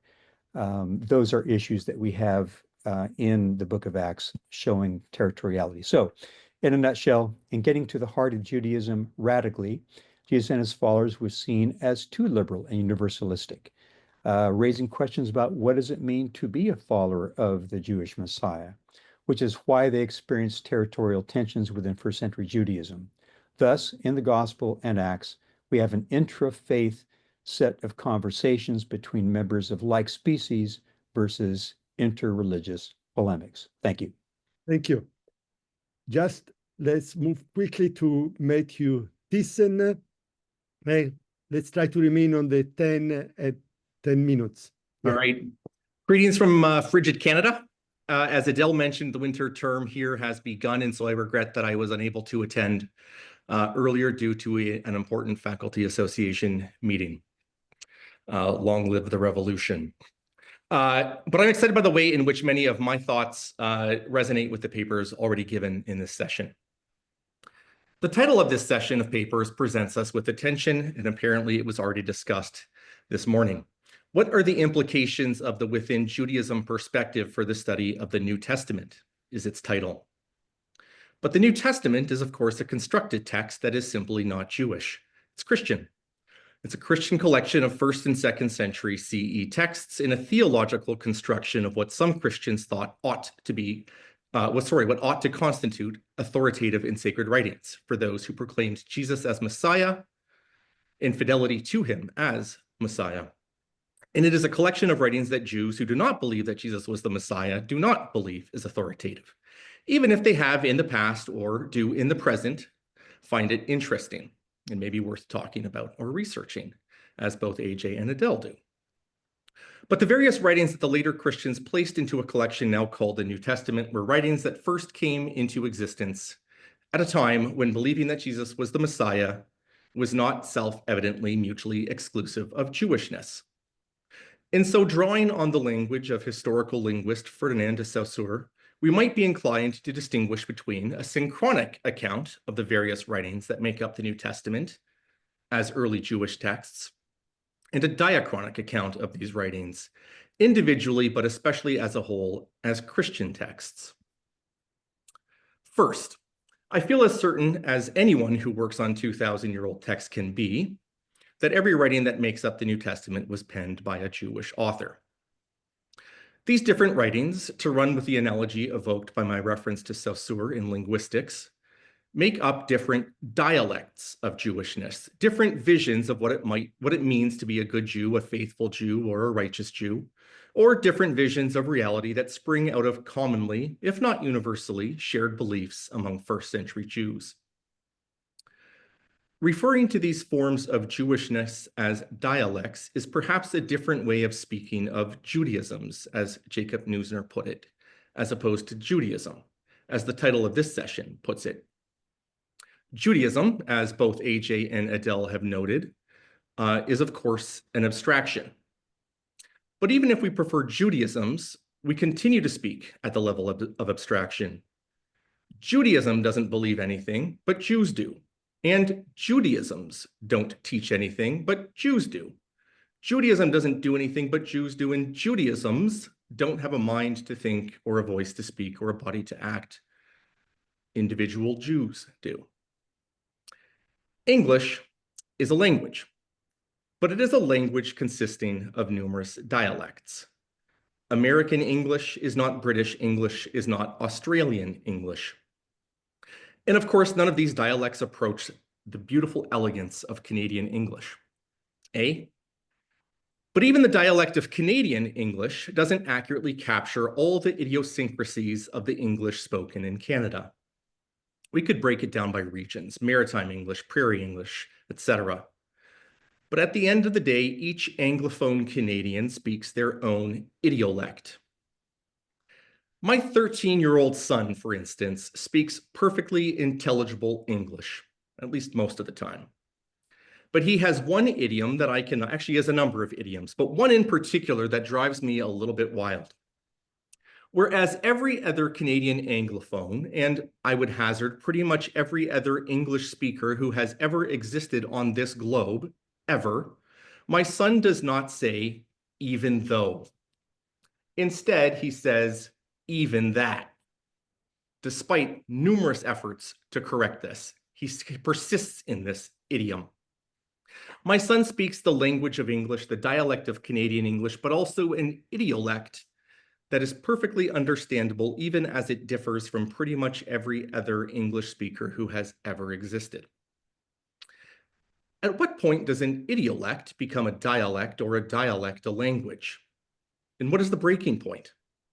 Linguists, of course, debate these boundaries and have come up with some rules, most of them, to my mind, pretty arbitrary.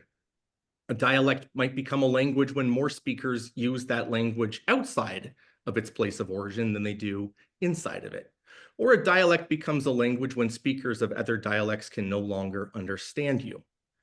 Or a dialect becomes a language when speakers of that dialect have enough social influence or power to claim that it is a distinct language. So it's socially constructed, which is something I resonate with.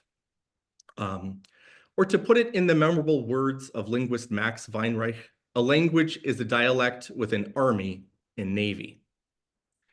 Thinking about languages and dialects and idiolects in relationship to the New Testament and Judaism and Christianity. Prior to the rise of the Jesus movement, Jews were involved in all sorts of ongoing debates, well, and after the rise. One of those debates pertained to Gentiles and their relation to Israel's God, Israel, and Israel's law. These diverging beliefs were at times in conflict and in competition with one another. And such differences could result in disagreement, even strong disagreement between individual Jews and rival groups of Jews. These were varying dialects of Jewishness, or at least a Jewish debate, within which were innumerable Jewish idiolects, different Jews, each with their own unique constellation of beliefs and practices. But these variegated convictions all fit within the larger religious tradition that we now refer to with an abstraction, Judaism, or early Judaism, or Second Temple Judaism. When we as modern readers encounter Paul's letters and we see conflict between Paul and others about how exactly Gentiles were to relate to Israel's God or to Israel's laws, we are seeing a particular inflection and extension of a much broader Jewish conversation. Different but intelligible dialects within Jewishness. Other dialects, of course, or other aspects of a dialect can be mapped along the lines of apocalypticism and messianism. And Paul and other Jesus loyalists fit within this dialect. They, however, added a distinctly new way of talking, or a new idiom, the belief that the Messiah had actually come and that this Messiah was identified with Jesus of Nazareth. And this new idiom or new belief impacted various points of the grammar of their apocalyptic and messianic language, in effect evolving into a new dialect. Within that dialect, we have various idiolects, Paul's being one of the most prominently preserved and hotly debated today, in our little circles.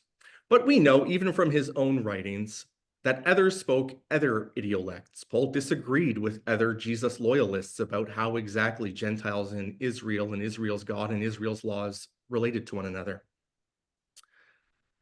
When we turn to think about the New Testament diachronically, we see the evolution of dialects through time and space. Evolutionary paths out of early Judaism that result in two distinct languages, Christianity and Rabbinic Judaism, each with their own internal dialects.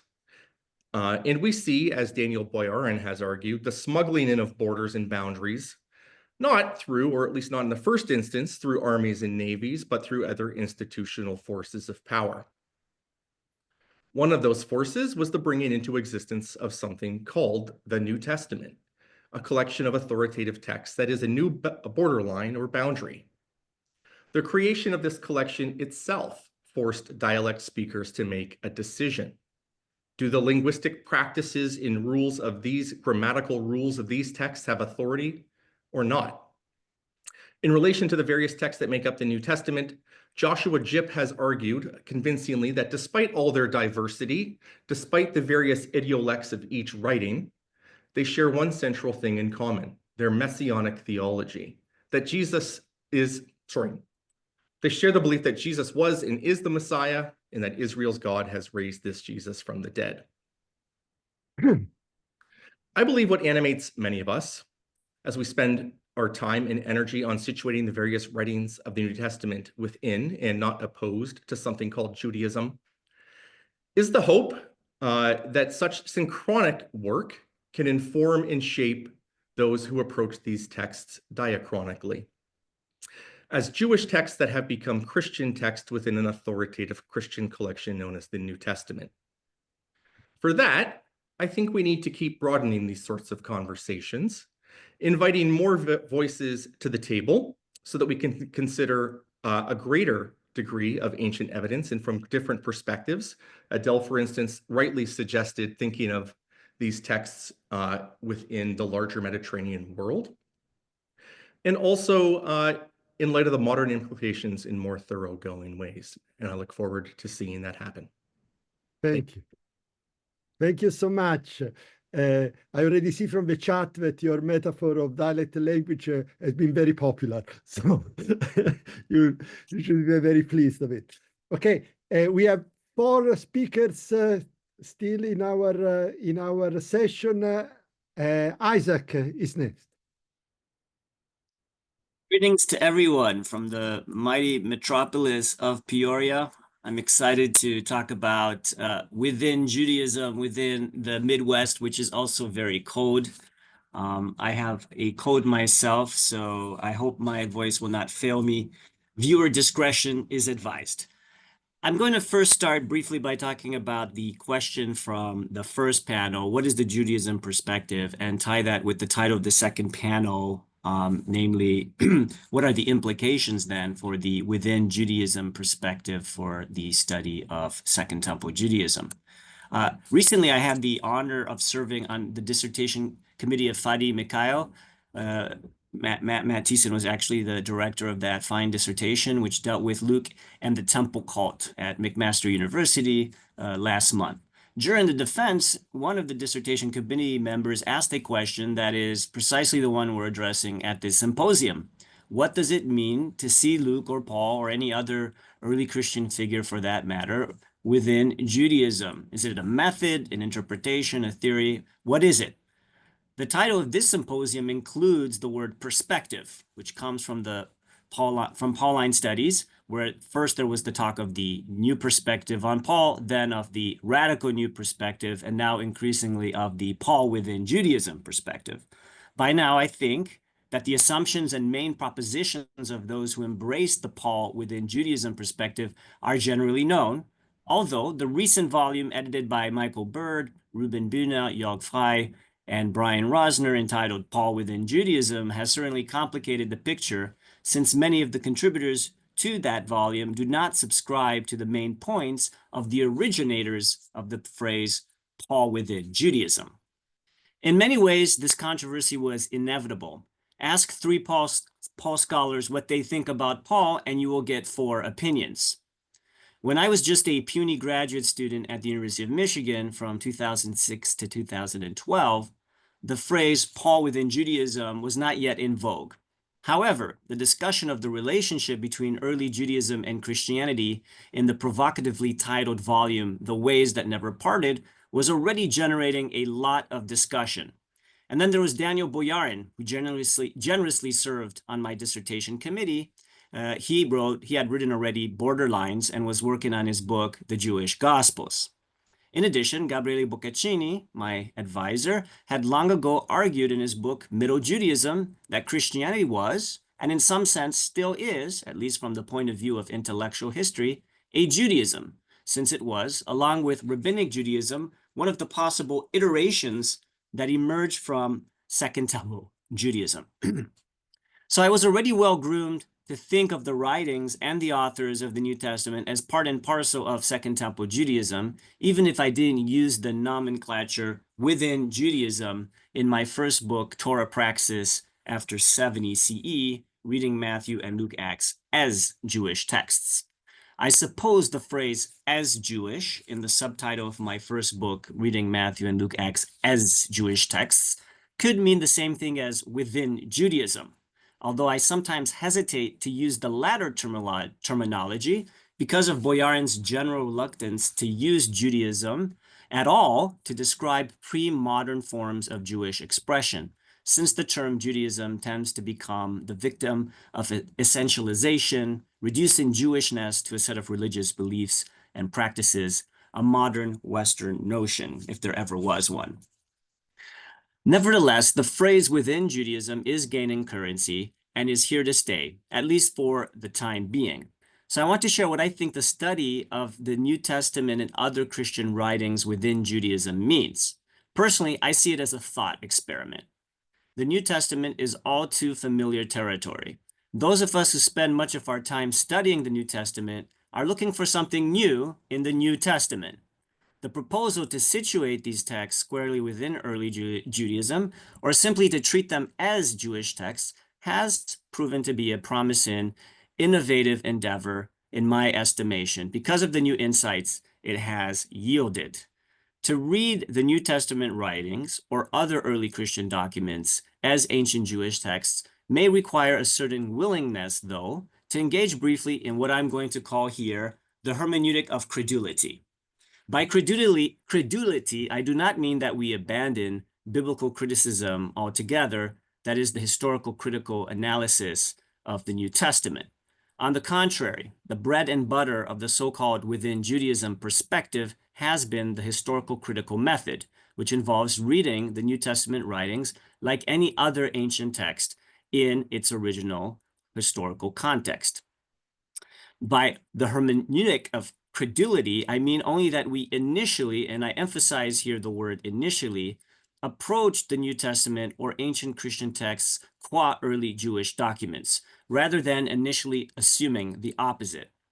I expressed this a priori in the conclusion of my first monograph by declaring that Luke is Jewish till proven Gentile.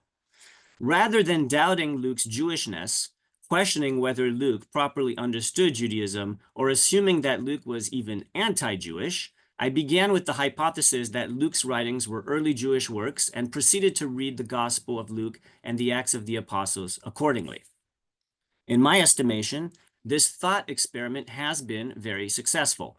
Had I not initially thought that Luke was Jewish, I would not have seriously considered that the reference to their purification in Luke 2:22 reflects a Second Temple Jewish perspective that viewed the impurity of childbirth as affecting both the mother and the child. And credit to that goes to Matt Thiessen, who wrote about this in previous publications.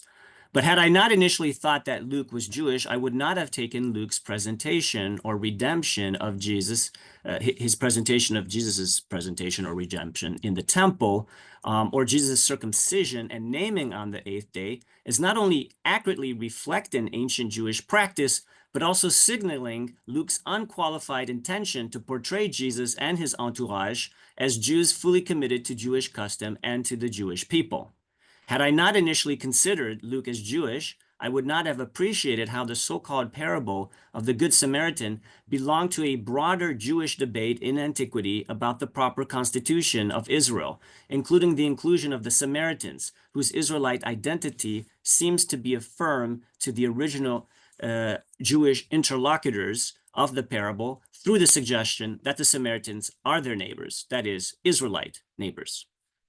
Without a preparedness to read Acts as a Jewish text, I would have brushed away the relevance of the question about Israel's national eschatological restoration in Acts 1:6 as a misguided or insignificant question, as indeed many interpreters of Acts have done, claiming that its author was not interested in such Jewish matters since he and his audience operated outside of Judaism. Had I not been initially prepared to read Acts as a Jewish text, I would not have appreciated how this work portrays Paul as a Jewish disciple of Jesus, who is called to proclaim the gospel and affirms without qualification his commitment to the Jewish tradition and concern for the Jewish nation. Instead, I might have viewed Paul's portrait in Acts as reflecting the ideal conversion of a pagan to Christianity, as one prominent scholar of Acts, whose name I cannot name here, has stated in his publications. And maybe just to go off script here, to connect with some of the previous comments made by some of the panelists here on this symposium, is it necessary to think of the author of Luke, for example, and Acts as being a Jew rather than a God-fearer or a proselyte in order to reach these conclusions?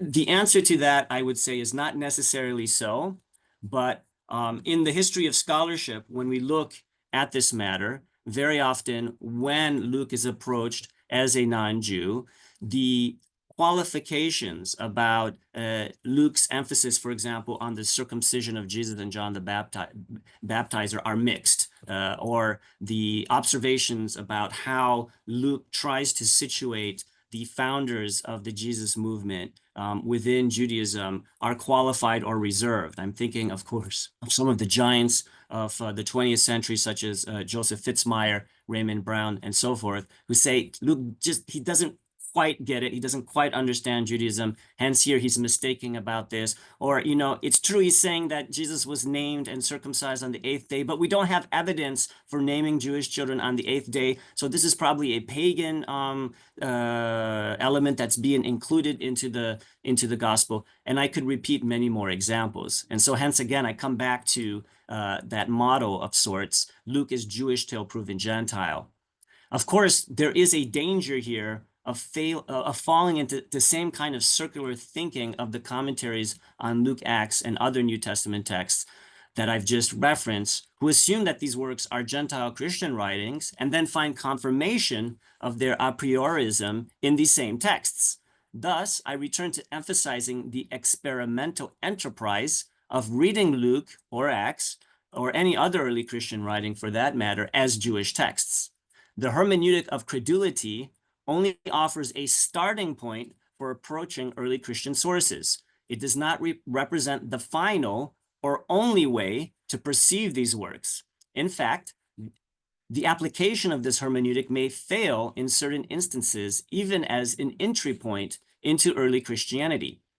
Last fall, at one of the sessions of the SBL unit on the historical Paul, Benjamin White contrasted quite convincingly, in my opinion, the non-engagement of the Acts of Paul and Thecla with Judaism, with the engagement of the Acts of the Apostles with early Judaism, at least as far as the memory of Paul's Jewishness in these two works is concerned. Reading early Christian works as Jewish texts may bear fruit in some cases, but not in others. It has nevertheless contributed to new insights about early Christianity and in turn enriched our understanding of Second Temple Judaism. Thank you. Thank you so much, Isaac. Very, very useful comments, also based on your experience of reading this text within Judaism or as Jewish text, as you say. Next, we have Craig Morrison. Are you here? I'm here. Okay. we'll be together with many of us also for a conference at the Gregorian University at the end of February. We're very happy that you can give us your contribution. Yes, thank you, Gabriele. And yes, I look forward to seeing many of you in Rome for an important meeting as we celebrate the anniversary of Nostra Aetate and this important document that the church produced in the 60s. So thank you for organizing the conference, and to Joshua as well for organizing the electronic part. I appreciated the articles that were sent in preparation for this symposium, and I am reacting to some of them. The question of reading the New Testament within Judaism, however we interpret the preposition within and the word Judaism, has important impact on Christians and especially on the teaching of the New Testament to future theologians and, more importantly, to seminarians, because their future preaching impacts on how Christians understand Judaism in antiquity and today.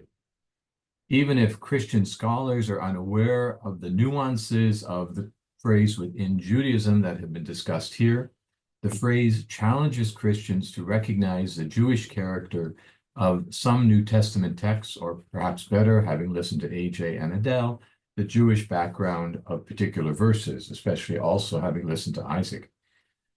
The issue of supersessionism is a Christian problem. This is not a Jewish problem. For some Christian preachers, as we know so well, the synagogue has been discarded in favor of a particular church. The Catholic Church no longer holds to this teaching. The covenant with the Jews has never been annulled or replaced, and symbolic gestures to teach Catholics this new approach include papal visits to the synagogue here in Rome. However, this is hardly enough. The Church no longer prays for the conversion of the Jews in any official liturgical text. Still, as many of us have experienced, this does not prevent Christians from publicly praying for the conversion of the Jews, though usually such prayers are not expressed in my presence. Such prayers and the supersessionist argument should give Christians pause, because the argument is at the root of violence against Jews, praying to God that the other, capital O, who is not like me, should become like me. And then what do I do when that other does not want to become like me? More worrisome to me is that our New Testament texts, a text sacred to me, is exploited for violent ends. Our sacred texts can never be used for generating hatred. And when they do, such hatred raises serious theological questions for Christians beyond anything we are discussing today. This is made clear in Stefahom's statement, quoting his article. Those who claim that there is no connection between the anti-Jewish theology of the Church and the Holocaust, or want to relativize such a connection, are quite simply wrong. This argument is supported by David Nirenberg's book, Anti-Judaism, Western Tradition. Nirenberg draws the connection between the New Testament and the Shoah, an argument that many Christian scholars would not accept. Christian theologians and biblical teachers need to be aware of these developments in this colloquium today and recognize the need to change our language when Christians speak about Jews in the New Testament. I was struck by another question as to whether confessional schools and education establishments should be allowed to offer PhDs. Here, Zetterholm writes, quote, "Furthermore, I would certainly not deny any organization, political or religious, the right to have their own educational institute in which they can convey whatever ideas they want. I just question whether they should be entitled to issue PhDs."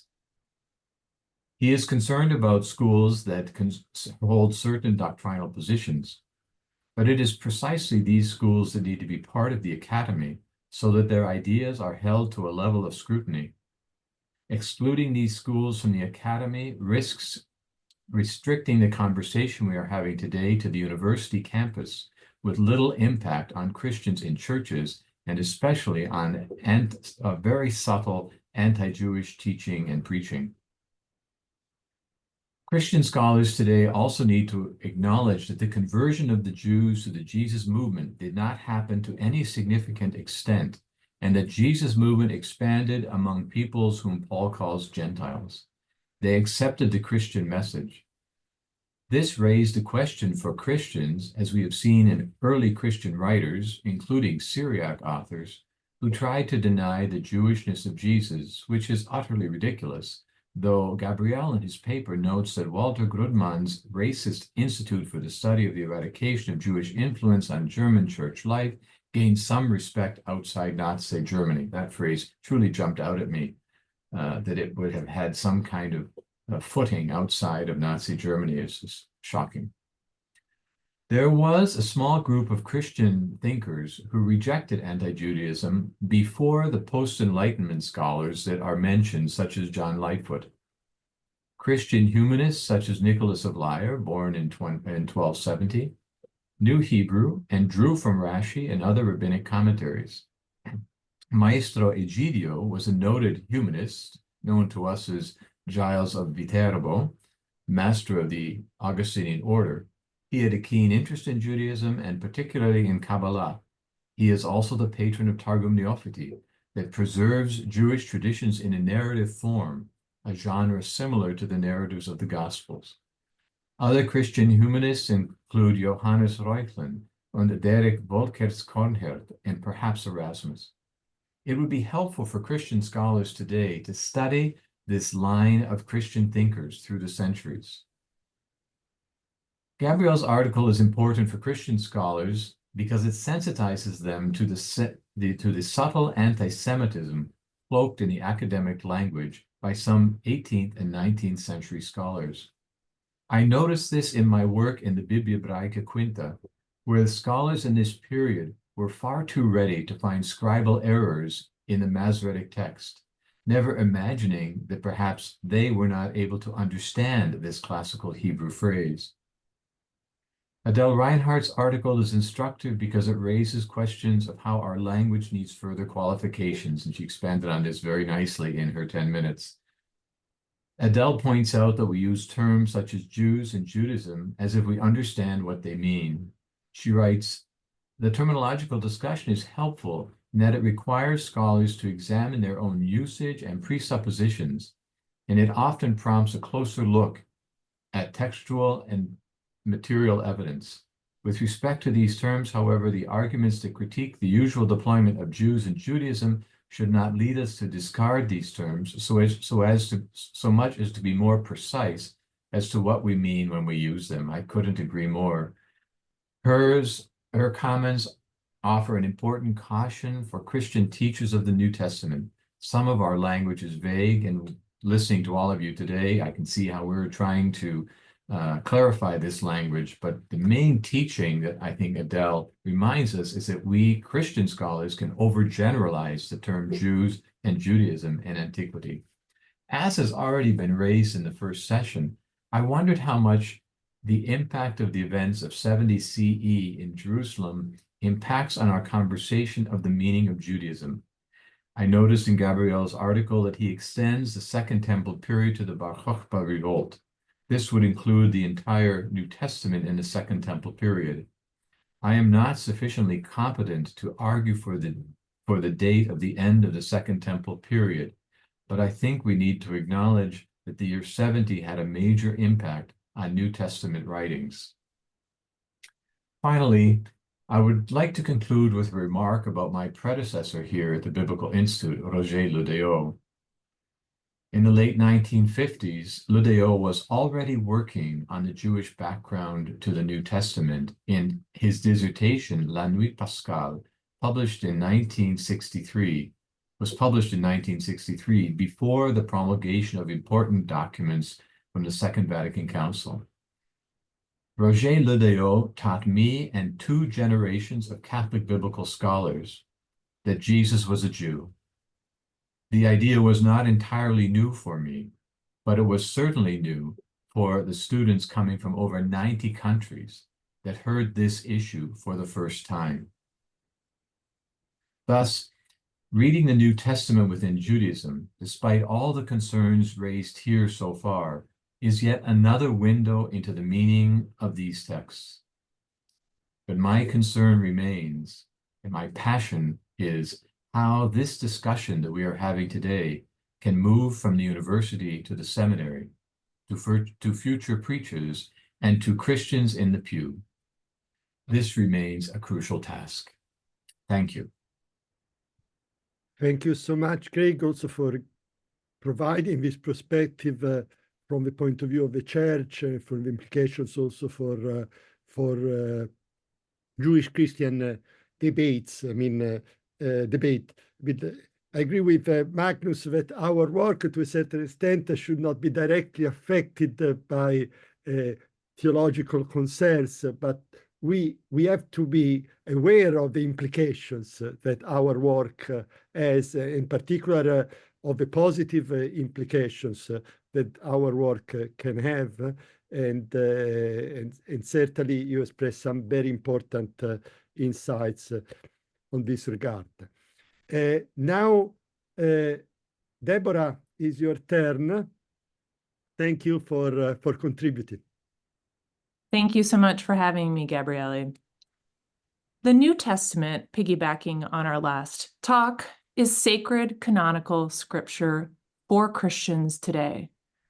Every Lord's Day, that is to say, every Sunday, or in some Christian traditions, every Saturday, when Christians gather to worship their resurrected Lord, passages from the New Testament, oftentimes coupled with passages from the Pentateuch or the Psalms or the prophets, are read, studied, pondered, explicated, and proclaimed.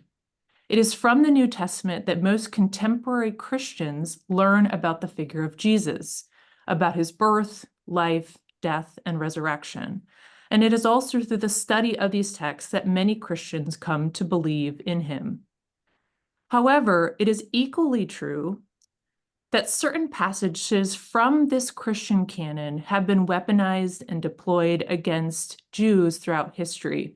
And here I'm piggybacking on Matt Thiessen's descriptions in his talk about diachronic readings of the text.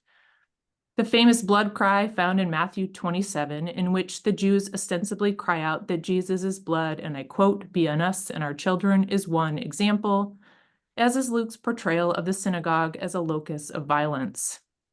The Gospel of John's references to the Jews, the Iudaioi, however, in my estimation, have become the most damning of all.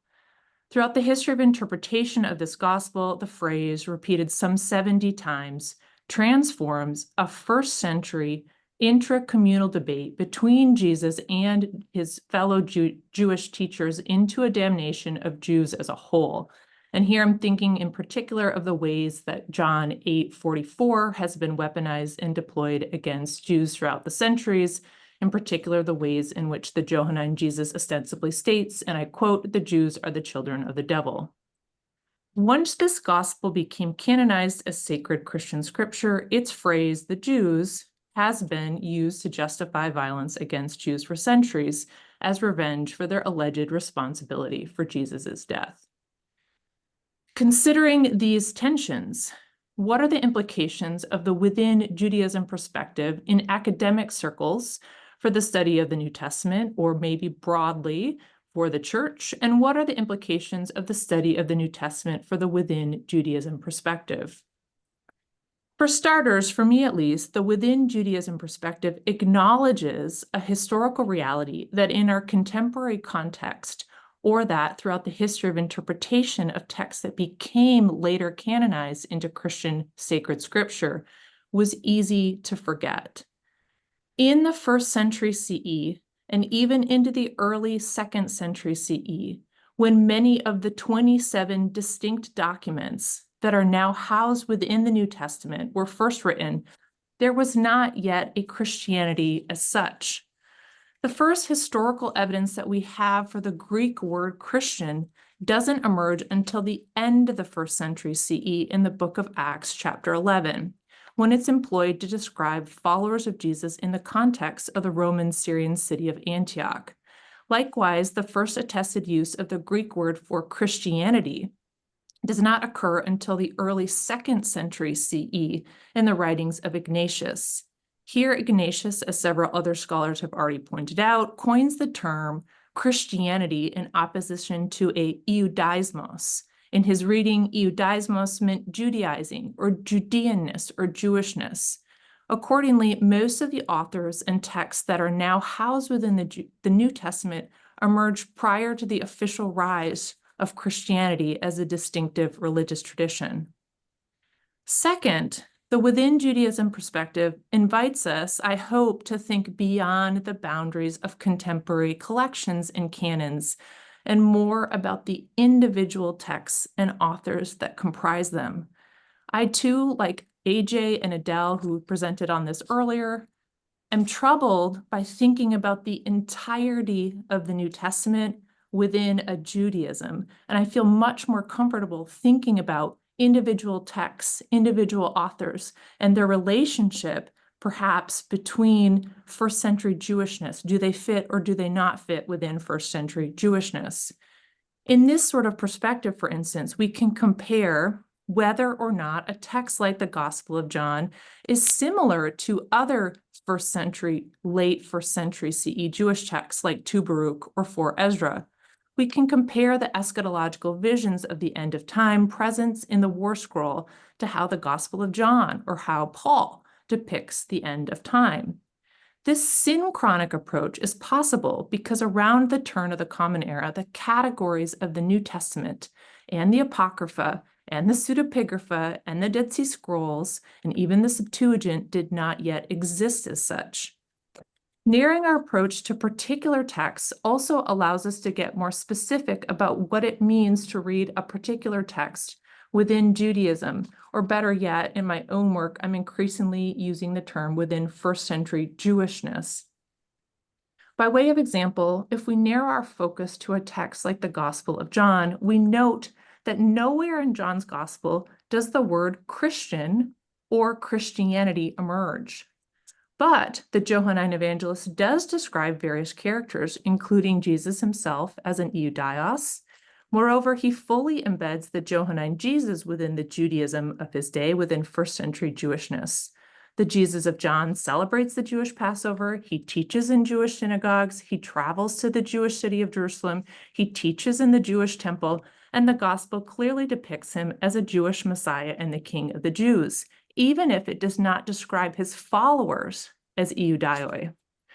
Now, to be sure, the Johannine evangelist also levels some of his harshest critiques against the Iudaioi. And ultimately, following Adele Reinhardt's work, I do think that this harsh rhetoric plays a formative role in the separation of the Jesus movement from its broader Jewish world.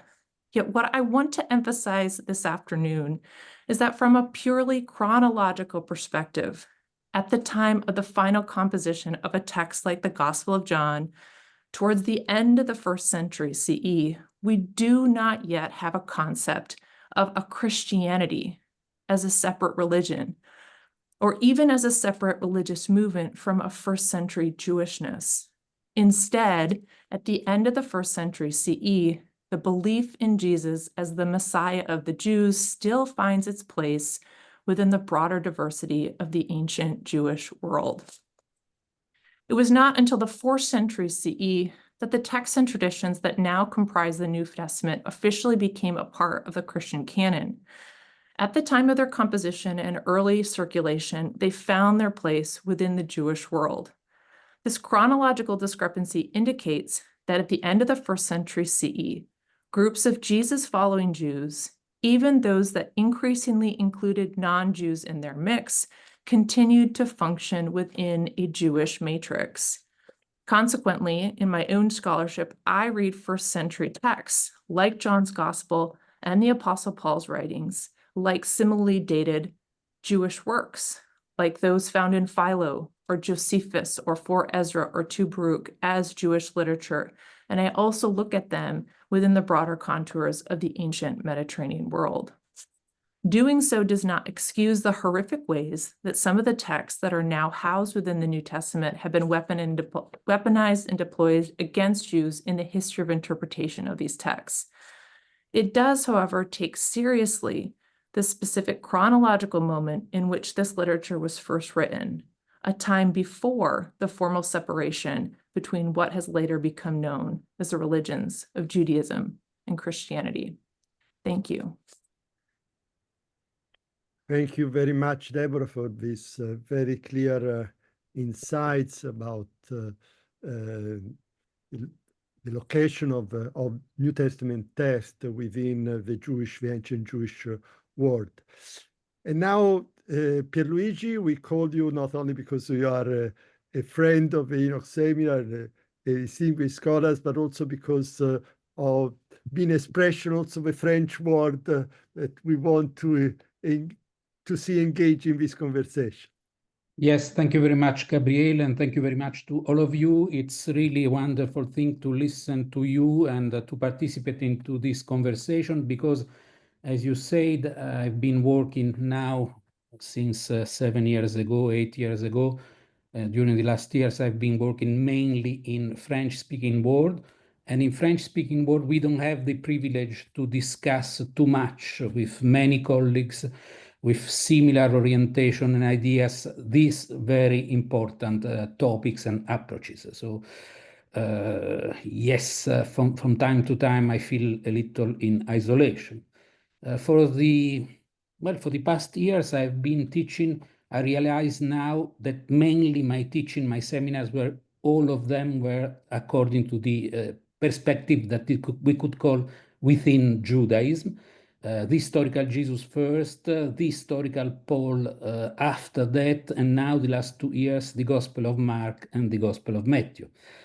One of my, as an outsider, actually, coming from a different cultural world, one of my first perplexities was about the novelty of the within Judaism approach. To me, it was not really so new, but it's true, as you say in your paper, that this approach has almost always been rejected by the large majority of Western theologians. And in my opinion, it took a major tragical abomination, horrible historical event, the Shoah, the Holocaust, to shake century-old academic conformism, not to say anti-Judaism, not to say anti-Semitism. And it was also in the years following the carnage of the Second World War, the horrifying carnage of the Second World War, that a series of major archaeological discoveries, the Dead Sea Scrolls, the Nag Hammadi codexes, reinforced the idea, at that time, an idea that was quite revolutionary, that the first Christian generation had been much more Jewish than was previously thought. Forgive me for repeating the history to all of you, but in my opinion, it's necessary. Among the first scholars who immediately realized the importance of this discovery for the study of a more Jewish origins of Christianity, let's start with the French historian and epigraphist André Dupont-Sommer, because he was the teacher of my own teacher. Christer Stendhal, of course, and we could also mention, I believe, the British archaeologist John Marco Allegro, not only for the fun of remembering John Marco Allegro, but also because, as you know, some of his publications had a certain impact on popular culture, so a strong impact.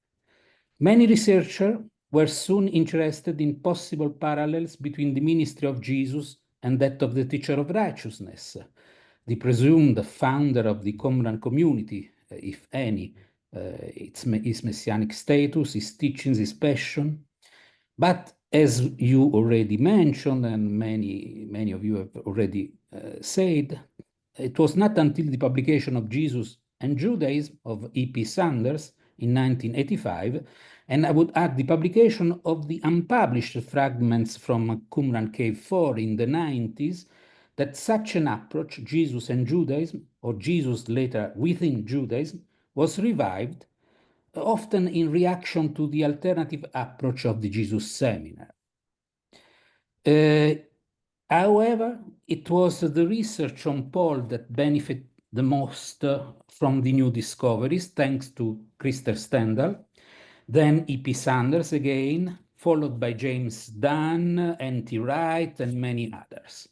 According to this new perspective, as you know, Paul never turned his back on his Israelite heritage to adhere or even to give birth to another religion, but was above all a radical Jewish monotheism. And I'm especially sensitive to this understanding of Paul because 2 years ago in France, in French-speaking world, was published a major monography on Paul by a great specialist, and in that monography, it was not the new perspective, but the author came back to the pole, not within, not and, but against Judaism. So the new Christian pole, the new converted pole against is evil, so to speak, Jewish past. It was amazing. It was a major shock to me. So the new perspective on Paul approach has become increasingly radicalized, as you mentioned, culminating today in today's Paul within Judaism perspective, espoused by Pamela Eisenbaum, Paula Fredriksen, Mark Nenos, yourself, and many others.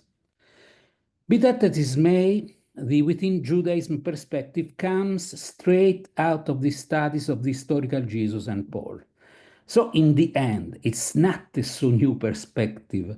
And not to mention the fact that actually a few scholars, a few historians already anticipated the main themes of this new perspective. I would mention the late Paolo Sacchi, who just disappeared a few months ago, our teacher to Gabriele and myself, or even my colleague and friend here in Paris, Simon Claude Mimouni.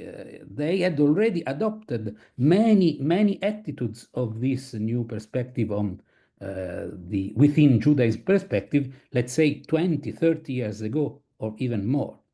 So it's not a coincidence that Gabriele, in his paper, not in his paper, but in his book, Middle Judaism, has observed some 34 years ago that, I quote, not only Jesus, but the entire early Christian movement as a variety of Second Temple Judaism and New Testament as a collection of Jewish texts. And I could mention your quotation from pages 20 to 21, when you ask why should we discuss or we should separate and make in opposition Judaism, a Jewish text, against a Christian text.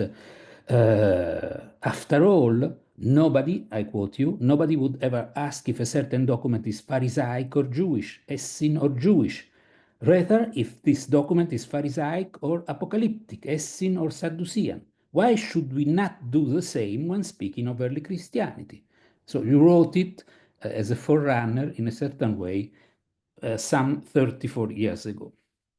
The real novelty of the within Judaism perspective is that from now on, all the historical phenomena of early Christianity and the text of the New Testament are systematically considered to be, by default, to be located within Judaism, but within, I would say, pre-rabbinic Judaism, within Second Temple Judaism, between the two Jewish wars, Judaism, to you to qualify as you prefer. And concerning the category, the construction, the ideological and political construction of the New Testament, it's our task, I believe, to deconstruct historically, to separate and to deconstruct what the Christian theologian had done starting from the end of the 2nd century of our era. I totally agree with Adele, with Amy Jill Levine, with some of you. I fear that we are at risk of globalizing a certain too homogeneous perspective, but in the end, I agree with also Isaac, for example, that this perspective is really a stimulating and historically perfectly justified one. So I have some doubts about some text, of course. I have some doubts about the Gospel of Mark. I have some little details that I'm not convinced about the perfectly Jewish nature of the Gospel of Mark, but that's my problem, that's my own perspective. But honestly, globally, I would say that as an heuristic category, this within Judaism category approach is a very helpful one. So Isaac, his work on Luke, on the Acts of Apostles is very convincing. In any case, as an historian of Second Temple Judaism and early Christianity, I cannot but agree with these within Judaism premises. It's almost an evidence to me. And I would end quoting Anders Runesson in the first chapters of the book Within Judaism on page 23, when he tries to define the different approaches, the different tasks of the historian in opposition to the theologians. And let me quote you, Anders, I quote you, enter the historian, this countercultural iconoclast. And that's a very good definition of professional historians. This countercultural iconoclast who insist on liberating the dead from the colonizing strategies of religious communities, appropriating and recreating this text in their own image, turning Paul and Matthew, Mark and John into Catholic, Lutheran, Reformed, Evangelical, or Orthodox Christians. Regardless of any methodological caveats, as historians reading ancient texts, our aim is to affix meanings, eventually, to specific time period through contextualization. That's the key point. To remove the text from whatever relevance they may have today and seek their identity as the historical other, with a capital O, the one no longer among us, but whose thoughts and practices are interesting to us.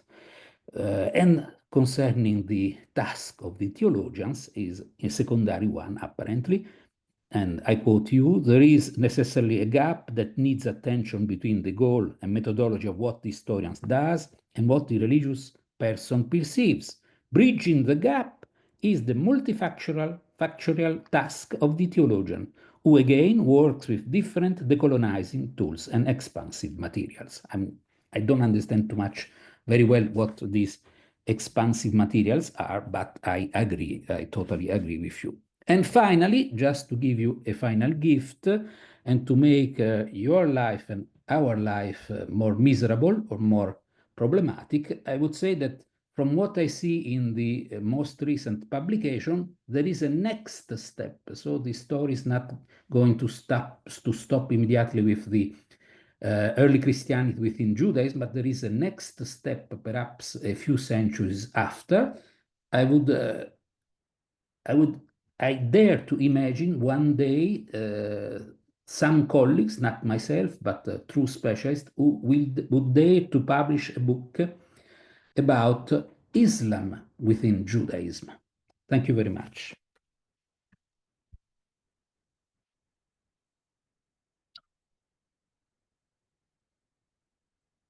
Gabriele, could you unmute, please?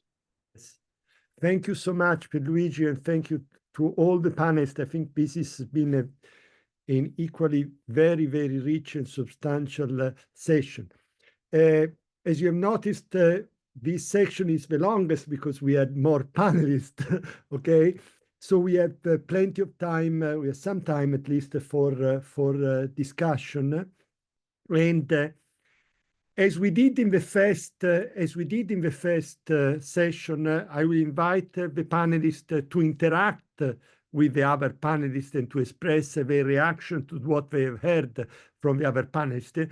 And I also would like to invite the panelists of the previous session, in particular Paula, Karin, Magnus, John, Anders, and Katie, to join us if they like, expressing their reactions, their comments about what they heard in this second session. It's very, very important that we establish sort of connection of interaction between these two panels. So please, Paula, Karin, Magnus, John, Anders, and Katie, feel free to raise your hand and to be involved in the discussion. We would really like to know what your reaction is from what you have heard in the second panel.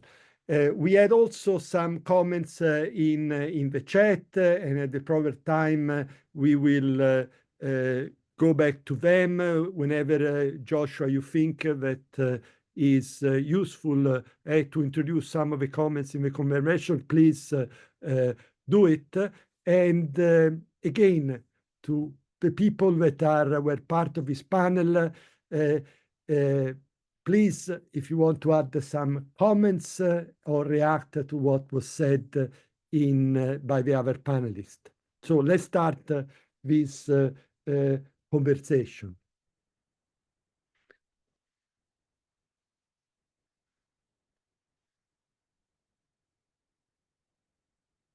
I see Paula already.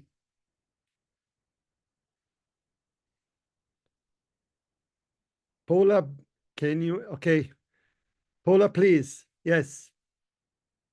I thank everybody for these very rich papers. I wanted to go back to AJ and Adele's papers because of the AJ, for you with you in particular, I agree entirely about it's the ethnicity that is the, I think, controlling matrix for the conversation and not religious doctrine or religion as we keep using it. And I think that does add a welcome note of clarity to the whole discussion. Adele, I really appreciate your not wanting to globalize this approach and subsume everything in it, because if it means all things to everyone, then it's going to be hard to have it mean anything to anyone. So thank you for that. It was invigorating to hear a different voice on the issue. Thank you. Philip, like to contribute? Yes, thank you very much. I would like to say some words which really align myself with what Professors Levine and Reinhardt's have already said, although from a slightly different direction. If we assume, as I think a lot of us do, that the ancient Judaioi were an ethnic group, among whom adherence to the law of Moses formed but one of a larger ensemble of features constituting their identity, which included critically belief in physical descent from an ancestor, Abraham, and strong attachment to an ancestral homeland. And if various scholars, including Steve Mason, Brent Nonbury, Colin Barton, and Daniel Barton, are correct in thinking that the category of religion is anachronistic in relation to the first century Mediterranean, well then, colleagues, I have to say that the notion of Judaism, which, like any word ending in ism, I think a point's already been made, cannot denote an ethnic group and must refer to a religion involving beliefs and practices, is a category error in relation to the first century data. And if so, notions of being within Judaism as applied to New Testament texts may actually be a serious impediment to their historical investigation. And what could I suggest that the position is even worse if it is correct to view Christ movement identity as non-ethnic, as indicated by some of its meetings, at least involving table fellowship between Judaioi and members of other ethnic groups, and by its not featuring descent from a physical ancestor and attachment to an ancestral homeland, and as thus having an identity as asymmetrical to Judean ethnic identity. So if you put all that together, I'm worried that this approach is built on a failure to dig into and acknowledge the social realities that are relevant to the issue. And if so, is it sort of the bright hope for the future, or will it ultimately prove to be, sorry, but a dead end? That's me. Thank you. Thank you so much. Does anybody wants to react to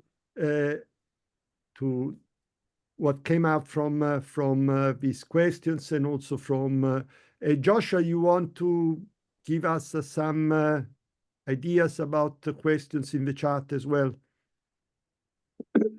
Yes, again, there were several questions and comments that came about over several presentations. I saw two central themes. One of them was a question about the language, the ethnic language we use to describe individuals. Are God-fearers Jews? Are they Christians? What are they exactly? And how do those terms work in our scholarly discourse? The other question that came out was a question about Jewish eschatology within early Christianity. How does the tension get resolved for an individual to claim that the eschaton has come or has been inaugurated in some way with the coming of Jesus, and yet that individual claims to be a part of Judaism or a part of Christianity or some kind of in-between space.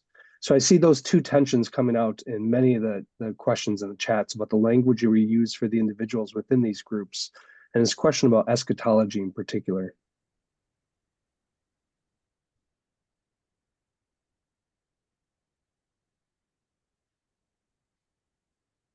Okay, thank you. Thank you. I will invite also people that are attending our conference. If you have a question, have further question, or want to be part in the conversation as we did in the first panel. And again, to those who are panelists in the first session, if you want to respond to some of the comments that were made. Adele. Yeah, I just want to engage with Philip's question, which I've thought about quite a bit, especially several years ago when I was on a panel, an SBL panel on Daniel Boyarin's book, Judaism, where he made exactly this point that we can't really use the term, and we shouldn't use the term for century or Second Temple period or whatever we want to call it. And as I said in my paper, I've been convinced by this famous article by Jonathan Z. Smith, Religion, Religious, whatever the order of those terms is, about the term religion as a second order term. So it's not, even though we can acknowledge that it's not a term that ancient people used of themselves or of anything that they did, but we use it as a scholarly term in order to talk about certain things. So it's a second order term without claiming that it was authentic to the period that we're talking about. And I see Judaism in the same way, that it simply allows us, using the term allows us to talk about certain things that we group, going back to categories that we group because we appreciate certain similarities among them. So I would say that we can continue and that it's valuable, even though I'm not comfortable with the within Judaism as this globalizing thing. But I think that we can ask the questions using this terminology, keeping in mind that it's our terminology. It's not terminology that's native to the people or the period. Adele, may I say something directly to you? I mean, I understand your concerns. I mean, I am very sympathetic. At the end, however, there is a matter of, no scholarly category is perfect, okay? So, obviously. And within Judaism, however, is effective because it's short, okay? It's short. He, let's say, provoke some thoughts, okay? And of course, the useful of heuristic category is on the kind of debate that generates. And in this case, I think that the category within Judaism has been very useful to raise a lot of questions, to create a lot of discussions. And in particular, as Craig also said, from the point of view of Christian scholars in particular, to say that a work, a text in the New Testament should be read within Judaism evokes the idea that this text should not be read outside of Judaism, so or against Judaism. So it's a provocation to say, okay, look, remember that these texts were born within Judaism. I agree that the label within Judaism has a lot of problem, but nobody will make a lot of comments or objection if I would say that the Dead Sea Scrolls should be read within Judaism. So if the Dead Sea Scrolls should be read within Judaism, I don't see why the New Testament text should not be read within Judaism, or Philo works should be read within Judaism. Of course, within Judaism depends a lot, and I want also to react to what Philip said, depends a lot what we mean by Judaism or by within Judaism. Because as we said, also said in the first panel, this is a short form for a much more complicated discourse about the Jewish world, the Jewish culture, the Jewish ethnicity, first century Judaism, etc. So I don't know, usually I think that this label is much more useful than talking about Christianity against Judaism or Christianity and Judaism. I don't want to go back to the time where we were publishing this introduction to Second Temple Judaism that included everything except Jesus and his movement. The idea that Jesus was Jewish, the idea of the Jewishness of Jesus, the idea of the Jewishness of his movement, I think is extremely provocative and useful idea. And of course, we are looking at a time where this label will no longer necessary, and we will invent other more precise label. But in this moment, I think that this is useful and can generate some useful discussions as the ones that we are having today. Could I just briefly reply to that? Yeah. I completely agree that no terminology is perfect. But if you have a term that submerges significant distinctions, well, then that's not a great term. So I actually quite like Adele's earlier idea of going back to a different framework to talking about the whole situation. If we were to talk about the literary, religious, perhaps outputs of first century Judeans vis-a-vis those of adherents of to the Christ movement, I see no problem with that. And I don't know why you need to have this superstructure expression which blurs distinctions when you can get by quite nicely without it. Better term? What would be a better term? Well, why do you need to have an overarching term? Why not talk about the data in more closely emic terms? I know, but sometimes in scholarship, as in politics, as in everything, we need slogans. We need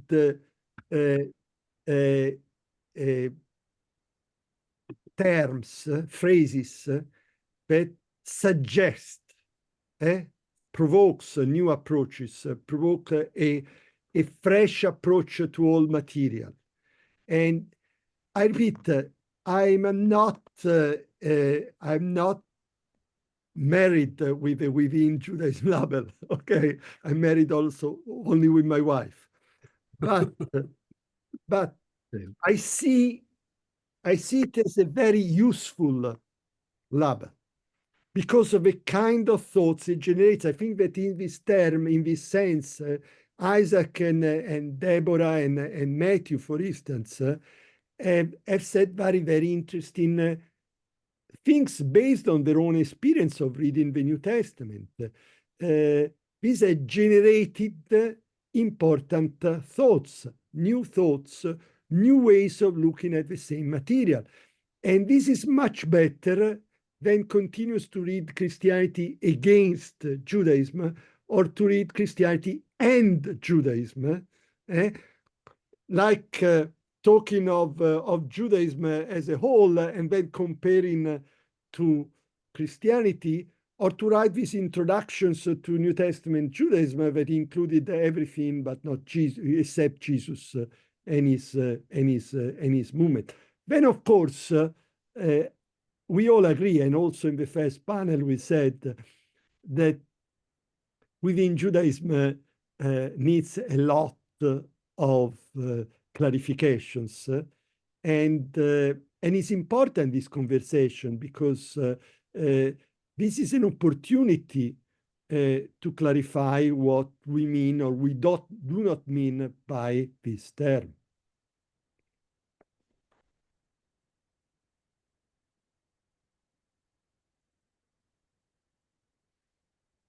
AJ. Yeah, just a quick question as to where the overarching or globalization of this term can go a little wonky. And this is addressed to Isaac's comment. If I heard you correctly, your view is a text in the New Testament should be identified as Jewish or within Judaism unless it is proven not. It seems to me, and here I'm coming from historical Jesus studies, that the burden of proof is on whoever wants to make the argument. So if I want to claim that the epistle to Titus is Jewish, I have to make an argument for that. And I simply cannot come in and presuppose that whoever wrote Titus was, a circumcised guy who went to Cheder. Let the burden of proof be where it is. If you want to argue that Luke is a Jew, make the argument. And I think you made a pretty good one. But don't presuppose that that's the starting point. Because looking at New Testament documents is not quite the same thing as looking at the historical Jesus, where there is no question, or even looking at the authentic Pauline letters, where there's no question because Paul self-identifies. But when we come to something like the Gospels, I think we need to have an argument rather than simply a presupposition. So to go back to my language of heuristic, which Pam Eisenbaum just picked up in the chat, it's our perspective, a sympathetic reading within what we know about Second Temple Judaism, or that broader Jewish context, which becomes helpful rather than labeling the text itself. Thank you very much. I think we are now going to the substance of the discussion. We have many people now who want to talk. Anders, Katie, and then Isaac. Anders. This is very, very interesting. I just want to add, I saw also Adele wrote in the chat that to posit a priori, of course, I would agree with that. But the point that Magnus made before in the last session, I think the very exercise of changing the burden of proof creates something, it does something. And that's what Gabriella has said before, I think in a previous conference at some point. It is what it does, it's not so much what it is. And that removes us a little bit from this anxiety around exact definitions. And we can actually play with ideas. And I think that is what really moves us, or might move us forward. I wanted to add a question, more like a question. Could we, there is this, and some of you might have worked on this. I have not worked on it, but I've read it, and I think it might be interesting to do some more work on how this functions in Eusebius when he Christianizes the therapeutai. He takes them and makes them Christian. And it's kind of a long, extended argument, which he feels he has to do to prove that these are in fact Christians. The dynamic when he does that, I find that interesting. And if we could see how Christians in that period work with New Testament texts discursively, to adapt them to and include them in their own world, I think that might be an interesting exercise. So how it's within Judaism on the one hand, but if we change it and look at the mechanisms, that might tell us something. How do the therapeutai become within Christianity might actually tell us something about how New Testament texts becomes within Christianity. And then in turn, that might enlighten us with regard to going beyond that back in time. Just a thought. Thank you, Katie. Thank you all for your contribution. It triggers further thoughts in my head and elsewhere. One thing is what Adele already wrote in the chat. I think I try not to forget, okay, there is this still very prevalent, as Pierluigi also said, this very prevalent perception in Christian circles to see a dichotomy between New Testament texts and Jewish in whichever way we want to define it. So it is not self-evident what we are doing here, whether we agree on this text or that text is within or without Judaism. For me, it's a heuristic tool to see things I did not learn in my theological training. It helps me to see things differently, to assume I can see things differently. Yes, we have to explore and improve. Is Titus really, can that be explained or not? I agree with you, AJ. But one thing is this heuristic innovation or surprise element. You know, like you say, okay, if the Theopute are Christian, that is maybe a surprise element. Well, in what way? So this is the other way around for me, trained in traditional Christian theology. So it opened doors to see things differently. And that has to do with the opposition I was taught between normative Christian theology and whatever is labeled Jewish. So I think that task is ongoing. That is in whichever way we define boundaries and so on. And the other aspect, and this has to do with what Deborah and in particular Craig said. Yes, these texts are everyday texts for millions of people who hear them from pulpits, who study them. And I would like to contribute to open eyes. Maybe you don't have to see yourself in opposition to somebody else. You're different, but not in opposition. And that has to do with what John Collins raised. Yeah, in the Dead Sea Scrolls, we have no Gentiles included in the community.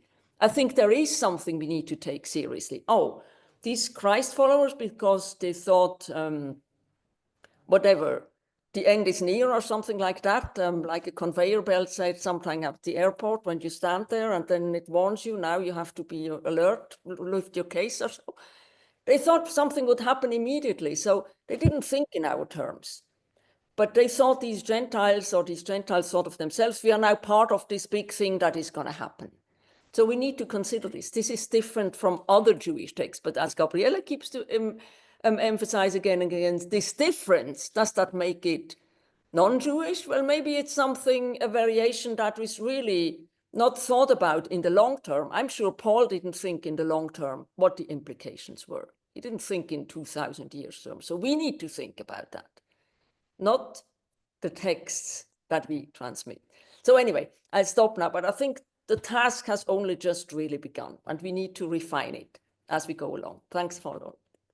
Yeah, I think that this, that both you and Anders help us to understand better what this term does for how it resonates, especially in relation to traditional Christian scholarship.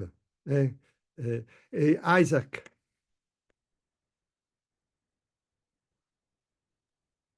Yeah, thank you. I want to respond to AJ's comments. And I think I agree with what you said. I don't want to come across as dogmatic with my little phrase, Luke is proven, Jewish, Gentile, Jewish till proven Gentile, whatever.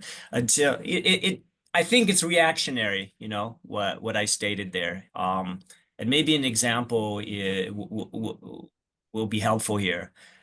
Were it not for this experimental kind of reading, and I just want to underline that again and say it's a tentative a priori to begin looking at all too familiar texts as Jewish texts, I wouldn't, for example, at least in my reading of Luke Acts, have considered that Jesus is weeping over the temple should be read as a mourning over the destruction of the temple, along with other post-70 Jewish texts, such as 2nd Baruch, such as 4th Ezra, such as Josephus, by the way, also does express mourning for the temple. And we do have subsequently in Tannaitic literature and beyond mournings for the temple.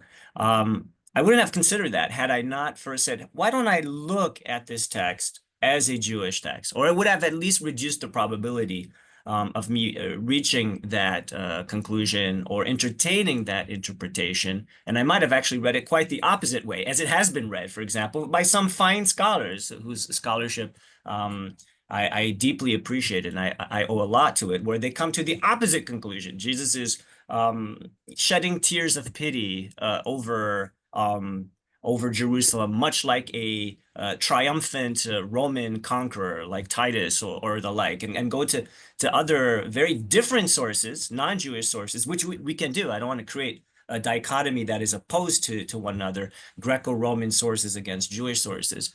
But it's by starting with a different, I guess, set of assumptions that I can go into this text and reach results. If they prove promising, if they prove convincing, all the better. But that might not always be the case. And I just want to actually second here what Adela has said. I don't want to impose in a totalitarian way, totalitizing way, this within Judaism upon all texts, be they canonical texts or non-canonical Christian texts. It might work for some New Testament works. It might not work for other New Testament works. It might work for some non-canonical texts, such as I'm thinking here, for example, Proto-Evangelium of James. I think there might be something very promising to approach that text as a thought experiment again, as a Jewish text. It's very centered on the temple. It's got a lot of interesting things going on there that overlap with the infancy narrative of Luke. But again, it might not work with another non-canonical text, such as Acts of Paul and Thecla, which I already mentioned earlier. And so, you know, I could say more things, but I know we're short on time. I want to give others the opportunity to chime in. Michael. Thank you very much. Again, thank you for all the papers here. This was very stimulating. Amy, Jill mentioned the book that I co-wrote, Paul, a New Covenant Jew. And I just wanted to respond to that. She, I think, rightly pointed out that there's a danger to overqualify what kind of Jew Paul is. And, you know, we can end up with something like marginalizing Paul so that he's really not that Jewish. And we want to guard against that temptation. I just wanted to respond that what we were trying to do was find a Jewish way of discerning in more precise terms what kind of Jew Paul is. And, you know, I've learned a lot since I've written that book and changed my mind on some things. But I do think that, you know, Pamela once critiqued me in a paper because I mentioned Paul was a Jew. And she said, I don't think we need to make this point anymore. The real question is, what kind of Jew is Paul? And to that end, I've really learned a lot from Paula's work on Paul as a Pharisee. I think it might be really helpful for us to think through how Paul is shaped by the Pharisaic tradition. And also, it's really interesting to see, for example, in the book of Acts, that we don't read about Sadducees, for example, joining the Jesus movement. So I want to affirm the danger of qualifying Paul's Judaism to death, but I also think it's important to continue to ask the question, what kind of Jew are these authors in the New Testament if we're going to say that they're Jewish in some way? So maybe we can discuss that a little bit more. But anyway, thank you very much. Thank you. Our comments, our reactions. I simply I think we all agree on the fact that the phrase within Judaism should not be taken in a sort of totalitarian way. Okay, for me, for instance, it's a simple reminder of the fact that Christianity did not yet exist as an autonomous and independent religion from Judaism. Then but only after the time in which the texts in the New Testament were composed. And on the other hand, that Christianity was born as a Jewish messianic and apocalyptic movement. So if it's true, I don't see any other way to define the literature of early Christianity as Christian literature, as Jewish literature. Of course, this is a movement that is different from the movement of the Dead Sea Scroll, that is different from the movement of Hellenistic Jews. It's true that we don't have Gentiles in Qumran, but it's also true that we have Gentiles among Hellenistic Jews. So each movement is different. But because Christianity did not yet exist as a separate religion, this should be considered within Judaism, or at least the label within Judaism is a reminder of this situation in which Christianity, early Jesus movement should be seen within this kind of framework. Just one final question. We talk a lot of time about Judaismos.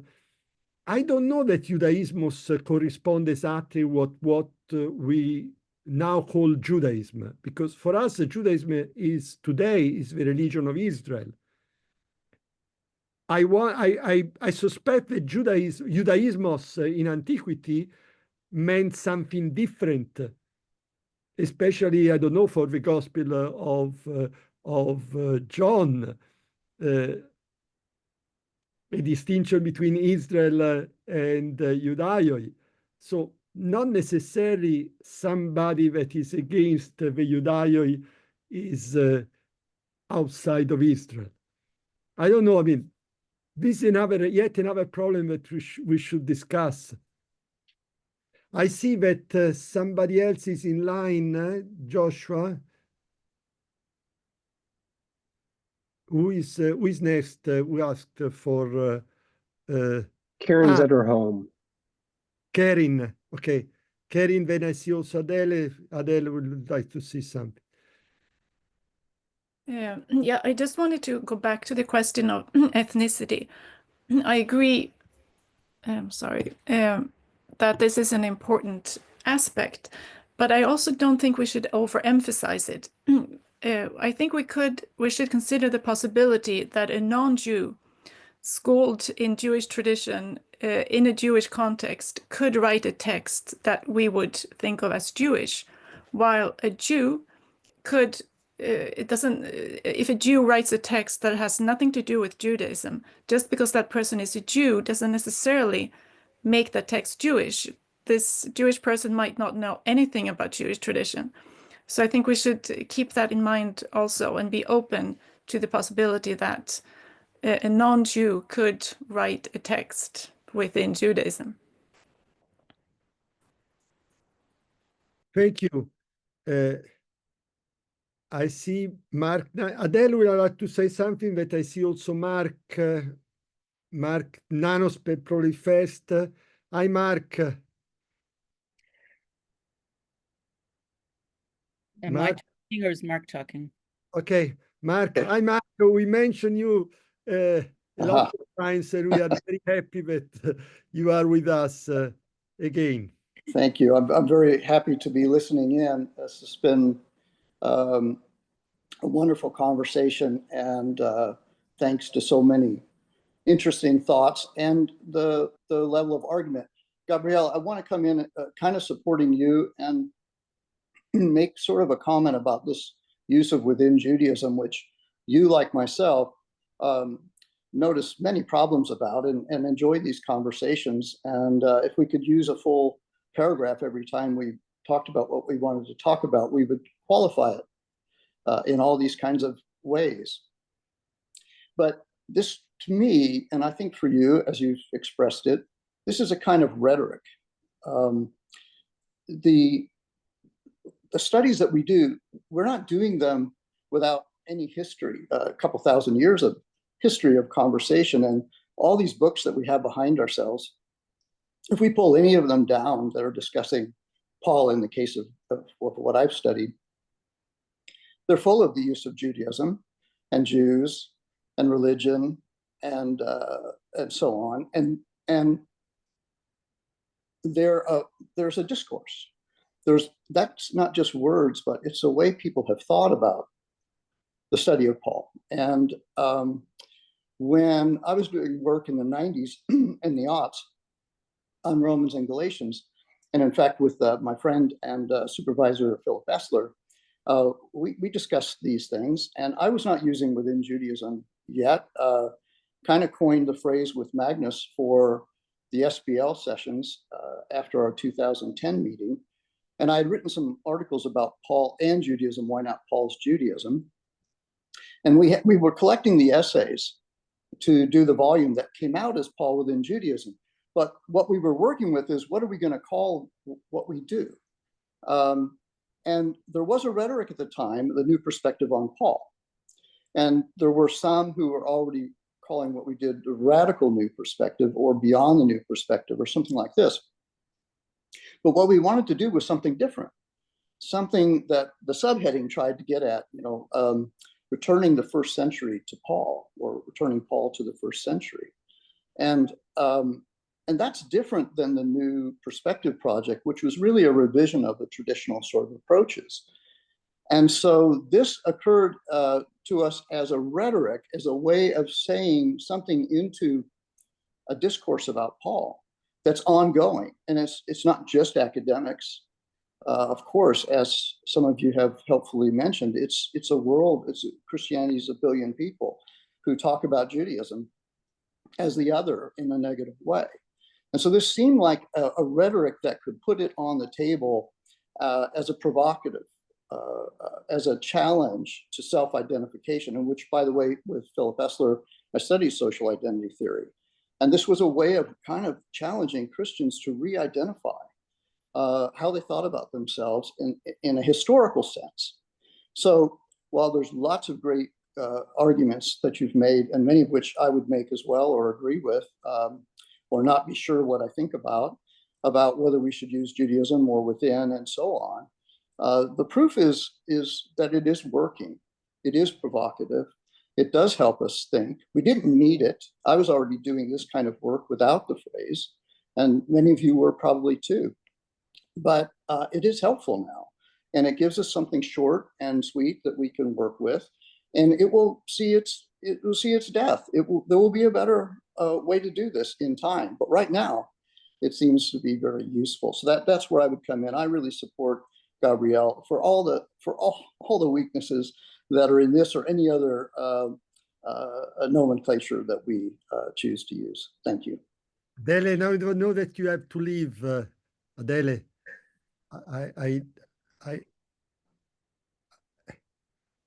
yes, Adele, I know that you have to leave. So if you want to give it to say last word.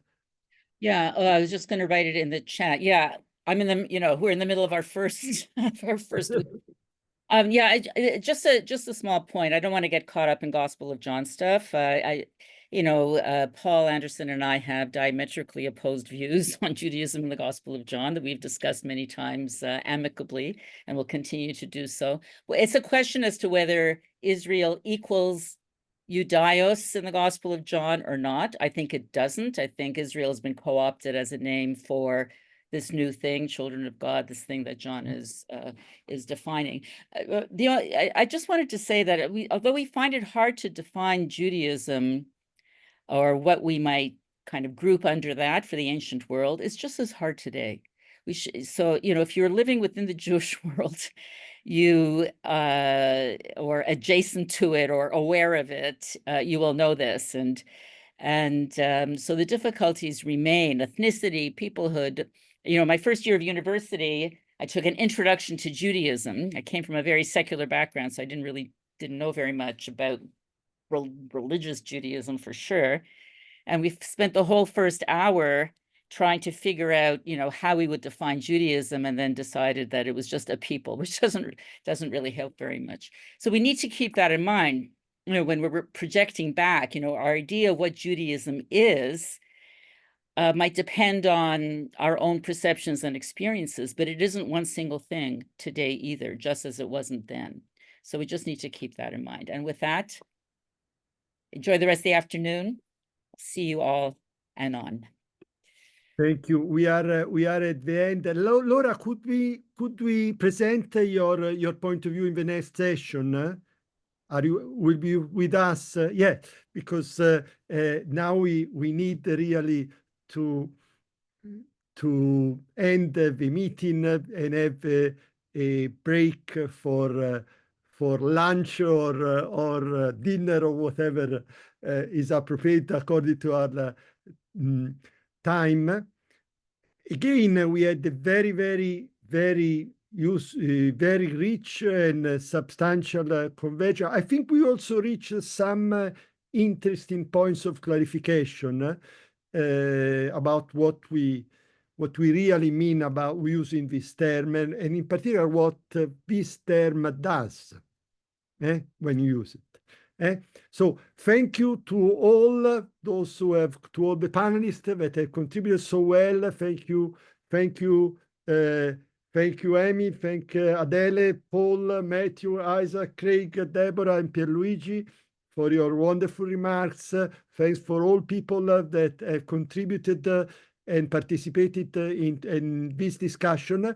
And in 1 hour and 5 minutes, we'll gather again for our third and last session that will be a continuation of the discussions that we had in the first 2 sessions. Thank you so much.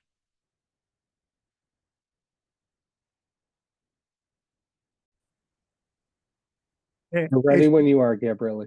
Yes. Okay, we are ready to start our third and last session that will focus on Second Temple Jewish studies in connection with the Within Judaism perspective. We had 2 very lively and substantial sessions at the beginning of our conference, and we are expecting the same in this last session. As we did in the first 2 sessions, we'll give the opportunity to the panelists to present their point of view, around 10 minutes or 10, 12 minutes each. And then we'll open the floor for discussion.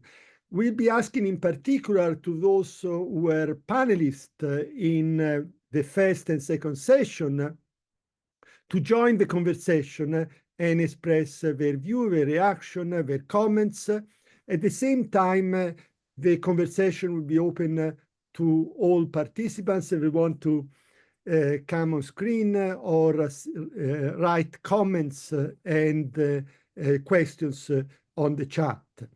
We invite you very, very warmly to use the chat. We had very interesting conversations in the chat in the first 2 sessions, and we expect the same to happen in this third session. So without any further delay, I would like to give the opportunity to Rodney to start the conversation. The order will be Rodney, John, Nora, Jonathan, and Jason. Unfortunately, Rebecca Wallenberg will be not able to join our conversation, and we don't know if Lauren will be able to connect during our session. But we have plenty of time for discussion, and as we had in the previous 2 sessions, a lot of people in attendance. Hi, Rodney. Thank you very much, Gabriele. It's definitely an honor and privilege to join so many great scholars on this topic and my colleagues and seeing familiar faces. What I'd like to do is just share some of my initial reaction to the 4 articles, which I greatly appreciated, enjoyed, and learned so much from. So I'll share some of my thoughts, and then I'll save my main questions for the discussion.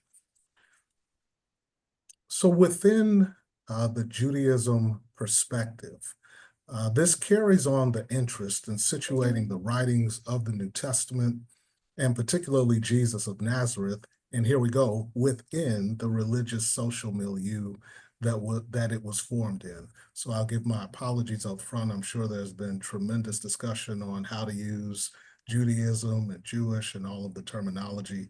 So I'm using terms that are pretty much general for now, just for the sake of going through the paper, but I really look forward to the conversation of how they're used in scholarship and all of the debates.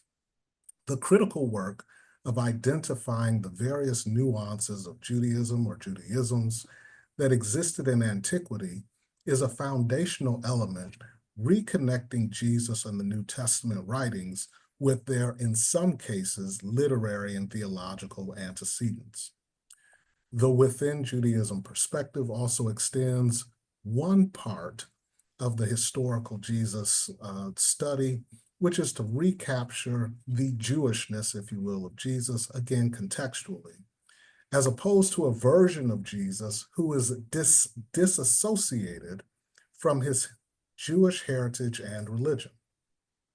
Similarly, the within Judaism perspective extends the interpretive approach applied to the Apostle Paul that reconnects him with his Jewish, that is, for the most part, Pharisaic roots, in an attempt to untangle his theological assertions about the efficacy of the Torah and the status of Gentiles in God's eternal plan for the people of Israel.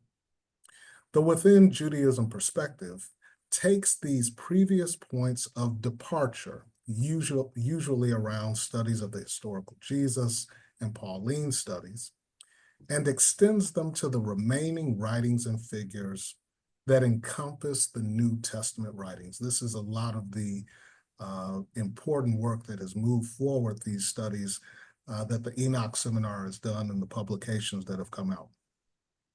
The goal remains generally the same as the other two: to read and interpret these texts and their characters, like the Apostle John, for instance, within the mostly historical, sociological, and theological contexts of the period.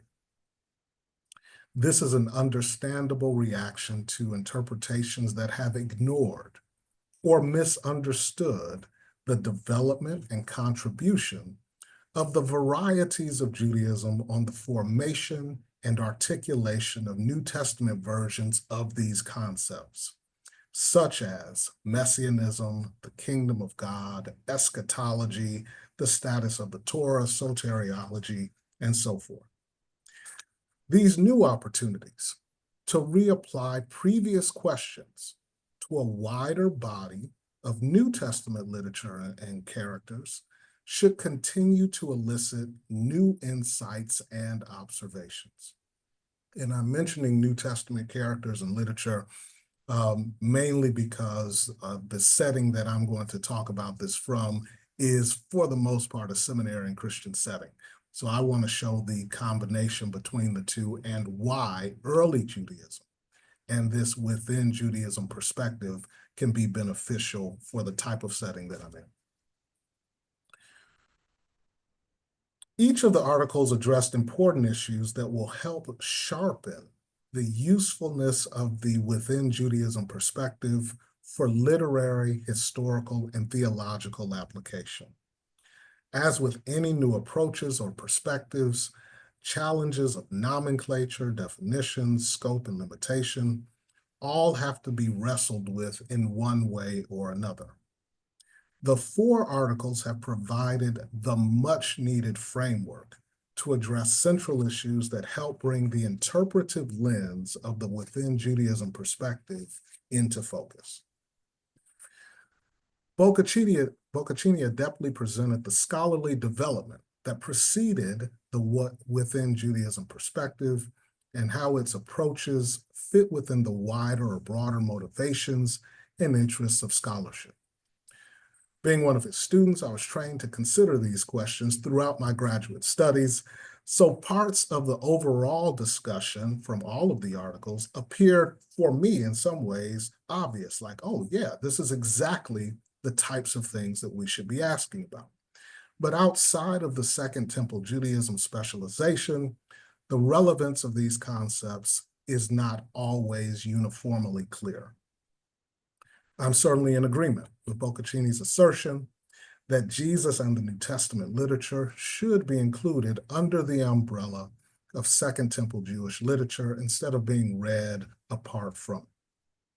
The questions he raises about within Judaism or Second Temple Judaism on page 9 remains a difficult one to navigate while continuing to require explanation for each study.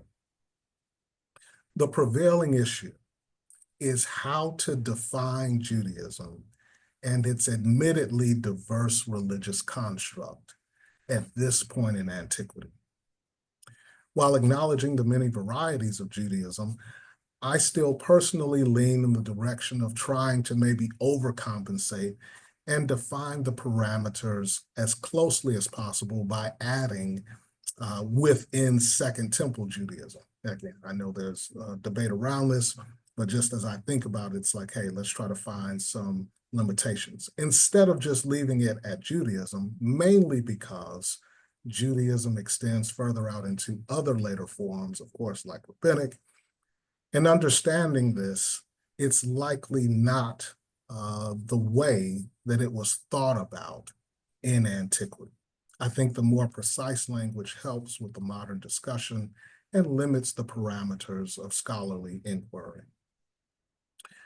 I see the significance of the within Judaism perspective for early Judaism in relationship to two ideas. One is continuity, and the other is accessibility. The discussions that were presented in the articles by Zetterholm, Renussen, Reinhardt, and Fredrickson surrounding terminology, definitions, boundaries, and the goals of the within Judaism perspective all helped tremendously to bring precision and clarity to how to read and interpret ancient texts within their social context.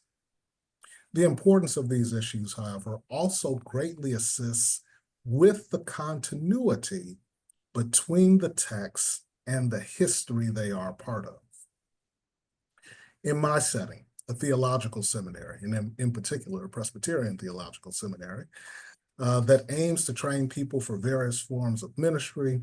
Some, of course, also want to pursue advanced doctoral studies, even within this field. I always smile a little bit when I get a student who says, I want to study Second Temple Judaism now. But for the most part, they're looking at ministry. The within Judaism perspective would be especially beneficial, understandably. Those studying the New Testament and even the Septuagint or apocryphal text to a lesser degree, those studying, have learned and are concerned with how these writings were interpreted, first in early Christianity and secondly in their contemporary context. This is what they typically are focused on for how to utilize these texts in their setting. Not surprisingly, the literature of the Second Temple period, and of course I'm thinking about categories like the pseudepigrapha or Qumran scrolls, these are certainly not central and maybe, and for the most part, not even familiar. This is not because there is no interest at all. On the contrary, part of the resistance to reading these texts through a within Judaism perspective is due to how foreign some of them are and not recognizing their place in the development of Judaism. The Common Curriculum presents the Hebrew Bible and then the New Testament, for the most part. The Hebrew Bible, understandably, reads very different from the New Testament, which leads to a further gulf between reading the two in conjunction. This gulf especially impacts the writings, history, and theological development of the Second Temple period. The writings generally grouped within this period of early Judaism fall further away from relevance and continuity with the New Testament. The conceptual result is that the concerns and questions of the within Judaism perspective, which includes, of course, the writings of the Second Temple period and its historical and theological expansion, those items become inconsequential to understanding the New Testament. This is kind of the perception when we're trying to think about what's the significance of the period, of the writings, what do they bring to the table? Because the focus is so much on Jesus of Nazareth and how his message prevails over the Mosaic Torah, the continuity between the Hebrew Bible and how and why Jewish concepts evolved becomes somewhat moot. The immediate questions become, what hath these writings and perspectives to do with Jesus of Nazareth? The question is not a dismissive, but one of continuity.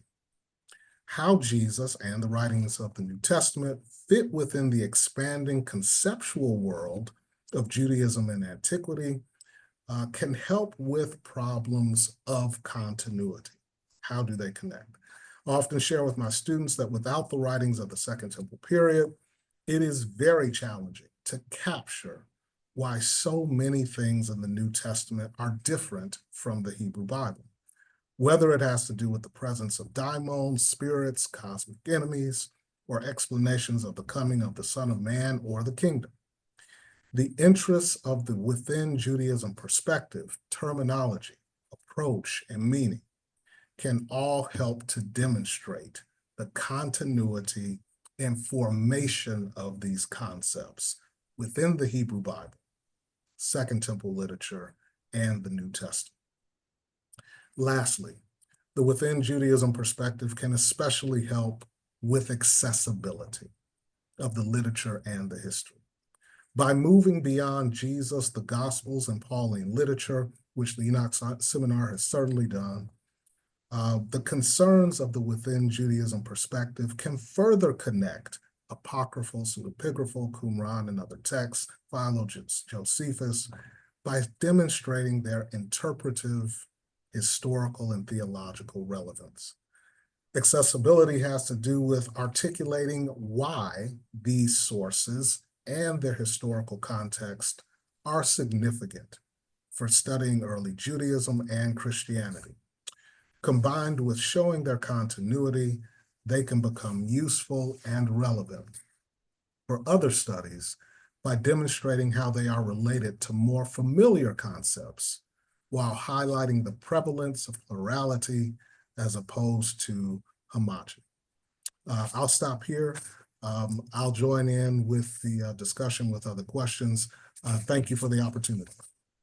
Thank you so much, especially for bringing your experience as a professor in a theological seminar. It's very, very important for us to know also, as Anders said before, how this phrase works, okay, in the teaching and in the scholarly work in different contexts. I mean, your testimony and also the testimony of Craig Morrison before was very, very interesting from this point. And now, John, is your turn. Okay. Yes. As Adele Reinhardt writes in her essay, to label the New Testament books as Jewish literature is unproblematic if the label signifies that some of the ideas, traditions, concepts, and perspectives expressed in these books, as well as the context within which most of them were produced, were similar to those of other Jewish books. The central figure in the New Testament, Jesus of Nazareth, was indisputably Jewish, as were at least some major New Testament writers, including Paul, granting Adele's caution that the use of Jewish traditions does not require that all the authors were Jewish. I would also underline a statement from Paula Fredrickson's article, "Different Jews enacted their Jewishness differently." This statement might stand as a summary of what we have learned from the study of Second Temple Judaism. Another statement from her article follows from this. Hey, We should cease how'd the conjuring... appointment go? What? I don't know. I apologize. Continue on. Another statement from her article follows from this. We should cease conjuring most Torah-observant Jews. The stereotypical Torah-observant Jew is problematic, not only as a foil for the exceptionalism of Jesus or Paul, but as a template from which we might infer what Jesus or Paul must have held as observant Jews. The fact that the Torah was interpreted in a certain way in Jubilees or in the Dead Sea Scrolls doesn't necessarily tell us anything about how it was understood by Jesus or Paul. I agree with Gabriele that to regard the New Testament as within Judaism should not mean that it is assumed to conform to a monolithic ideal, whether that be called normative Judaism or covenantal nomism, but should rather expand our understanding of the ways in which Judaism might be configured. So in what ways does inclusion of the New Testament expand our understanding of Second Temple Judaism? One might consider the various ways in which the law is interpreted in the Gospels, or the fact that this is the only messianic movement for which we have extensive documentation. The New Testament certainly enriches and complicates our understanding of Jewish apocalypticism in a way that combines the expectation of imminent judgment with an ethic that is often tolerant and humanistic. It also provides a rare example of apocalyptic expectation in the Hellenistic diaspora in the case of Paul. The issue I would like to focus on, however, is the manner in which Gentiles were included in the movement. I see no evidence that Gentiles who accepted Christ were required to become Jews, and indeed several people have said that quite clearly today, although they were affiliated with Judaism in some way. Christianity would eventually become a distinct religion, primarily a religion of Gentiles who had appropriated much of the traditions of Israel. But if Gentile adherents of the Jesus movement were not required to become Jews, is it helpful to speak of the movement as being within Judaism? Paula Fredrickson has emphasized the ethnic character of Judaism. Religions were ethnically embedded, she writes.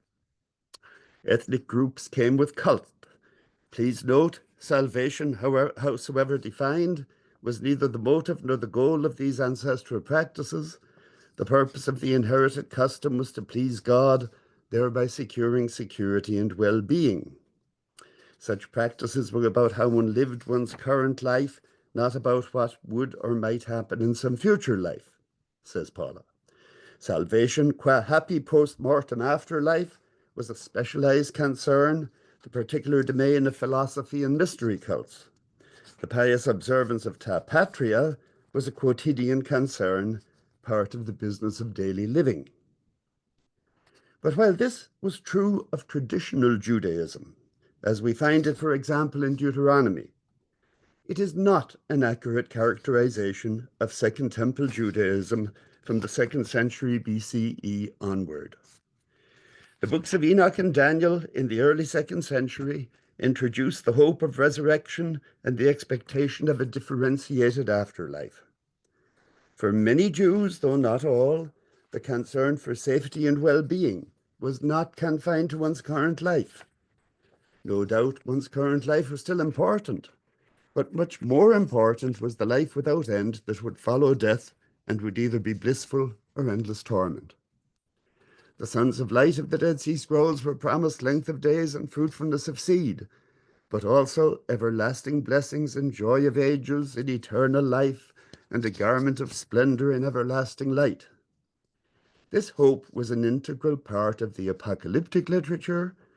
In the strands of Second Temple Judaism represented by the Dead Sea Scrolls, apocalyptic literature, and much of the literature of the Hellenistic diaspora, Jewish law was focused on post-mortem afterlives, even if the primary focus was on pleasing God. This was also the case with the strand of Second Temple Judaism, or perhaps the strands of Second Temple Judaism reflected in the New Testament. The difference between traditional restoration theology, as we find it in Isaiah and the other prophets, and apocalyptic eschatology beginning with Daniel and Enoch, is not just the imminence of expectation. It was a fundamentally different idea of salvation. Apocalyptic eschatology could still accommodate earthly fulfillment and the restoration of Israel in a messianic reign, but the ultimate goal was eternal life with the angels in heaven. The restoration theology of the prophets was concerned with the fate of an ethnic people, Israel or Judah. It was the people as a whole who rose or fell. In the apocalyptic literature, however, the judgment was based on the conduct of individuals. Those who violated the covenant had no share in the world to come. Being Jewish by birth or conversion did not guarantee one's fate at the final judgment. It is quite clear in the literature that Jewish sinners could be condemned to perdition. It is not so clear in the apocalyptic literature whether non-Jews could be saved.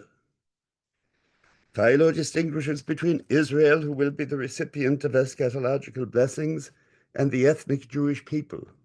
As Ellen Birnbaum concludes from her review, to describe the real nation, Philo uses Jews or Hebrews, but not Israel. Instead, Israel seems to describe an entity which cannot be easily identified with a particular social group. Some Jews may be cut off because of disobedience. Membership of Israel, the people who see God, is contingent on the practice of virtue as defined by the Torah.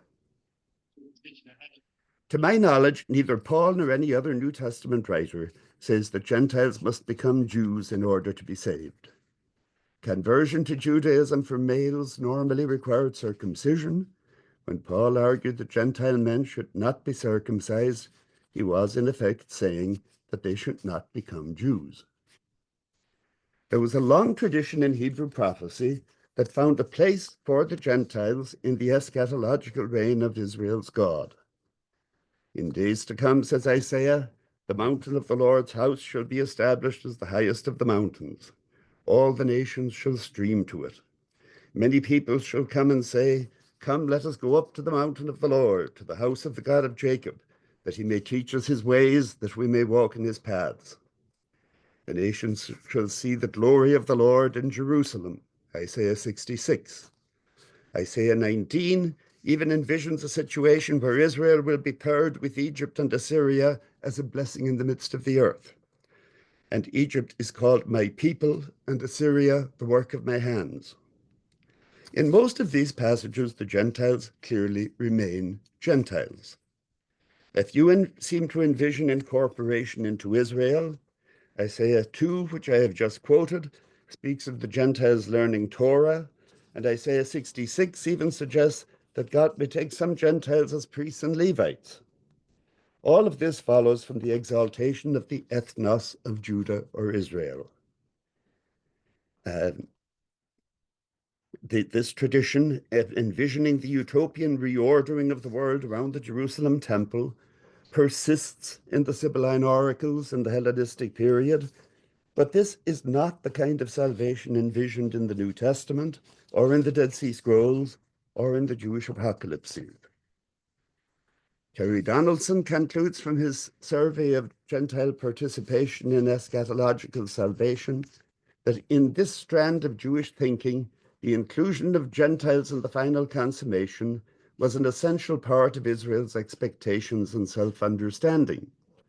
This is true, I think, but the inclusion of the Gentiles in a Judeo- or Israelite-centric utopia does not address the question whether Gentiles can expect to enjoy eternal life with the angels in heaven. Paul in Romans 11 insists that God has not rejected his people, but that some branches were broken off and Gentiles were grafted in their place. He still entertains the hope that all Israel will be saved if they do not persist in their unbelief. Jason Staples has argued that Paul's thought here is close to that of Philo, although not identical to it. Philo also argues that people can be cut off because of disobedience and that proselytes can take their place. The proselytes will be held blessed because they have won a prize best suited to their merits, a place in heaven firmly fixed, while the nobly born who has falsified the sterling of his high lineage will be dragged down and carried into Tartarus itself in profound darkness. Philo's proselytes, however, have come over to the camp of God and become Jews who attain their salvation by accepting the Jewish law. For Paul, in contrast, the essential requirement for salvation is faith in Christ. He states unambiguously in Galatians 2:15-16, we ourselves are Jews by birth, not Gentile sinners. Yet we know that a person is justified not by the works of the law, but through faith in Jesus Christ. This applies to Jews as well as to Gentiles. Jews could and should still observe their traditional customs, but this would not justify them before God or bring them to salvation. According to Paul, this gospel is the power of God for salvation to everyone who has faith, to the Jew first and also to the Greek. This insistence on faith in the Messiah as what justifies both Jew and Gentile is a novelty in Second Temple Judaism and strains the view that the gospel preached by Paul was within Judaism. What was it then that the Gentile believers were grafted into? Caroline Johnson Hodge has argued that Paul relies on a master narrative found in the Torah that privileges Israel, and this is generally true of the other New Testament authors as well. The image of grafting is an example of aggregative ethnic self-definition. One means of aggregative ethnic definition is by constructing an ethnic genealogy by linking various groups as descendants to a common ancestor. The common ancestor to whom Paul appeals is Abraham, for he is father of us all, as it is written, I have made you the father of many nations. Those who share the faith of Abraham are said to be ekpisteos Abraham, a phrase that associates them with those who share the faith of Christ. Joshua Garraway goes farther and claims that Paul believed that Gentiles who accepted Christ could become ethnic Jews through and through. Now, it seems clear enough that Paul was associating Gentile believers with Israel when he reckoned them as seed of Abraham. Whether he regarded them as ethnic Jews through and through is much more debatable. Abraham was an ancestor of Israel, grandfather of Jacob Israel, and long before Moses and the law. The entity into which Gentiles are grafted is not Judaism as defined by its ancestral law, the Torah of Moses. It is still the Israel of God, but it is also a new creation in which neither circumcision nor uncircumcision counts for anything. Paula Fredrickson, in the volume Within Judaism, insists that when Paul says the Israel of God, he is not talking about a mix of Gentiles and Jews who together form a new community, distinguished from ethnic Israel. Rather, he is speaking about ethnic Israel, or rather that portion of Israel who, like himself, understand God's plan to redeem humanity. She goes on to cite Romans 15, 9-12 as evidence that redeemed Israel is ethnically distinct from the redeemed nations. But Paul does not speak of the Israel of God in that passage. He refers to the circumcised in Romans 15:8, and they certainly remain ethnically distinct from the Gentiles. But if the Israel of God does not include Gentiles as well as Jews, then to what are the Gentiles grafted on in Romans 11? If Paul is incorporating Gentiles into Israel as descendants of Abraham, he is redefining Israel in the process. For not all who are from Israel are truly Israel, he writes, and not all children of Abraham are of his seed. Israel is not simply Judaism for Paul any more than it was for Philo. It seems to me questionable then whether it is helpful to speak of the early Jewish movement as being within Judaism. To be sure, Paul and Jesus were Jews and never ceased to be Jews. The movement promoted by Paul and other New Testament writers was grounded in the story of Israel, but it was a redefined Israel, related to the Judaism of the synagogues, but not identical with it. Perhaps it would be better to speak of the early Christian movement as being within Israel rather than within Judaism. Thank you. Thank you so much, John, especially for this final point that clarifies very well, I mean, very effective, your point. Now we have Nora David, you are next. Thank you. Hi. Gabriele.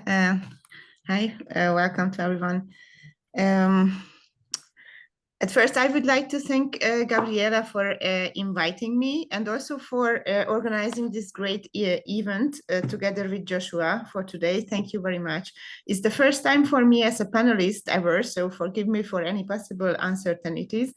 I very much appreciate the articles sent for preparation for today. They were very, very inspiring and let me immerse to the world of within Judaism perspective.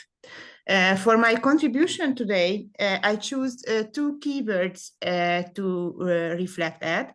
One of them is the fluid nature of Judaism, so the fluidity of Judaism.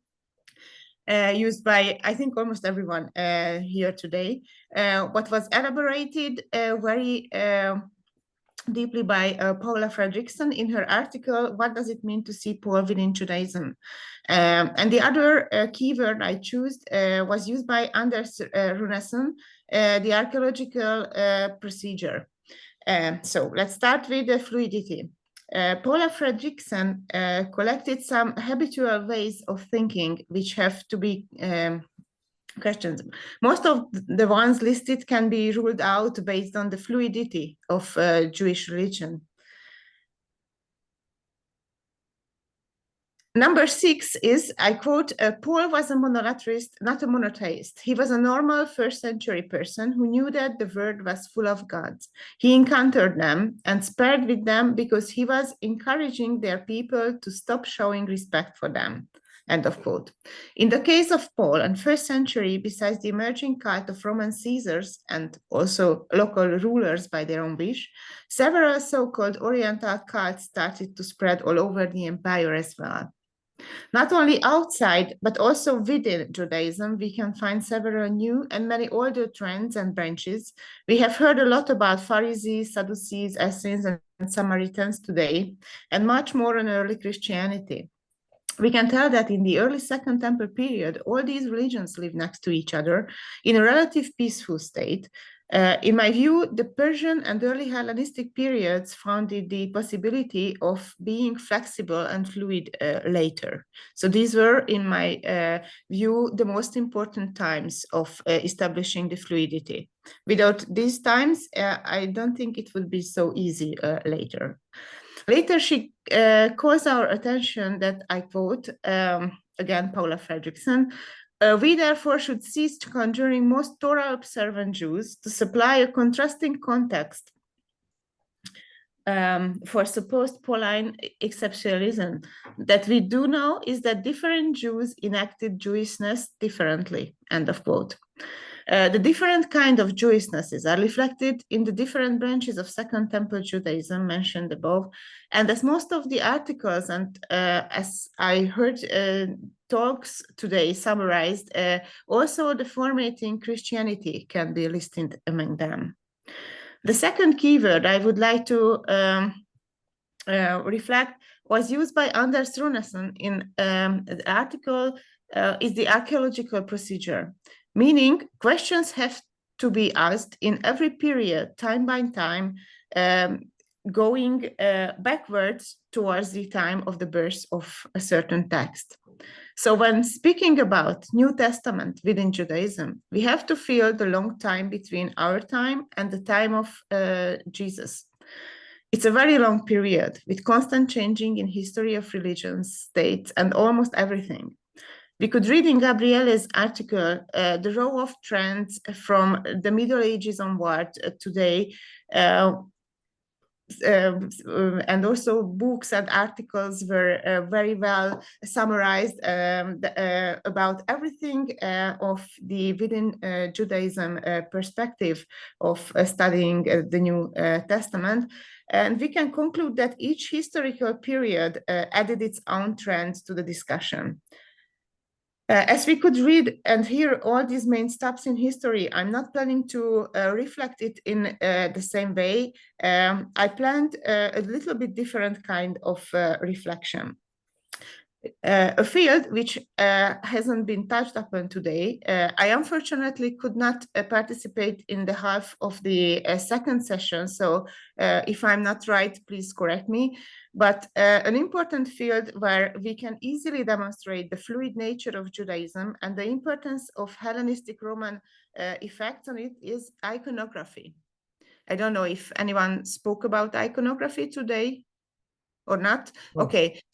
So I just would like to pick two small illustrations which can maybe help in a better way of understanding New Testament within Judaism. I use these examples. I just referred to Rodney's practical teaching experiences that I think also these iconographical examples can be used very well in teaching and in the illustration of the effect of different religions on each other, and in a perspective, a way of studies, one in another, or one reflecting to the other. So from Eretz Israel, from the so much mentioned 2nd century onward, we know that several synagogues were established. Later on, mainly in late antiquity, mosaics and wall paintings were also used, some of them with elements which could not have been imagined to be depicted in any Jewish, mainly not Jewish ritual contexts. But from this time on, this kind of illustration couldn't be stopped. We can find a lot of illustrations about different kind of biblical stories, and it's very important that you can find almost all of these in later early Christian catacombs and other Christian iconographical contexts. And I would like to show two examples from outside of Israel. A material example for the fluidity of religious texts and the religions itself is one of them is the golden amulet from Halbturm from near Vienna in Austria. And thank you, Joshua, for showing the picture. This amulet was found, as I've mentioned, near Vienna in Austria in a child's grave in a Roman graveyard that was used back in the 2nd to 5th century. It was assumed that the child, at least 11 months old, wore the amulet around the neck, and it supposedly served as a protection from evil. The amulet had an inscription of the Shema prayer that was written in Greek, not in the best way, and not it's quite an oddly way. What's more interesting are the questions that arose after discovering this amulet. The reason for the child being buried in a mass grave with non-Jews is still unknown. A lot of other non-Jewish artifacts were also uncovered near the site. That's why there's a bit of confusion as to the context or the story of how the child's corpse ended up in a seemingly communal graveyard. Why is it important regarding the topic of within Judaism? Because it demonstrates well the fluid nature of religions in antiquity.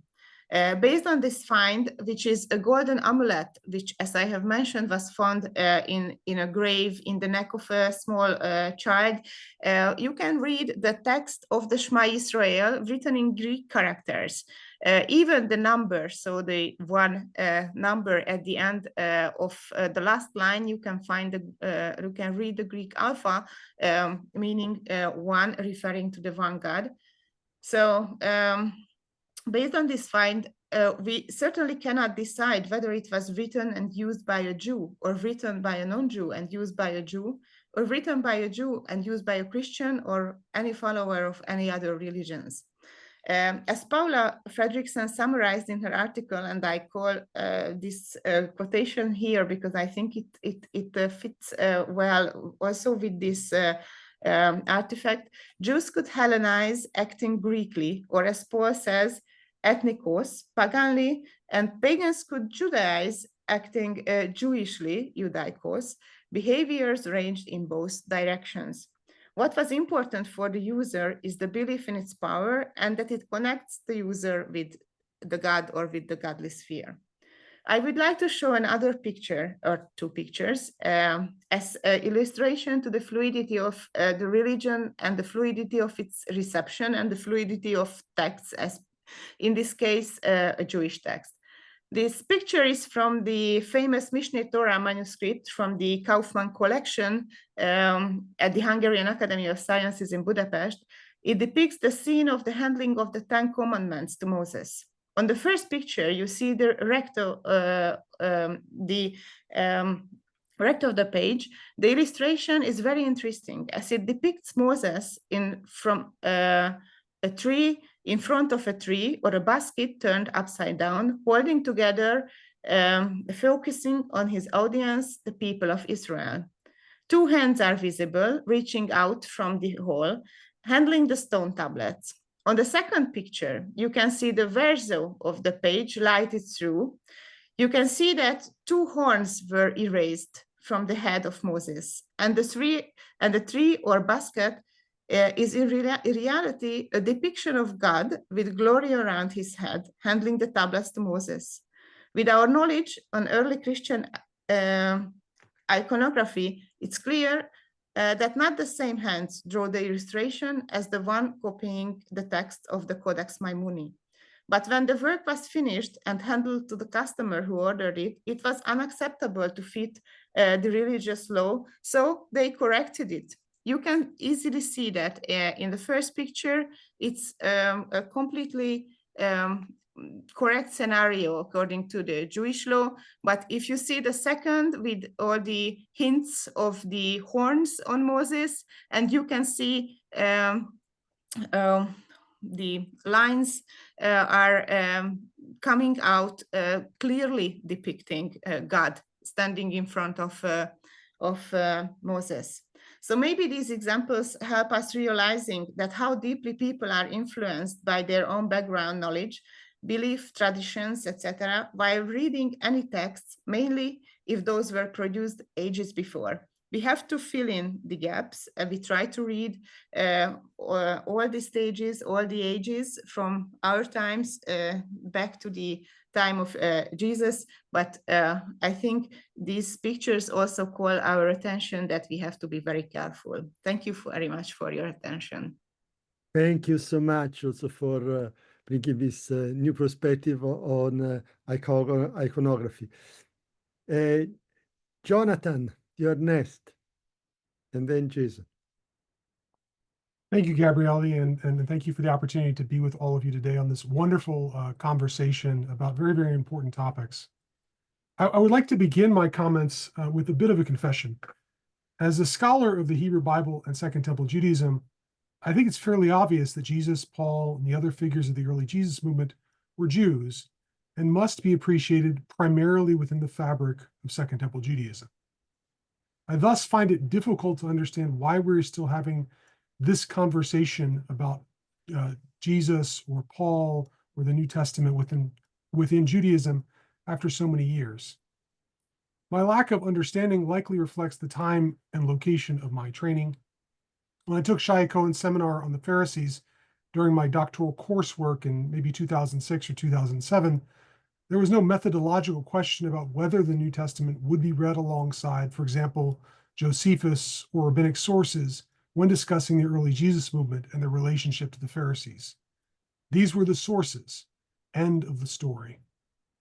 In my own work, I've endeavored to draw together all the relevant sources from antiquity that bear on a particular topic, whether they are branded with any number of labels, such as rabbinic, intertestamental, New Testament, pseudepigraphic, Hellenistic, or Qumran.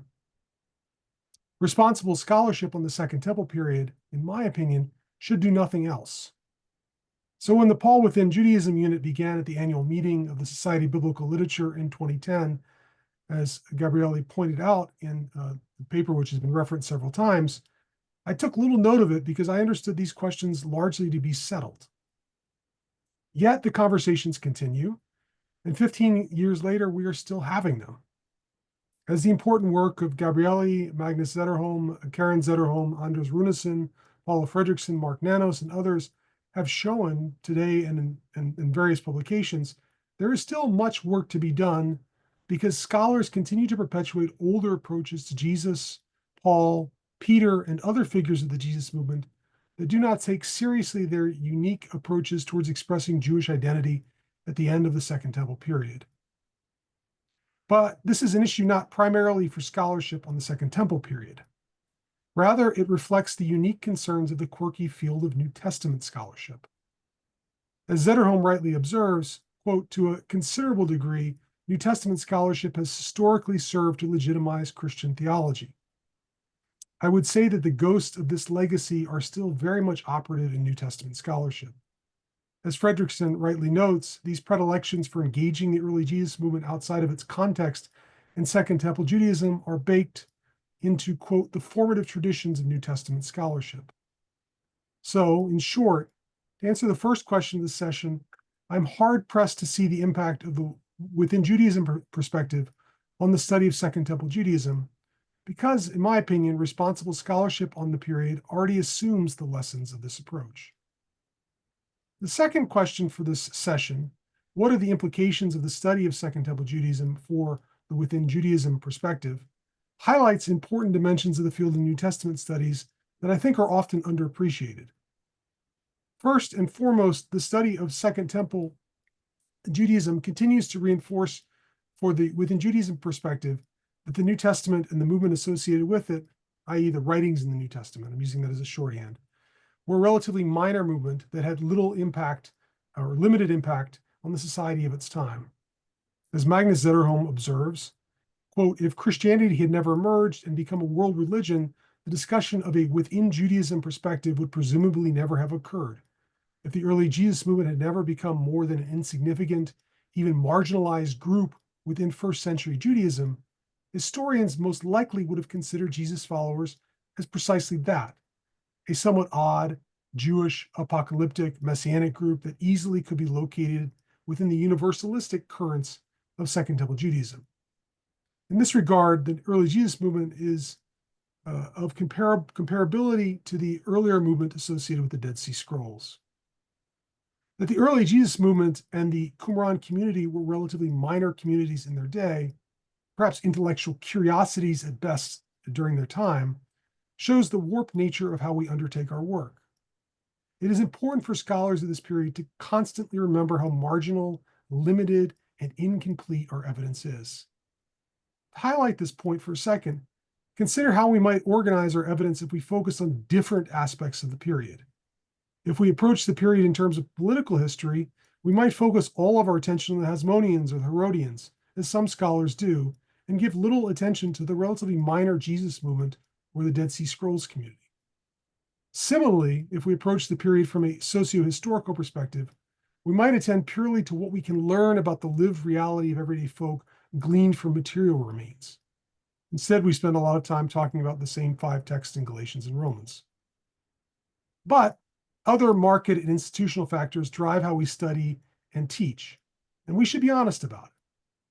When I first arrived at the University of Texas 12.5 years ago, I inherited a course entitled The Dead Sea Scrolls.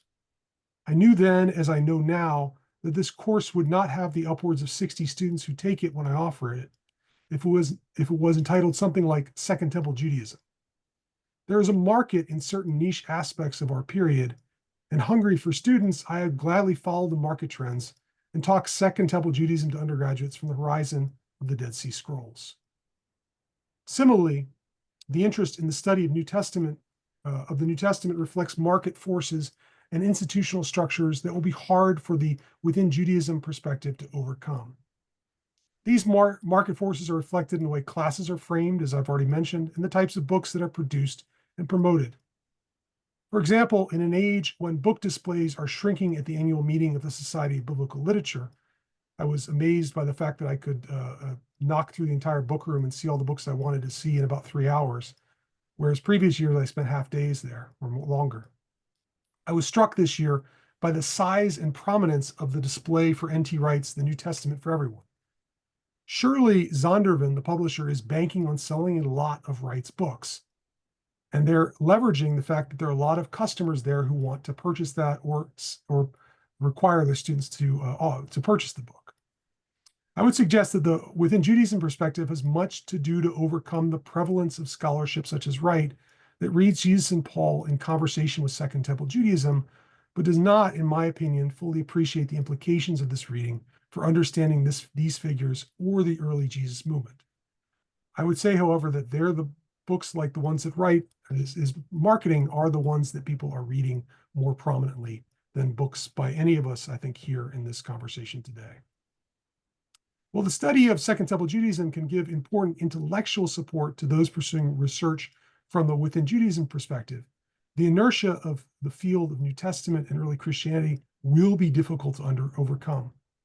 These market inertia range from the location of faculty positions in ecclesially associated institutions to the way we train scholars. Rarely are scholars trained as scholars of Second Temple Judaism in and of itself.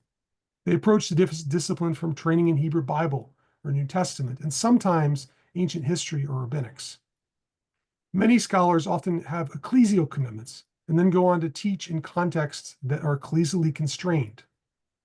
As Zetterholm observes, quote, the sometimes quite strong resemblance to placing Paul within Judaism is likely related to the fact that quite a few New Testament scholars also and simultaneously act in the role of church teachers or have a strong commitment. I'm not saying those institutions shouldn't exist. I just want to put that back on the front burner of our conversation. So perhaps the within Judaism perspective, buttressed by robust scholarship in Second Temple Judaism, will prevail, but it will ultimately have to permeate and transform the market and institutions that they seek to reach. While much progress may have been made in the last 30 years or so, as many have noted today, I'm not optimistic that we will live to see the full impact of the study of Second Temple Judaism on the within Judaism perspective, or the within Judaism perspective on wider scholarly discourse anytime soon. Thank you. Thank you so much, Jonathan, for these very interesting comments. And now we have our last panelist, Jason.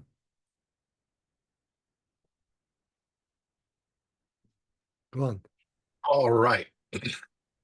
Well, first, I want to thank the organizers for putting this event together and for inviting me to contribute. It really is an honor to be included among such distinguished company. And I want to begin actually by echoing Jonathan's statements that inasmuch as Jesus and Paul were obviously Jews and should be interpreted as such and alongside other Jewish materials from their area and region, it's likewise baffling and frustrating to me that we still need to have these discussions at all. I mean, of course, we should be interpreting these things within Judaism or within their taking into account their Jewishness in this. Now, for this session, we were asked to respond to two primary questions. The first is what are the implications of the within Judaism perspective for the study of Second Temple Judaism? And I think for that, the main implication is that Christianity should be integrated into the study of Second Temple Judaism, which has often kind of bracketed New Testament materials. We should be past the time when these disciplines are siloed from one another. I think those of us working in Second Temple Judaism can no longer bracket New Testament texts as something separate, something outside of our purview, and those working in the New Testament I think have to work within the New Testament as an example of Second Temple Judaism. So yeah, I don't want to say a whole lot more there. What I am going to do is I'm going to focus on the second question in more detail. And that second question is, what are the implications of the study of Second Temple Judaism for the within Judaism perspective? And here, it may not be surprising that I want to focus on the importance of restoration eschatology and its implications for studies of the New Testament from a within Judaism perspective. Specifically, the centrality of restorationist theology and the negative judgments embedded within it cannot be ignored by the within Judaism perspective. So first, I want to emphasize something that's already come up in our earlier sessions, that for all of its rich diversity, careful study of at least the second half of the Second Temple period demonstrates that we can and should recognize a common Judaism, to use E.P. Sanders' phrase, that consistently depends on specific common narrative frameworks and scripturalization on which conceptions of Jewishness are built. Now, yes, I do think it's true that we should be careful about treating ancient Judaism as a monolith, and we should definitely be careful about treating Judaism as an ism, as a religion in a modern sense. But ancient ethnicity also included cultus. The gods ran in the blood, to borrow Paula Fredrickson's turn of phrase. And Jewish ethnicity in particular was and is still built on a distinct foundational narrative. As Michael Satlow explains, to assert a Jewish identity is to locate oneself within the sacred history of the people Israel. To be a Jew is to make primarily a historical claim. It is to identify with a narrative that extends back to Abraham and is linked to God's covenant. So that's Michael Satlow's summary. And I think that's basically right. Now, there's a great deal of diversity within these bounds. And how exactly that narrative gets developed varies widely. Nevertheless, that diversity that we see exists within this larger framework, which effectively provides the air that all the participants are breathing, the traditional substance that then gets reconfigured in each new context. We've talked a good deal so far about what within Judaism would mean, and I submit that this basic definition that Satlow has put forward is essentially a good starting place. Location within the sacred history of the people Israel, identifying with the narrative that extends back to Abraham and is linked to God's covenant. I think that's a good place to start. Now, of course, the problem with this definition is that it winds up being a little too broad, as it would just as easily include Justin Martyr, as some have pointed out, as, say, Onias IV. But later Christians also aren't the only non-Jewish group that would be included within this definition in the Second Temple period. The Samaritans were not Jews, and as the Gospel of John tells us, Jews did not share vessels with Samaritans, for example. But Samaritans likewise fit nicely within this definition that I quoted of Satlow, and they're Torah observant to boot, at least by their own understanding. And this fact and the persistence of the Samaritans, it should be our first indication that the within Judaism perspective does have some significant limitations as a historical framework. Judaism and Jewishness artificially limits the scope when talking about Yahwists from the Second Temple period and those claiming Israelite status even before the development of Christianity. And here I agree with what John Collins said earlier about Israelism actually being perhaps a better nomenclature there, though I think inertia has probably passed that by. Nevertheless, I do want to return to the importance of narrative here, because the narrative of Israel and Jewishness that we find in the Second Temple period is not just an association with Abraham and covenant with a specific deity, but specifically an exile, a narrative of exile and restoration. This is something that Jacob Neusner concluded is common across all Judaisms. He says that the narrative of exile, meta-narrative of exile and restoration is essentially the foundation of formative Judaism, from which all Judaisms derive. And E.P. Sanders rightly observed similarly that, and these are Sanders' words, in general terms, it may be said that Jewish eschatology and the restoration of Israel are synonymous. So given that Israel stands in need of restoration is repeatedly and explicitly tied throughout early Jewish literature to Israel's disobedience and Israel's disobedience to that covenant that we mentioned earlier, resulting in Israel falling under the covenantal curse of the Torah and the current state of affairs as they are. And this narrative is so widespread across the various materials from the Second Temple period that it's nearly ubiquitous. Presumably because it's so obvious within the Torah itself, where Moses, for example, declares to Israel in Deuteronomy, "See, I am putting before you today a blessing and a curse. A blessing if you listen to the commands of Adonai your God, which I'm commanding you today, and a curse if you do not listen to the commands of Adonai your God." So, yeah, that Israel then did in fact disobey and fall under this curse is then presumed across Second Temple Jewish sources. So, for example, since this is the Enoch seminar, I'll point to the Animal Apocalypse, which declares that even in the Second Temple period, deep into the Second Temple period, the bulk of the sheep are extremely deaf and their eyes are very extremely blinded. That's 90 verse 7 there. And this is a problem that's only rectified in the animal apocalypse when the Lord of the sheep came to them. And this perspective is, as I said, though there's a lot of diversity in the details, very, very common across early Jewish texts. But when we turn to various studies of the New Testament from a within Judaism perspective, we find a surprising reluctance toward engaging with or even acknowledging any connection between the New Testament text and this extremely common and influential eschatological narrative. So, for example, when many Paul within Judaism scholars have carefully insulated Paul from any hint of agreement with the eschatological framework of his Jewish contemporaries. There's a lot of emphasis on eschatology, but it's an eschatology that doesn't look very Jewish in many cases, which is strange within Judaism framework. So, for example, I'm unaware of a single early Jewish text that claims Gentiles fall under any curse from the Torah. But when I turn to Paul within Judaism materials, I'm repeatedly, by many different studies in this, I'm assured that when Paul talks about the curse of the Torah, he is in no way referring to Jews, but rather to how the Torah somehow becomes a curse for Gentiles. What I'm curious about is, why is Paul so anomalous on precisely this point, despite the insistence in other respects that he operates within Judaism? It seems to me that the reason is primarily theological and apologetic.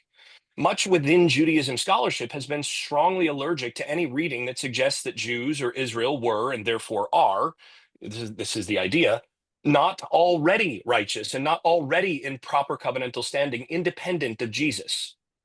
The aim, then, is to protect against anti-Judaism by resisting any readings of the New Testament that suggest Jews might need Jesus in any way. And this actually, earlier in our earlier discussion, Pamela Eisenbaum helpfully explained earlier that the within Judaism perspective was intended as a corrective to a negative bias against Judaism, ancient and modern. Now, in this context, any reading of the New Testament that accords with the traditional restoration eschatology common across Second Temple Judaism reads as too anti-Jewish, as though any statement about Jewish disobedience inherently derives from Christian polemic and therefore must be regarded as something that is not within Judaism.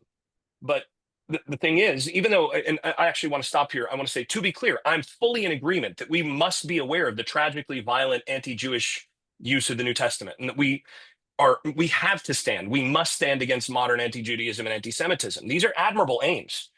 But that said, I think Magnus Zetterholm's earlier observations about the dangers of conflating historical scholarship and modern concerns are exactly right. When we're doing historical work, we must acknowledge that ancient texts may not always say the things that we want them to say. And in this case, it turns out that these negative statements are not something that inherently derives from Christian polemic that should be regarded as something not within Judaism. Instead, this is a common feature of ancient Jewish texts.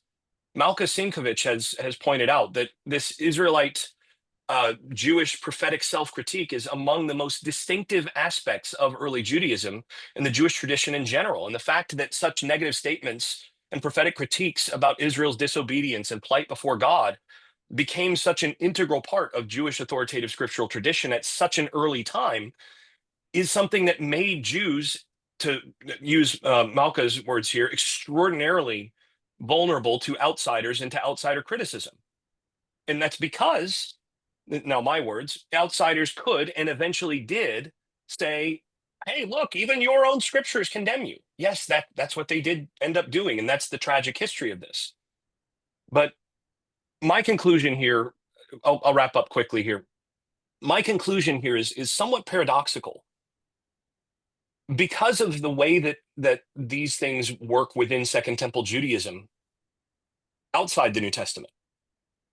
If we're going to be thoroughly committed to interpreting New Testament texts within Second Temple Judaism, we are going to need to de-emphasize the apologetic aims that we may have and let these early Jewish writers be as negative about Israel's plight and need for restoration as their contemporaries were. And I'll add, we should also recognize that Jews were not the only Israelites in the Second Temple period, which should impact the way that we read New Testament texts. Now, if, on the other hand, our aim is to interpret New Testament texts within, or at least more palatably to, modern Judaism, or more conveniently for modern dialogue, insulating Paul and other New Testament authors from saying anything that might be inconvenient for modern discourses, then we can just carry on with business as usual, just like the other theologically governed approaches that have dominated the field for so long. Now, that said, if we're going to do that, we should perhaps be more forthcoming about our theological and apologetic aims in the process. But I do think that this is something that we're going to have to come to grips with when it comes to reading very carefully within a Second Temple framework. And I think that's one of the primary implications for the study of Second Temple Judaism for the Within Judaism perspective. Thank you. Thank you so much. And now I think we can open the floor, as we did in the first two sessions, to discussion, to general discussion. I like to strongly invite the panelists of the two previous sessions to express their view. I mean, this is also the last session, so it's also the place for some final comments. And also to the many people that have attended our meeting today, admirably, I must say, I mean, because hundreds of people for all these hours to express their view using the chat or intervening on screen. Paul, I would like to say something, if you are still there. Yes. You can comment on what the panelists said and also making general comments about the entire day. I mean, we are now in the last half an hour of our conversation. And it's going to be midnight in 45 minutes in Jerusalem, so I may be speaking in tongues. I'm glad that there's so much diversity of opinion within this project. I think that's important to make any kind of progress whatsoever. I was, Gabriele, when you called on me, I was thinking about a remark that John Collins made. John, you said that you consider Israel, I'm looking, I can't find it now in the chat. You consider Israel to be both Jews and Gentiles. Am I quoting you correctly? John, could you unmute, please? Yeah. The Israel of God. Yeah, is both Gentiles and Jews. Well, or let me put it this way, Paula, put it as a question to you. Because I know you have said that it is not, that the Israel of God is just ethnic Israel. So on your interpretation then, into what are the Gentiles grafted in Romans 11? I think they're grafted into the seed of Abraham. And why isn't the seed of Abraham? And it's also it's also paraphusin. They're grafted against their nature. I'm looking at Romans 9, where 4-5, where the definition of Israel is given, basically. And I don't see how Gentiles can be grafted into part of that. Give me the reference there. I'm sorry, chapter 9, verses 4 and 5. They, my kinsmen according to the flesh, they are Israel, to whom belongs the adoption of sons and the divine presence, the doxa, and the covenants, and the giving of the law, and the temple service, and the promises, and the patriarchs, and to whom is Christ according to the flesh. So do you agree that that's a definition of Israel that Paul is given? That's Israel, but it says, it says they are Israel. They are Israelites. It doesn't say they are the only Israelites. It doesn't. I mean, I think that's compatible with the way I've been reading it, where Israel is the larger category. And I think Paul very much wanted to affirm that the promises to Abraham still applied to Jews too, as part of Israel. Okay, so you're taking Jews are not excluded from Israel by any means. Jews are an essential part of it. So but you're I'm figuring taking that the you mean Gentile what? converts must also be included in it, because otherwise, where do they go? Where were the seed of Abraham?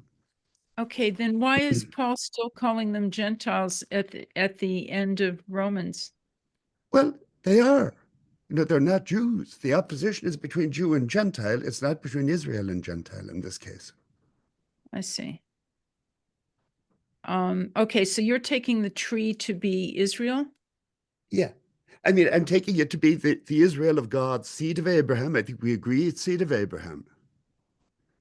And where we disagree is whether that is where what you call the Israel of God, I got or you. whether you use the Israel of God on a more specific level. Okay. That, I see where we disagree. Okay.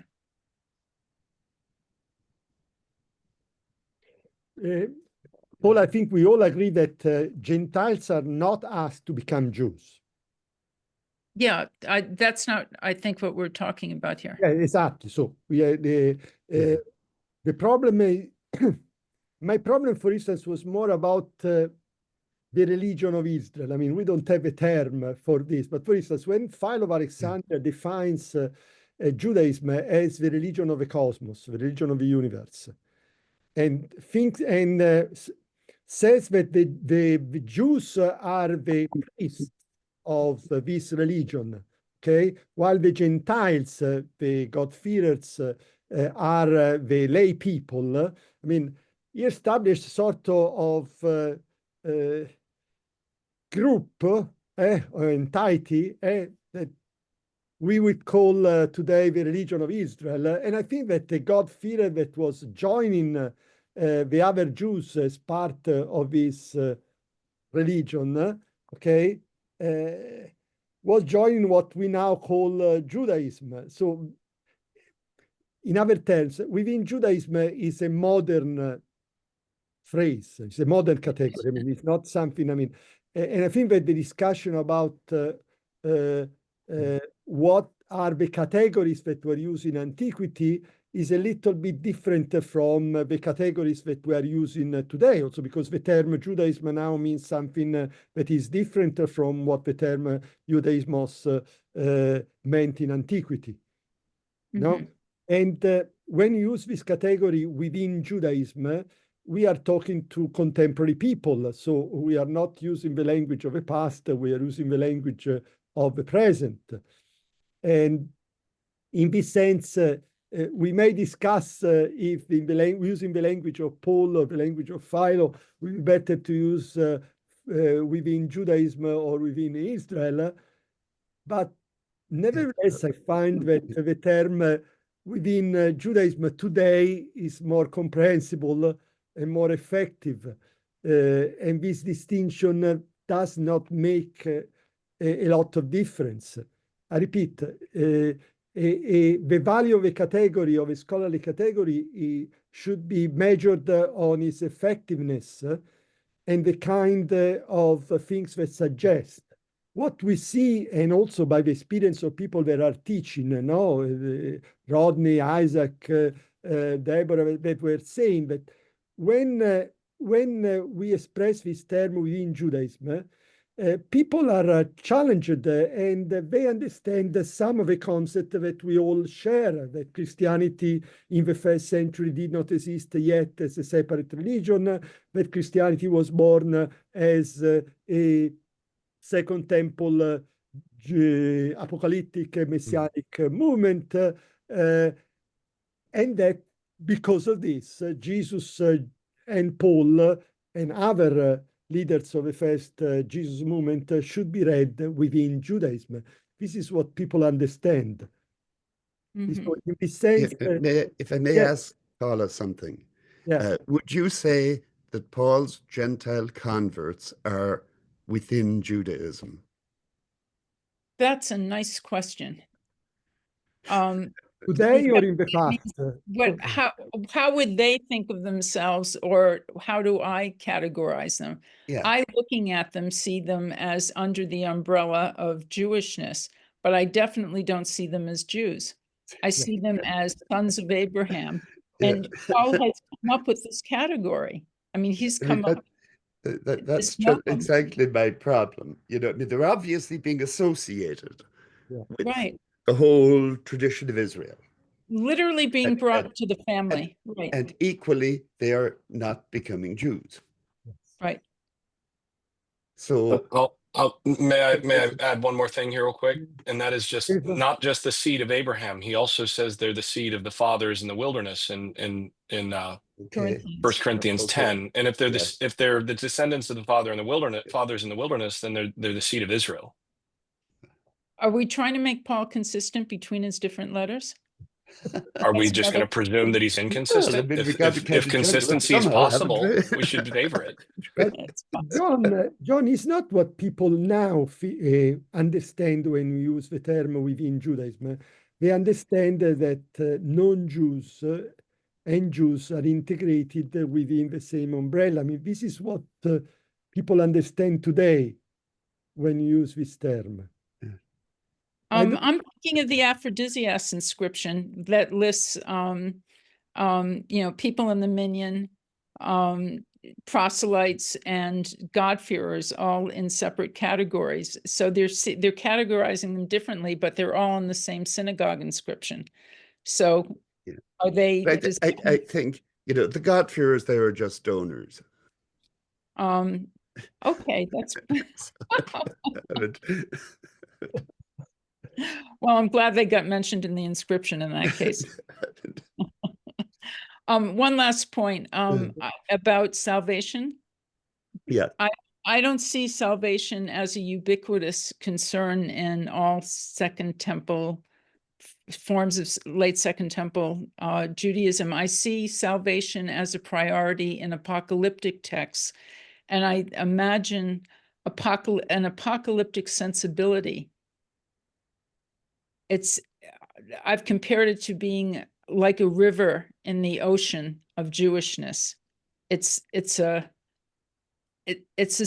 specific subcategory, and I can't believe somebody who is cleaning their kitchen close to the 14th of Nisan somewhere in Cyrenia is doing it to get a better place in heaven. I mean, I think they're doing it because that's what they do. We don't actually know anything about people cleaning their kitchen. Yeah. But now, don't you think salvation was important for Philo? Sure. And for the wisdom of Solomon, for example, which is not really an apocalyptic text. I mean, actually, if you go by the literature, granted, I'm not saying that all Jews were concerned with post-mortem salvation, but if you go by the literature, the great majority, it's hard to find Jewish literature from that period where post-mortem salvation is not a concern. There's some, but very few. All right, and again, it depends on what you look, because if we're dealing with literature, we're dealing with the works of an elite, and that's why I like looking at inscriptions, because it messes everything up. Well, yeah, but Egyptians are generally not as fulsome. They don't give you as good an account of what people are thinking. No, but I acknowledge your point. I mean, with the literature, you don't really know how many people share this, but you got to go with the evidence you have.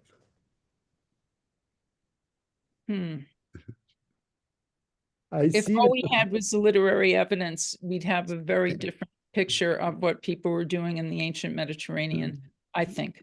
And that goes for Romans and Greeks and Athenians and everybody else. I mean, we're trapped with our literature because that's what our history is founded on, knowing full well that it represents an elite stream within these cultures. So good. Okay. Maybe we should let somebody else sit on the conversation. Mela are certainly something to add. Things are getting really interesting and spicy right at the end of the symposium. It's unfortunate. We could continue this for much longer. Yeah, and I think it's really great because we have divergent views here, and that's what makes this more engaging and more interesting, and it should be that way. Within Israel, I concur. That's a great, I mean, especially from a historical point of view, rubric for us to talk about these texts, and Daniel Boyarin would concur with that. There's one little problem with that. We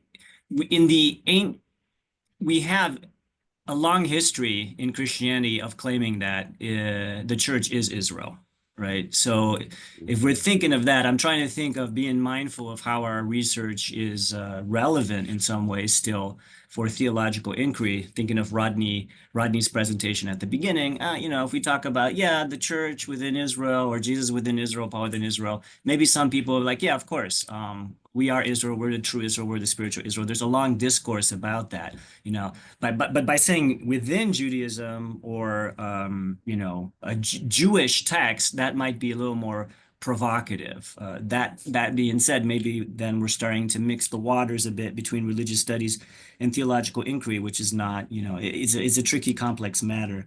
And Jason Staples, I know you've also been very vocal about this. Israel is a better category. It's a broader category, and we agree on that. We have the Samaritans. We can't forget the Samaritans are out there. And Jason has really forced me to kind of acknowledge that, hey, maybe Paul does place the Gentiles a little more closer within Israel's sphere than I have been willing to acknowledge in previous previous publications.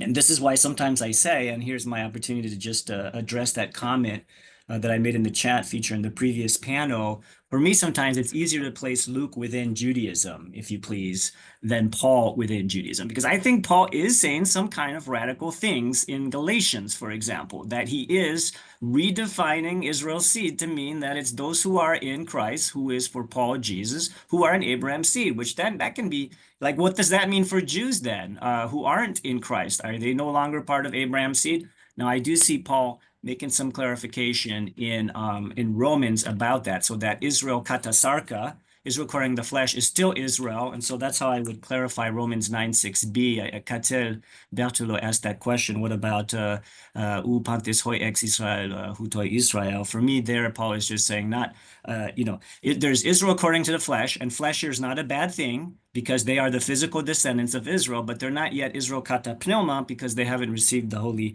pneuma yet, which Paul hopes they will one day in the future. So for me, Paul, all options are on the table, and it's a little harder to put him within the Judaism box some ways than Luke, because Luke shies away from saying, at least explicitly, that Gentile Christians or Christ followers are of the seed of Abraham. He never does that. He's very careful. He's more straightforward, I see. And I do see somewhat, Jason and I could maybe disagree on that a little bit. So there are many more points I'd like to say, but time is, flying here. So I'll let others chime in. I actually agree with you there, Isaac. I think he walks right up to the line and then just sort of puts his toe on it and then doesn't cross that line in Acts. Pamela,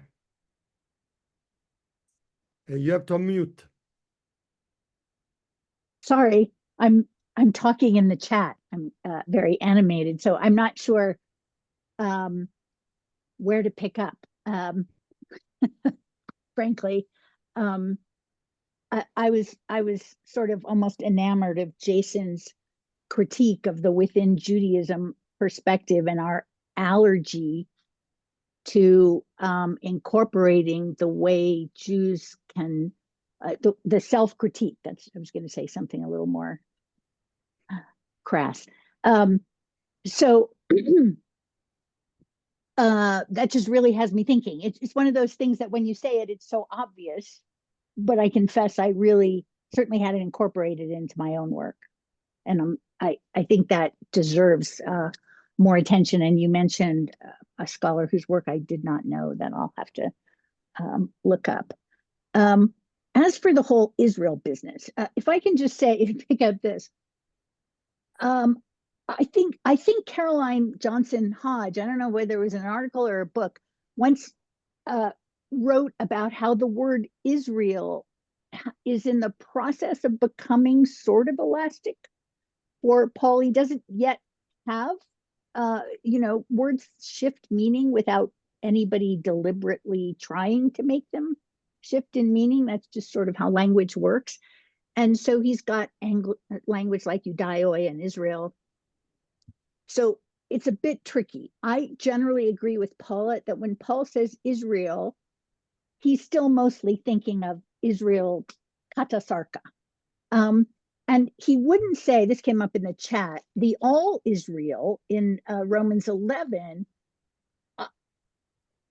the word pas does it from all Israel has to mean, it can't mean a remnant or a select group, because he has language for that in Romans 9. Not all Israel is, what are those words exactly? Are descend, from Israel. So I also think the language of deriving from biologically or physically, and that's what makes you of Israel or a Jew, is a little tricky, because I think people become part of a family in all different sorts of ways. So I know it's vague, but I still think a huge part of becoming a Jew, whether you're born of one or you become one as an adult, is adopting this sense of belonging to a people, its history, its future, and its present. And it's a sensibility.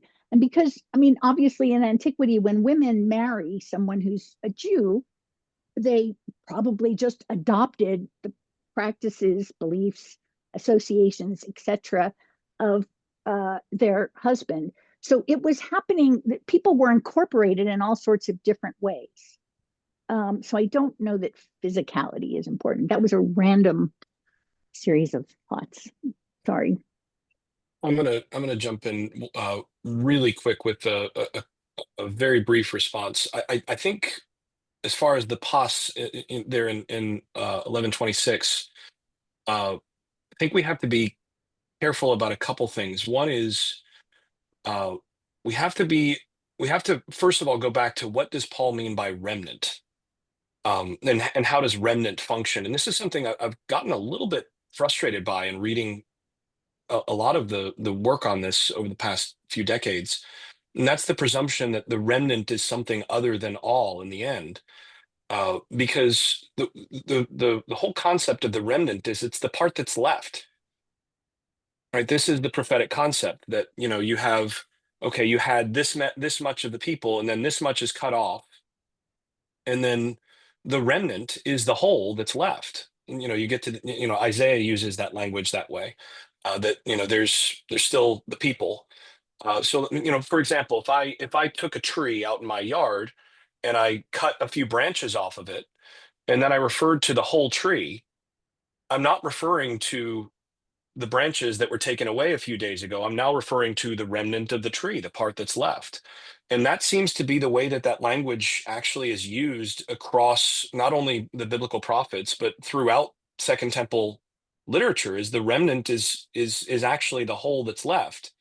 And if Paul's following the same line of thinking in Romans 9 to 11, then it would make sense actually that the pas might actually be the remnant that's left. Now, I allow for the fact, I think actually Paul has a present remnant, a remnant that he's hoping is going to incorporate more people, so that all in the end is bigger than it is with the present remnant, right? So because there's more people that get grafted in, so it gets complicated.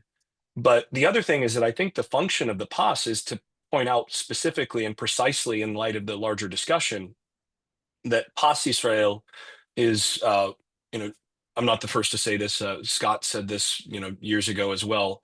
The function of the pas is to refer to the whole 12 tribe totality, which then means we're talking about more than just Jews. And so in the larger context, what does that do when he's talking about Gentiles being grafted in? And, John Collins pointed out earlier, grafted into what?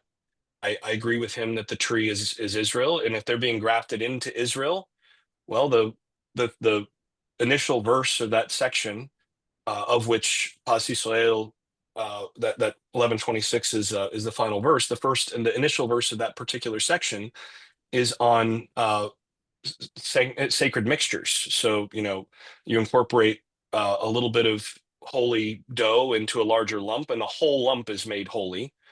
Benjamin Gordon's article on that passage is phenomenal. It's I think revolutionary on our understanding of that passage. And similarly, he talks about how if you graft a branch into a specific tree, it takes on the characteristics and the identity of that tree. The branch doesn't bring its own thing in. So, and then he develops that all the more. So if these, Katafusin branches are grafted into the tree that is something else, they become the nature of the something else, is I think the idea. So that's where I think the pos works with the remnant stuff, along with the tree metaphor. And to me, that reinforces that Paul's doing something a little bit more flexible with the concept of Israel here. And you already said that to some degree, but I think he is doing something very flexible with Israel in light of the 12 tribe thing, in light of what's happening with the nations and all this, and he's trying to integrate it with some careful stuff, but the language is hard. If I may, just to go back to the general topic of our session, I think that the greatest contribution that the study of Second Temple Judaism has given to the within Judaism perspective is exactly on the emphasis, of course I'm saying something obvious, the emphasis on the diversity of Second Temple Judaism that are allowed to include Christianity or the early Jesus movement as part of its diversity. I mean, this is something, this statement needed to be, I needed to make this statement because I think that this was essential. And this is the reason why I agree with Jonathan. For many of us who are specialists in Second Temple Judaism, it means almost obvious that Christianity, early Christianity, should be read within Judaism because Christianity is part of the diversity of Judaism, or the diversity of Israel, or the diversity of religion of Israel, as we want to define it, but is part of this diversity because Christianity did not yet exist as an autonomous and separate religion from Rabbinic Judaism. Another problem that I think Second Temple Jewish studies have emphasized is the problem of self-identity. And we go back to the problem of the Samaritans. Okay, we can make with the Samaritan the same case. I mean, the Samaritans are part of Israel, or the religion of Israel, or of the same tree, whatever. The parting of the ways, because at a certain point, there was a mutual understanding of people on one hand that call themselves Jews and the others that call themselves Samaritans, not to be part of the same group. And the same will happen later between Christians and Rabbinic Jews.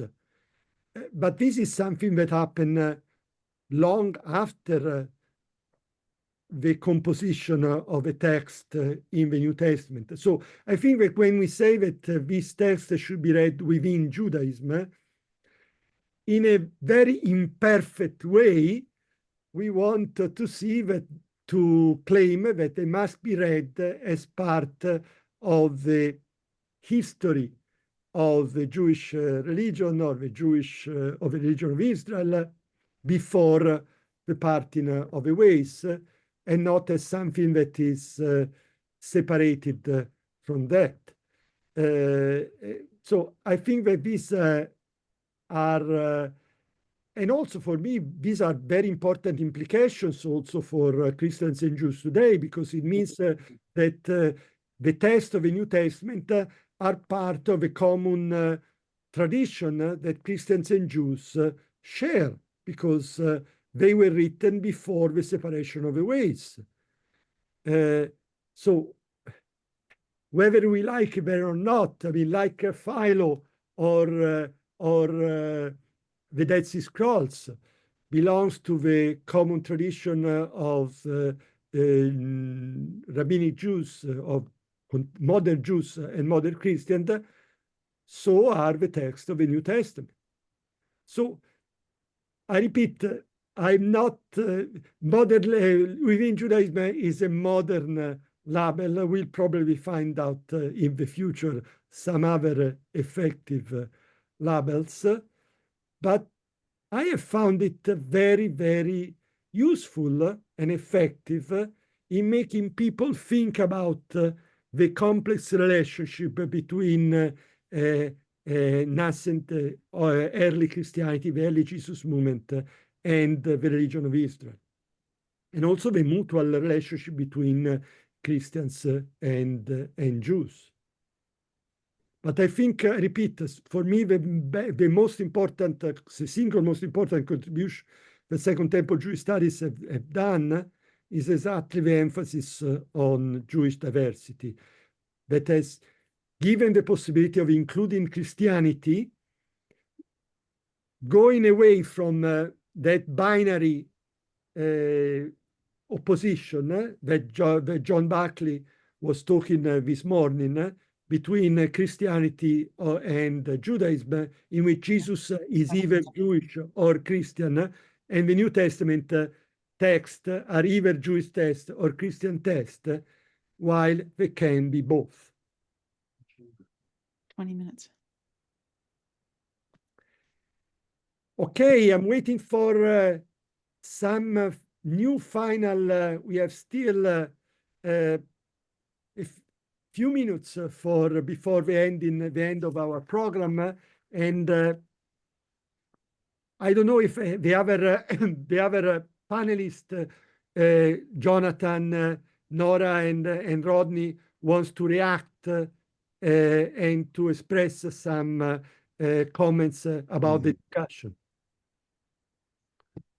Rodney, and thank you. This has been a great, rich discussion. Lots of the things that have been talked about as I was reading through the articles, I think these are incredibly important and complex. I've been looking through the chat as well. One question I have, because I had to miss some of this because I was doing a class earlier. I'm just curious, what if, and this is from one of the articles, if we don't refer to the religion of the people during the time as Judaism, I'm just curious, what was an option? What would that be called? I'm curious if what was suggested in some of the discussion. But yes, I've enjoyed all of this. Thank you also for this question. Jonathan, and then I also Paul Anderson, then Nora. Yes. Yeah, I just want to add, as someone who's outside of the field of Pauline studies, that it seems to me that a lot of our discussion about, this was raised by Jason, and I think, and Paul and others, about the consistency of Pauline thought, we always have to continue to talk about the contingency of Paul's writings, right? I mean, they're very, very contingent. They have very, very different focus purposes. Some of them are donor letters. I mean, Romans is, from my perspective, a donor letter, and Galatians is a letter that you write to your children when you're mad at them. They're just very, very different foci in what they're getting at. And because of that forces them to say things that Paul might not say to the other group. So I'm less concerned. Jason raised the question about Corinthians. I think Galatians mitigates about the fact that that's a kind of totalizing concept. It really reflects a particular contingent situation. I would also say that I really like this idea of thinking about Israel, as Jason and others have done very helpfully in their scholarship. But I want to caution us against coming up against this as a kind of meta category that we impose upon, quote unquote, all of Second Temple Judaism, because I don't think that the Samaritans or the Pauline movement really had, or other groups, Qumran, for instance, had space in their imaginations for other groups being part of their conception of what Israel is. They still had various particulars, notions, even though their notions of what Israel consists of do not necessarily map on what we might call, quote unquote, Judaism. But nonetheless, I think this conversation has been immensely helpful for broadening my sense of that conversation. And as I alluded to in my comments earlier, I think it's really helpfully reinforced for me the importance of this broader conversation about what we mean about thinking about this literature in the context of Judaism, and really the importance of this discussion, not only for scholarship, but for the broader intersection of faith communities and our work in engaging the public in the importance of our research. So I want to thank Gabriele and the rest of the panelists in this session and earlier for their important contributions today. Thank you. Thank you. Paul, Yeah, thank you very much. Great discussions here, thinking about the larger picture. As a Johannine scholar, there really is no evidence that we have alien sources underlying the fourth gospel. Looking at all of Bultmann's evidence for a Semea source or Lou Martin's work with Robert Fortna on a science gospel, there's just no evidence for history that's developed or engaged theologically later. I think we have an independent tradition, maybe as an augmentation, a corrective to Mark. And in that sense, we have both in John and the Synoptics in bioptic perspective, we have the prophet from the north who is partially received, but also rejected in the south. And in terms of the religious elite there in Jerusalem, rejecting the northern prophet in a variety of ways. You see that also in the book of Acts, and you see concern in Jerusalem from Acts 1 to 23, concerned about the Jesus movement, trying to tamp that down. The concern also, I think, is accentuated after Paul's first missionary journey, where you have people who have become Jews, Gentiles who have been assimilated into Judaism. They have been circumcised. They have said no to the externals and the internals of Gentile faith and practice, really becoming Jews. And it's these people who are concerned about the liberal Pauline mission and saying, wait a minute, you got to be circumcised. You have to be faithful to Jewish faith and practice in these kinds of ways. That's what it means to be Jewish or to receive the blessings of Israel. And these are the debates that then are addressed in Acts 15. And the point is that, hey, it's the main things, not the symbolizing realities. That's what it means to come into Israel through Jesus as the Jewish Messiah.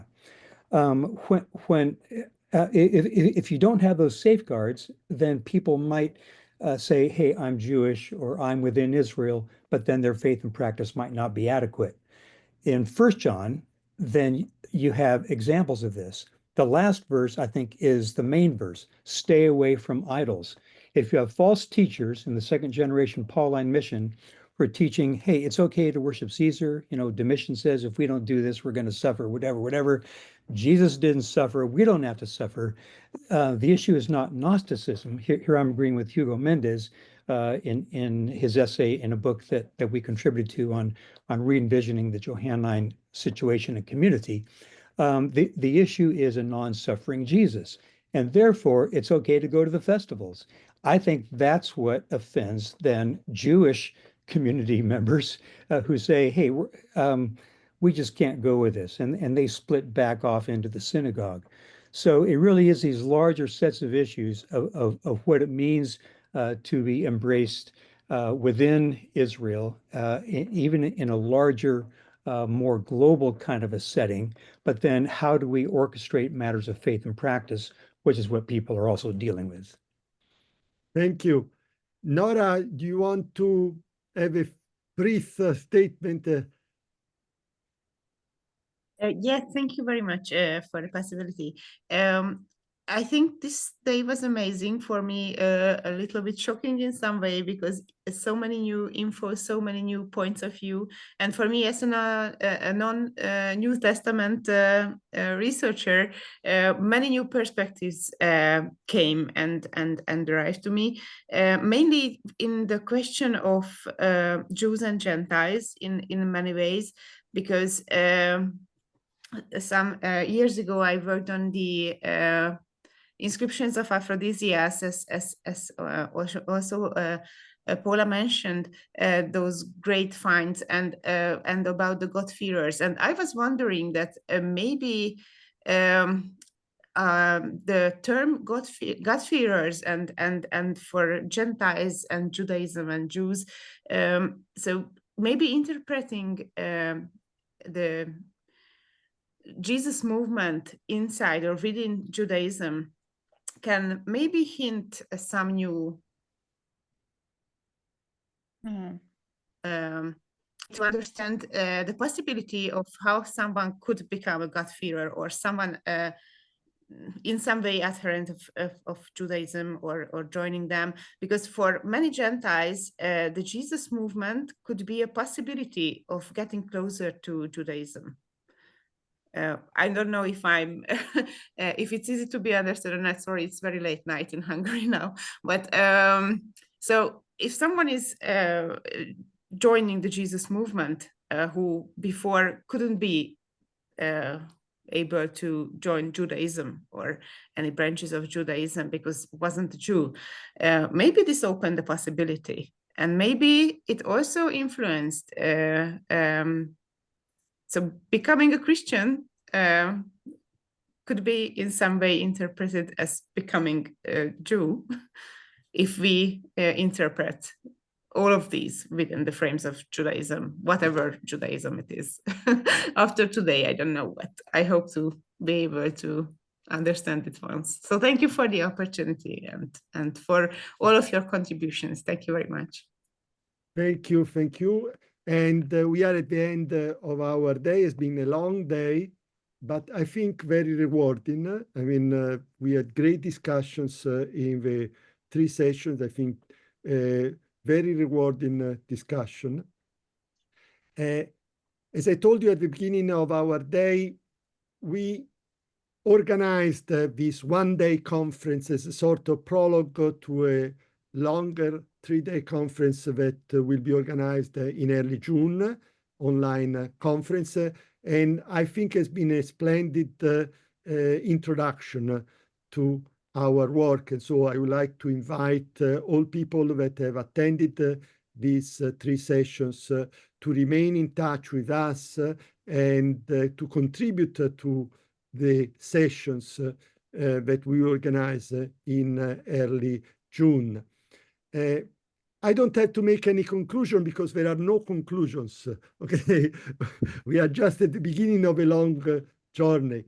It's been very, very important. I think we have accomplished our goal to have a substantial discussion about what we mean by the term within Judaism, and also having and listening to some constructive criticism, which certainly is very, very useful in order to have a better understanding and usage of this term. So I would like to thank all the panelists for their outstanding contribution. I would like to thank all people that have contributed in the chat or on screen with questions and comments, to all those who have attended, and are hundreds of people that have attended this meeting, either on Zoom or on Facebook. I would like to have also a special word of thanks for Joshua Scott. Joshua Scott has served 8 wonderful years as the secretary of the Enoch Seminar. Now that he has a position, it's time for him to move on. But we are very grateful, Joshua, for your contribution, for being not only a technician, okay, or a staff member, but to be a part of our community, to be so creative and so diligent and so hardworking. And of course, we'll continue to count on your opinion, on your contribution, even though in a different capacity. So thank you so much, and I would like all of us to join me in congratulating again Joshua for everything you have done during these 8 years. So thank you. We are really, you know, Joshua, that we are really very thankful for what you have done in these years. So, as director of Enoch Seminar, I can only express my complete satisfaction for this long day. Really, once again, a miracle of keeping 200 scholars for 7 hours, 8 hours, working so hard. And once again, I invite all of you to remain in touch with us and to take part in our meetings, in our events, and to continue our conversation, and to continue your generous support to the activities of the Enoch Seminar. We are not supported by any religious or academic institution. We are only supported by your generosity. So thank you so much again for this wonderful day.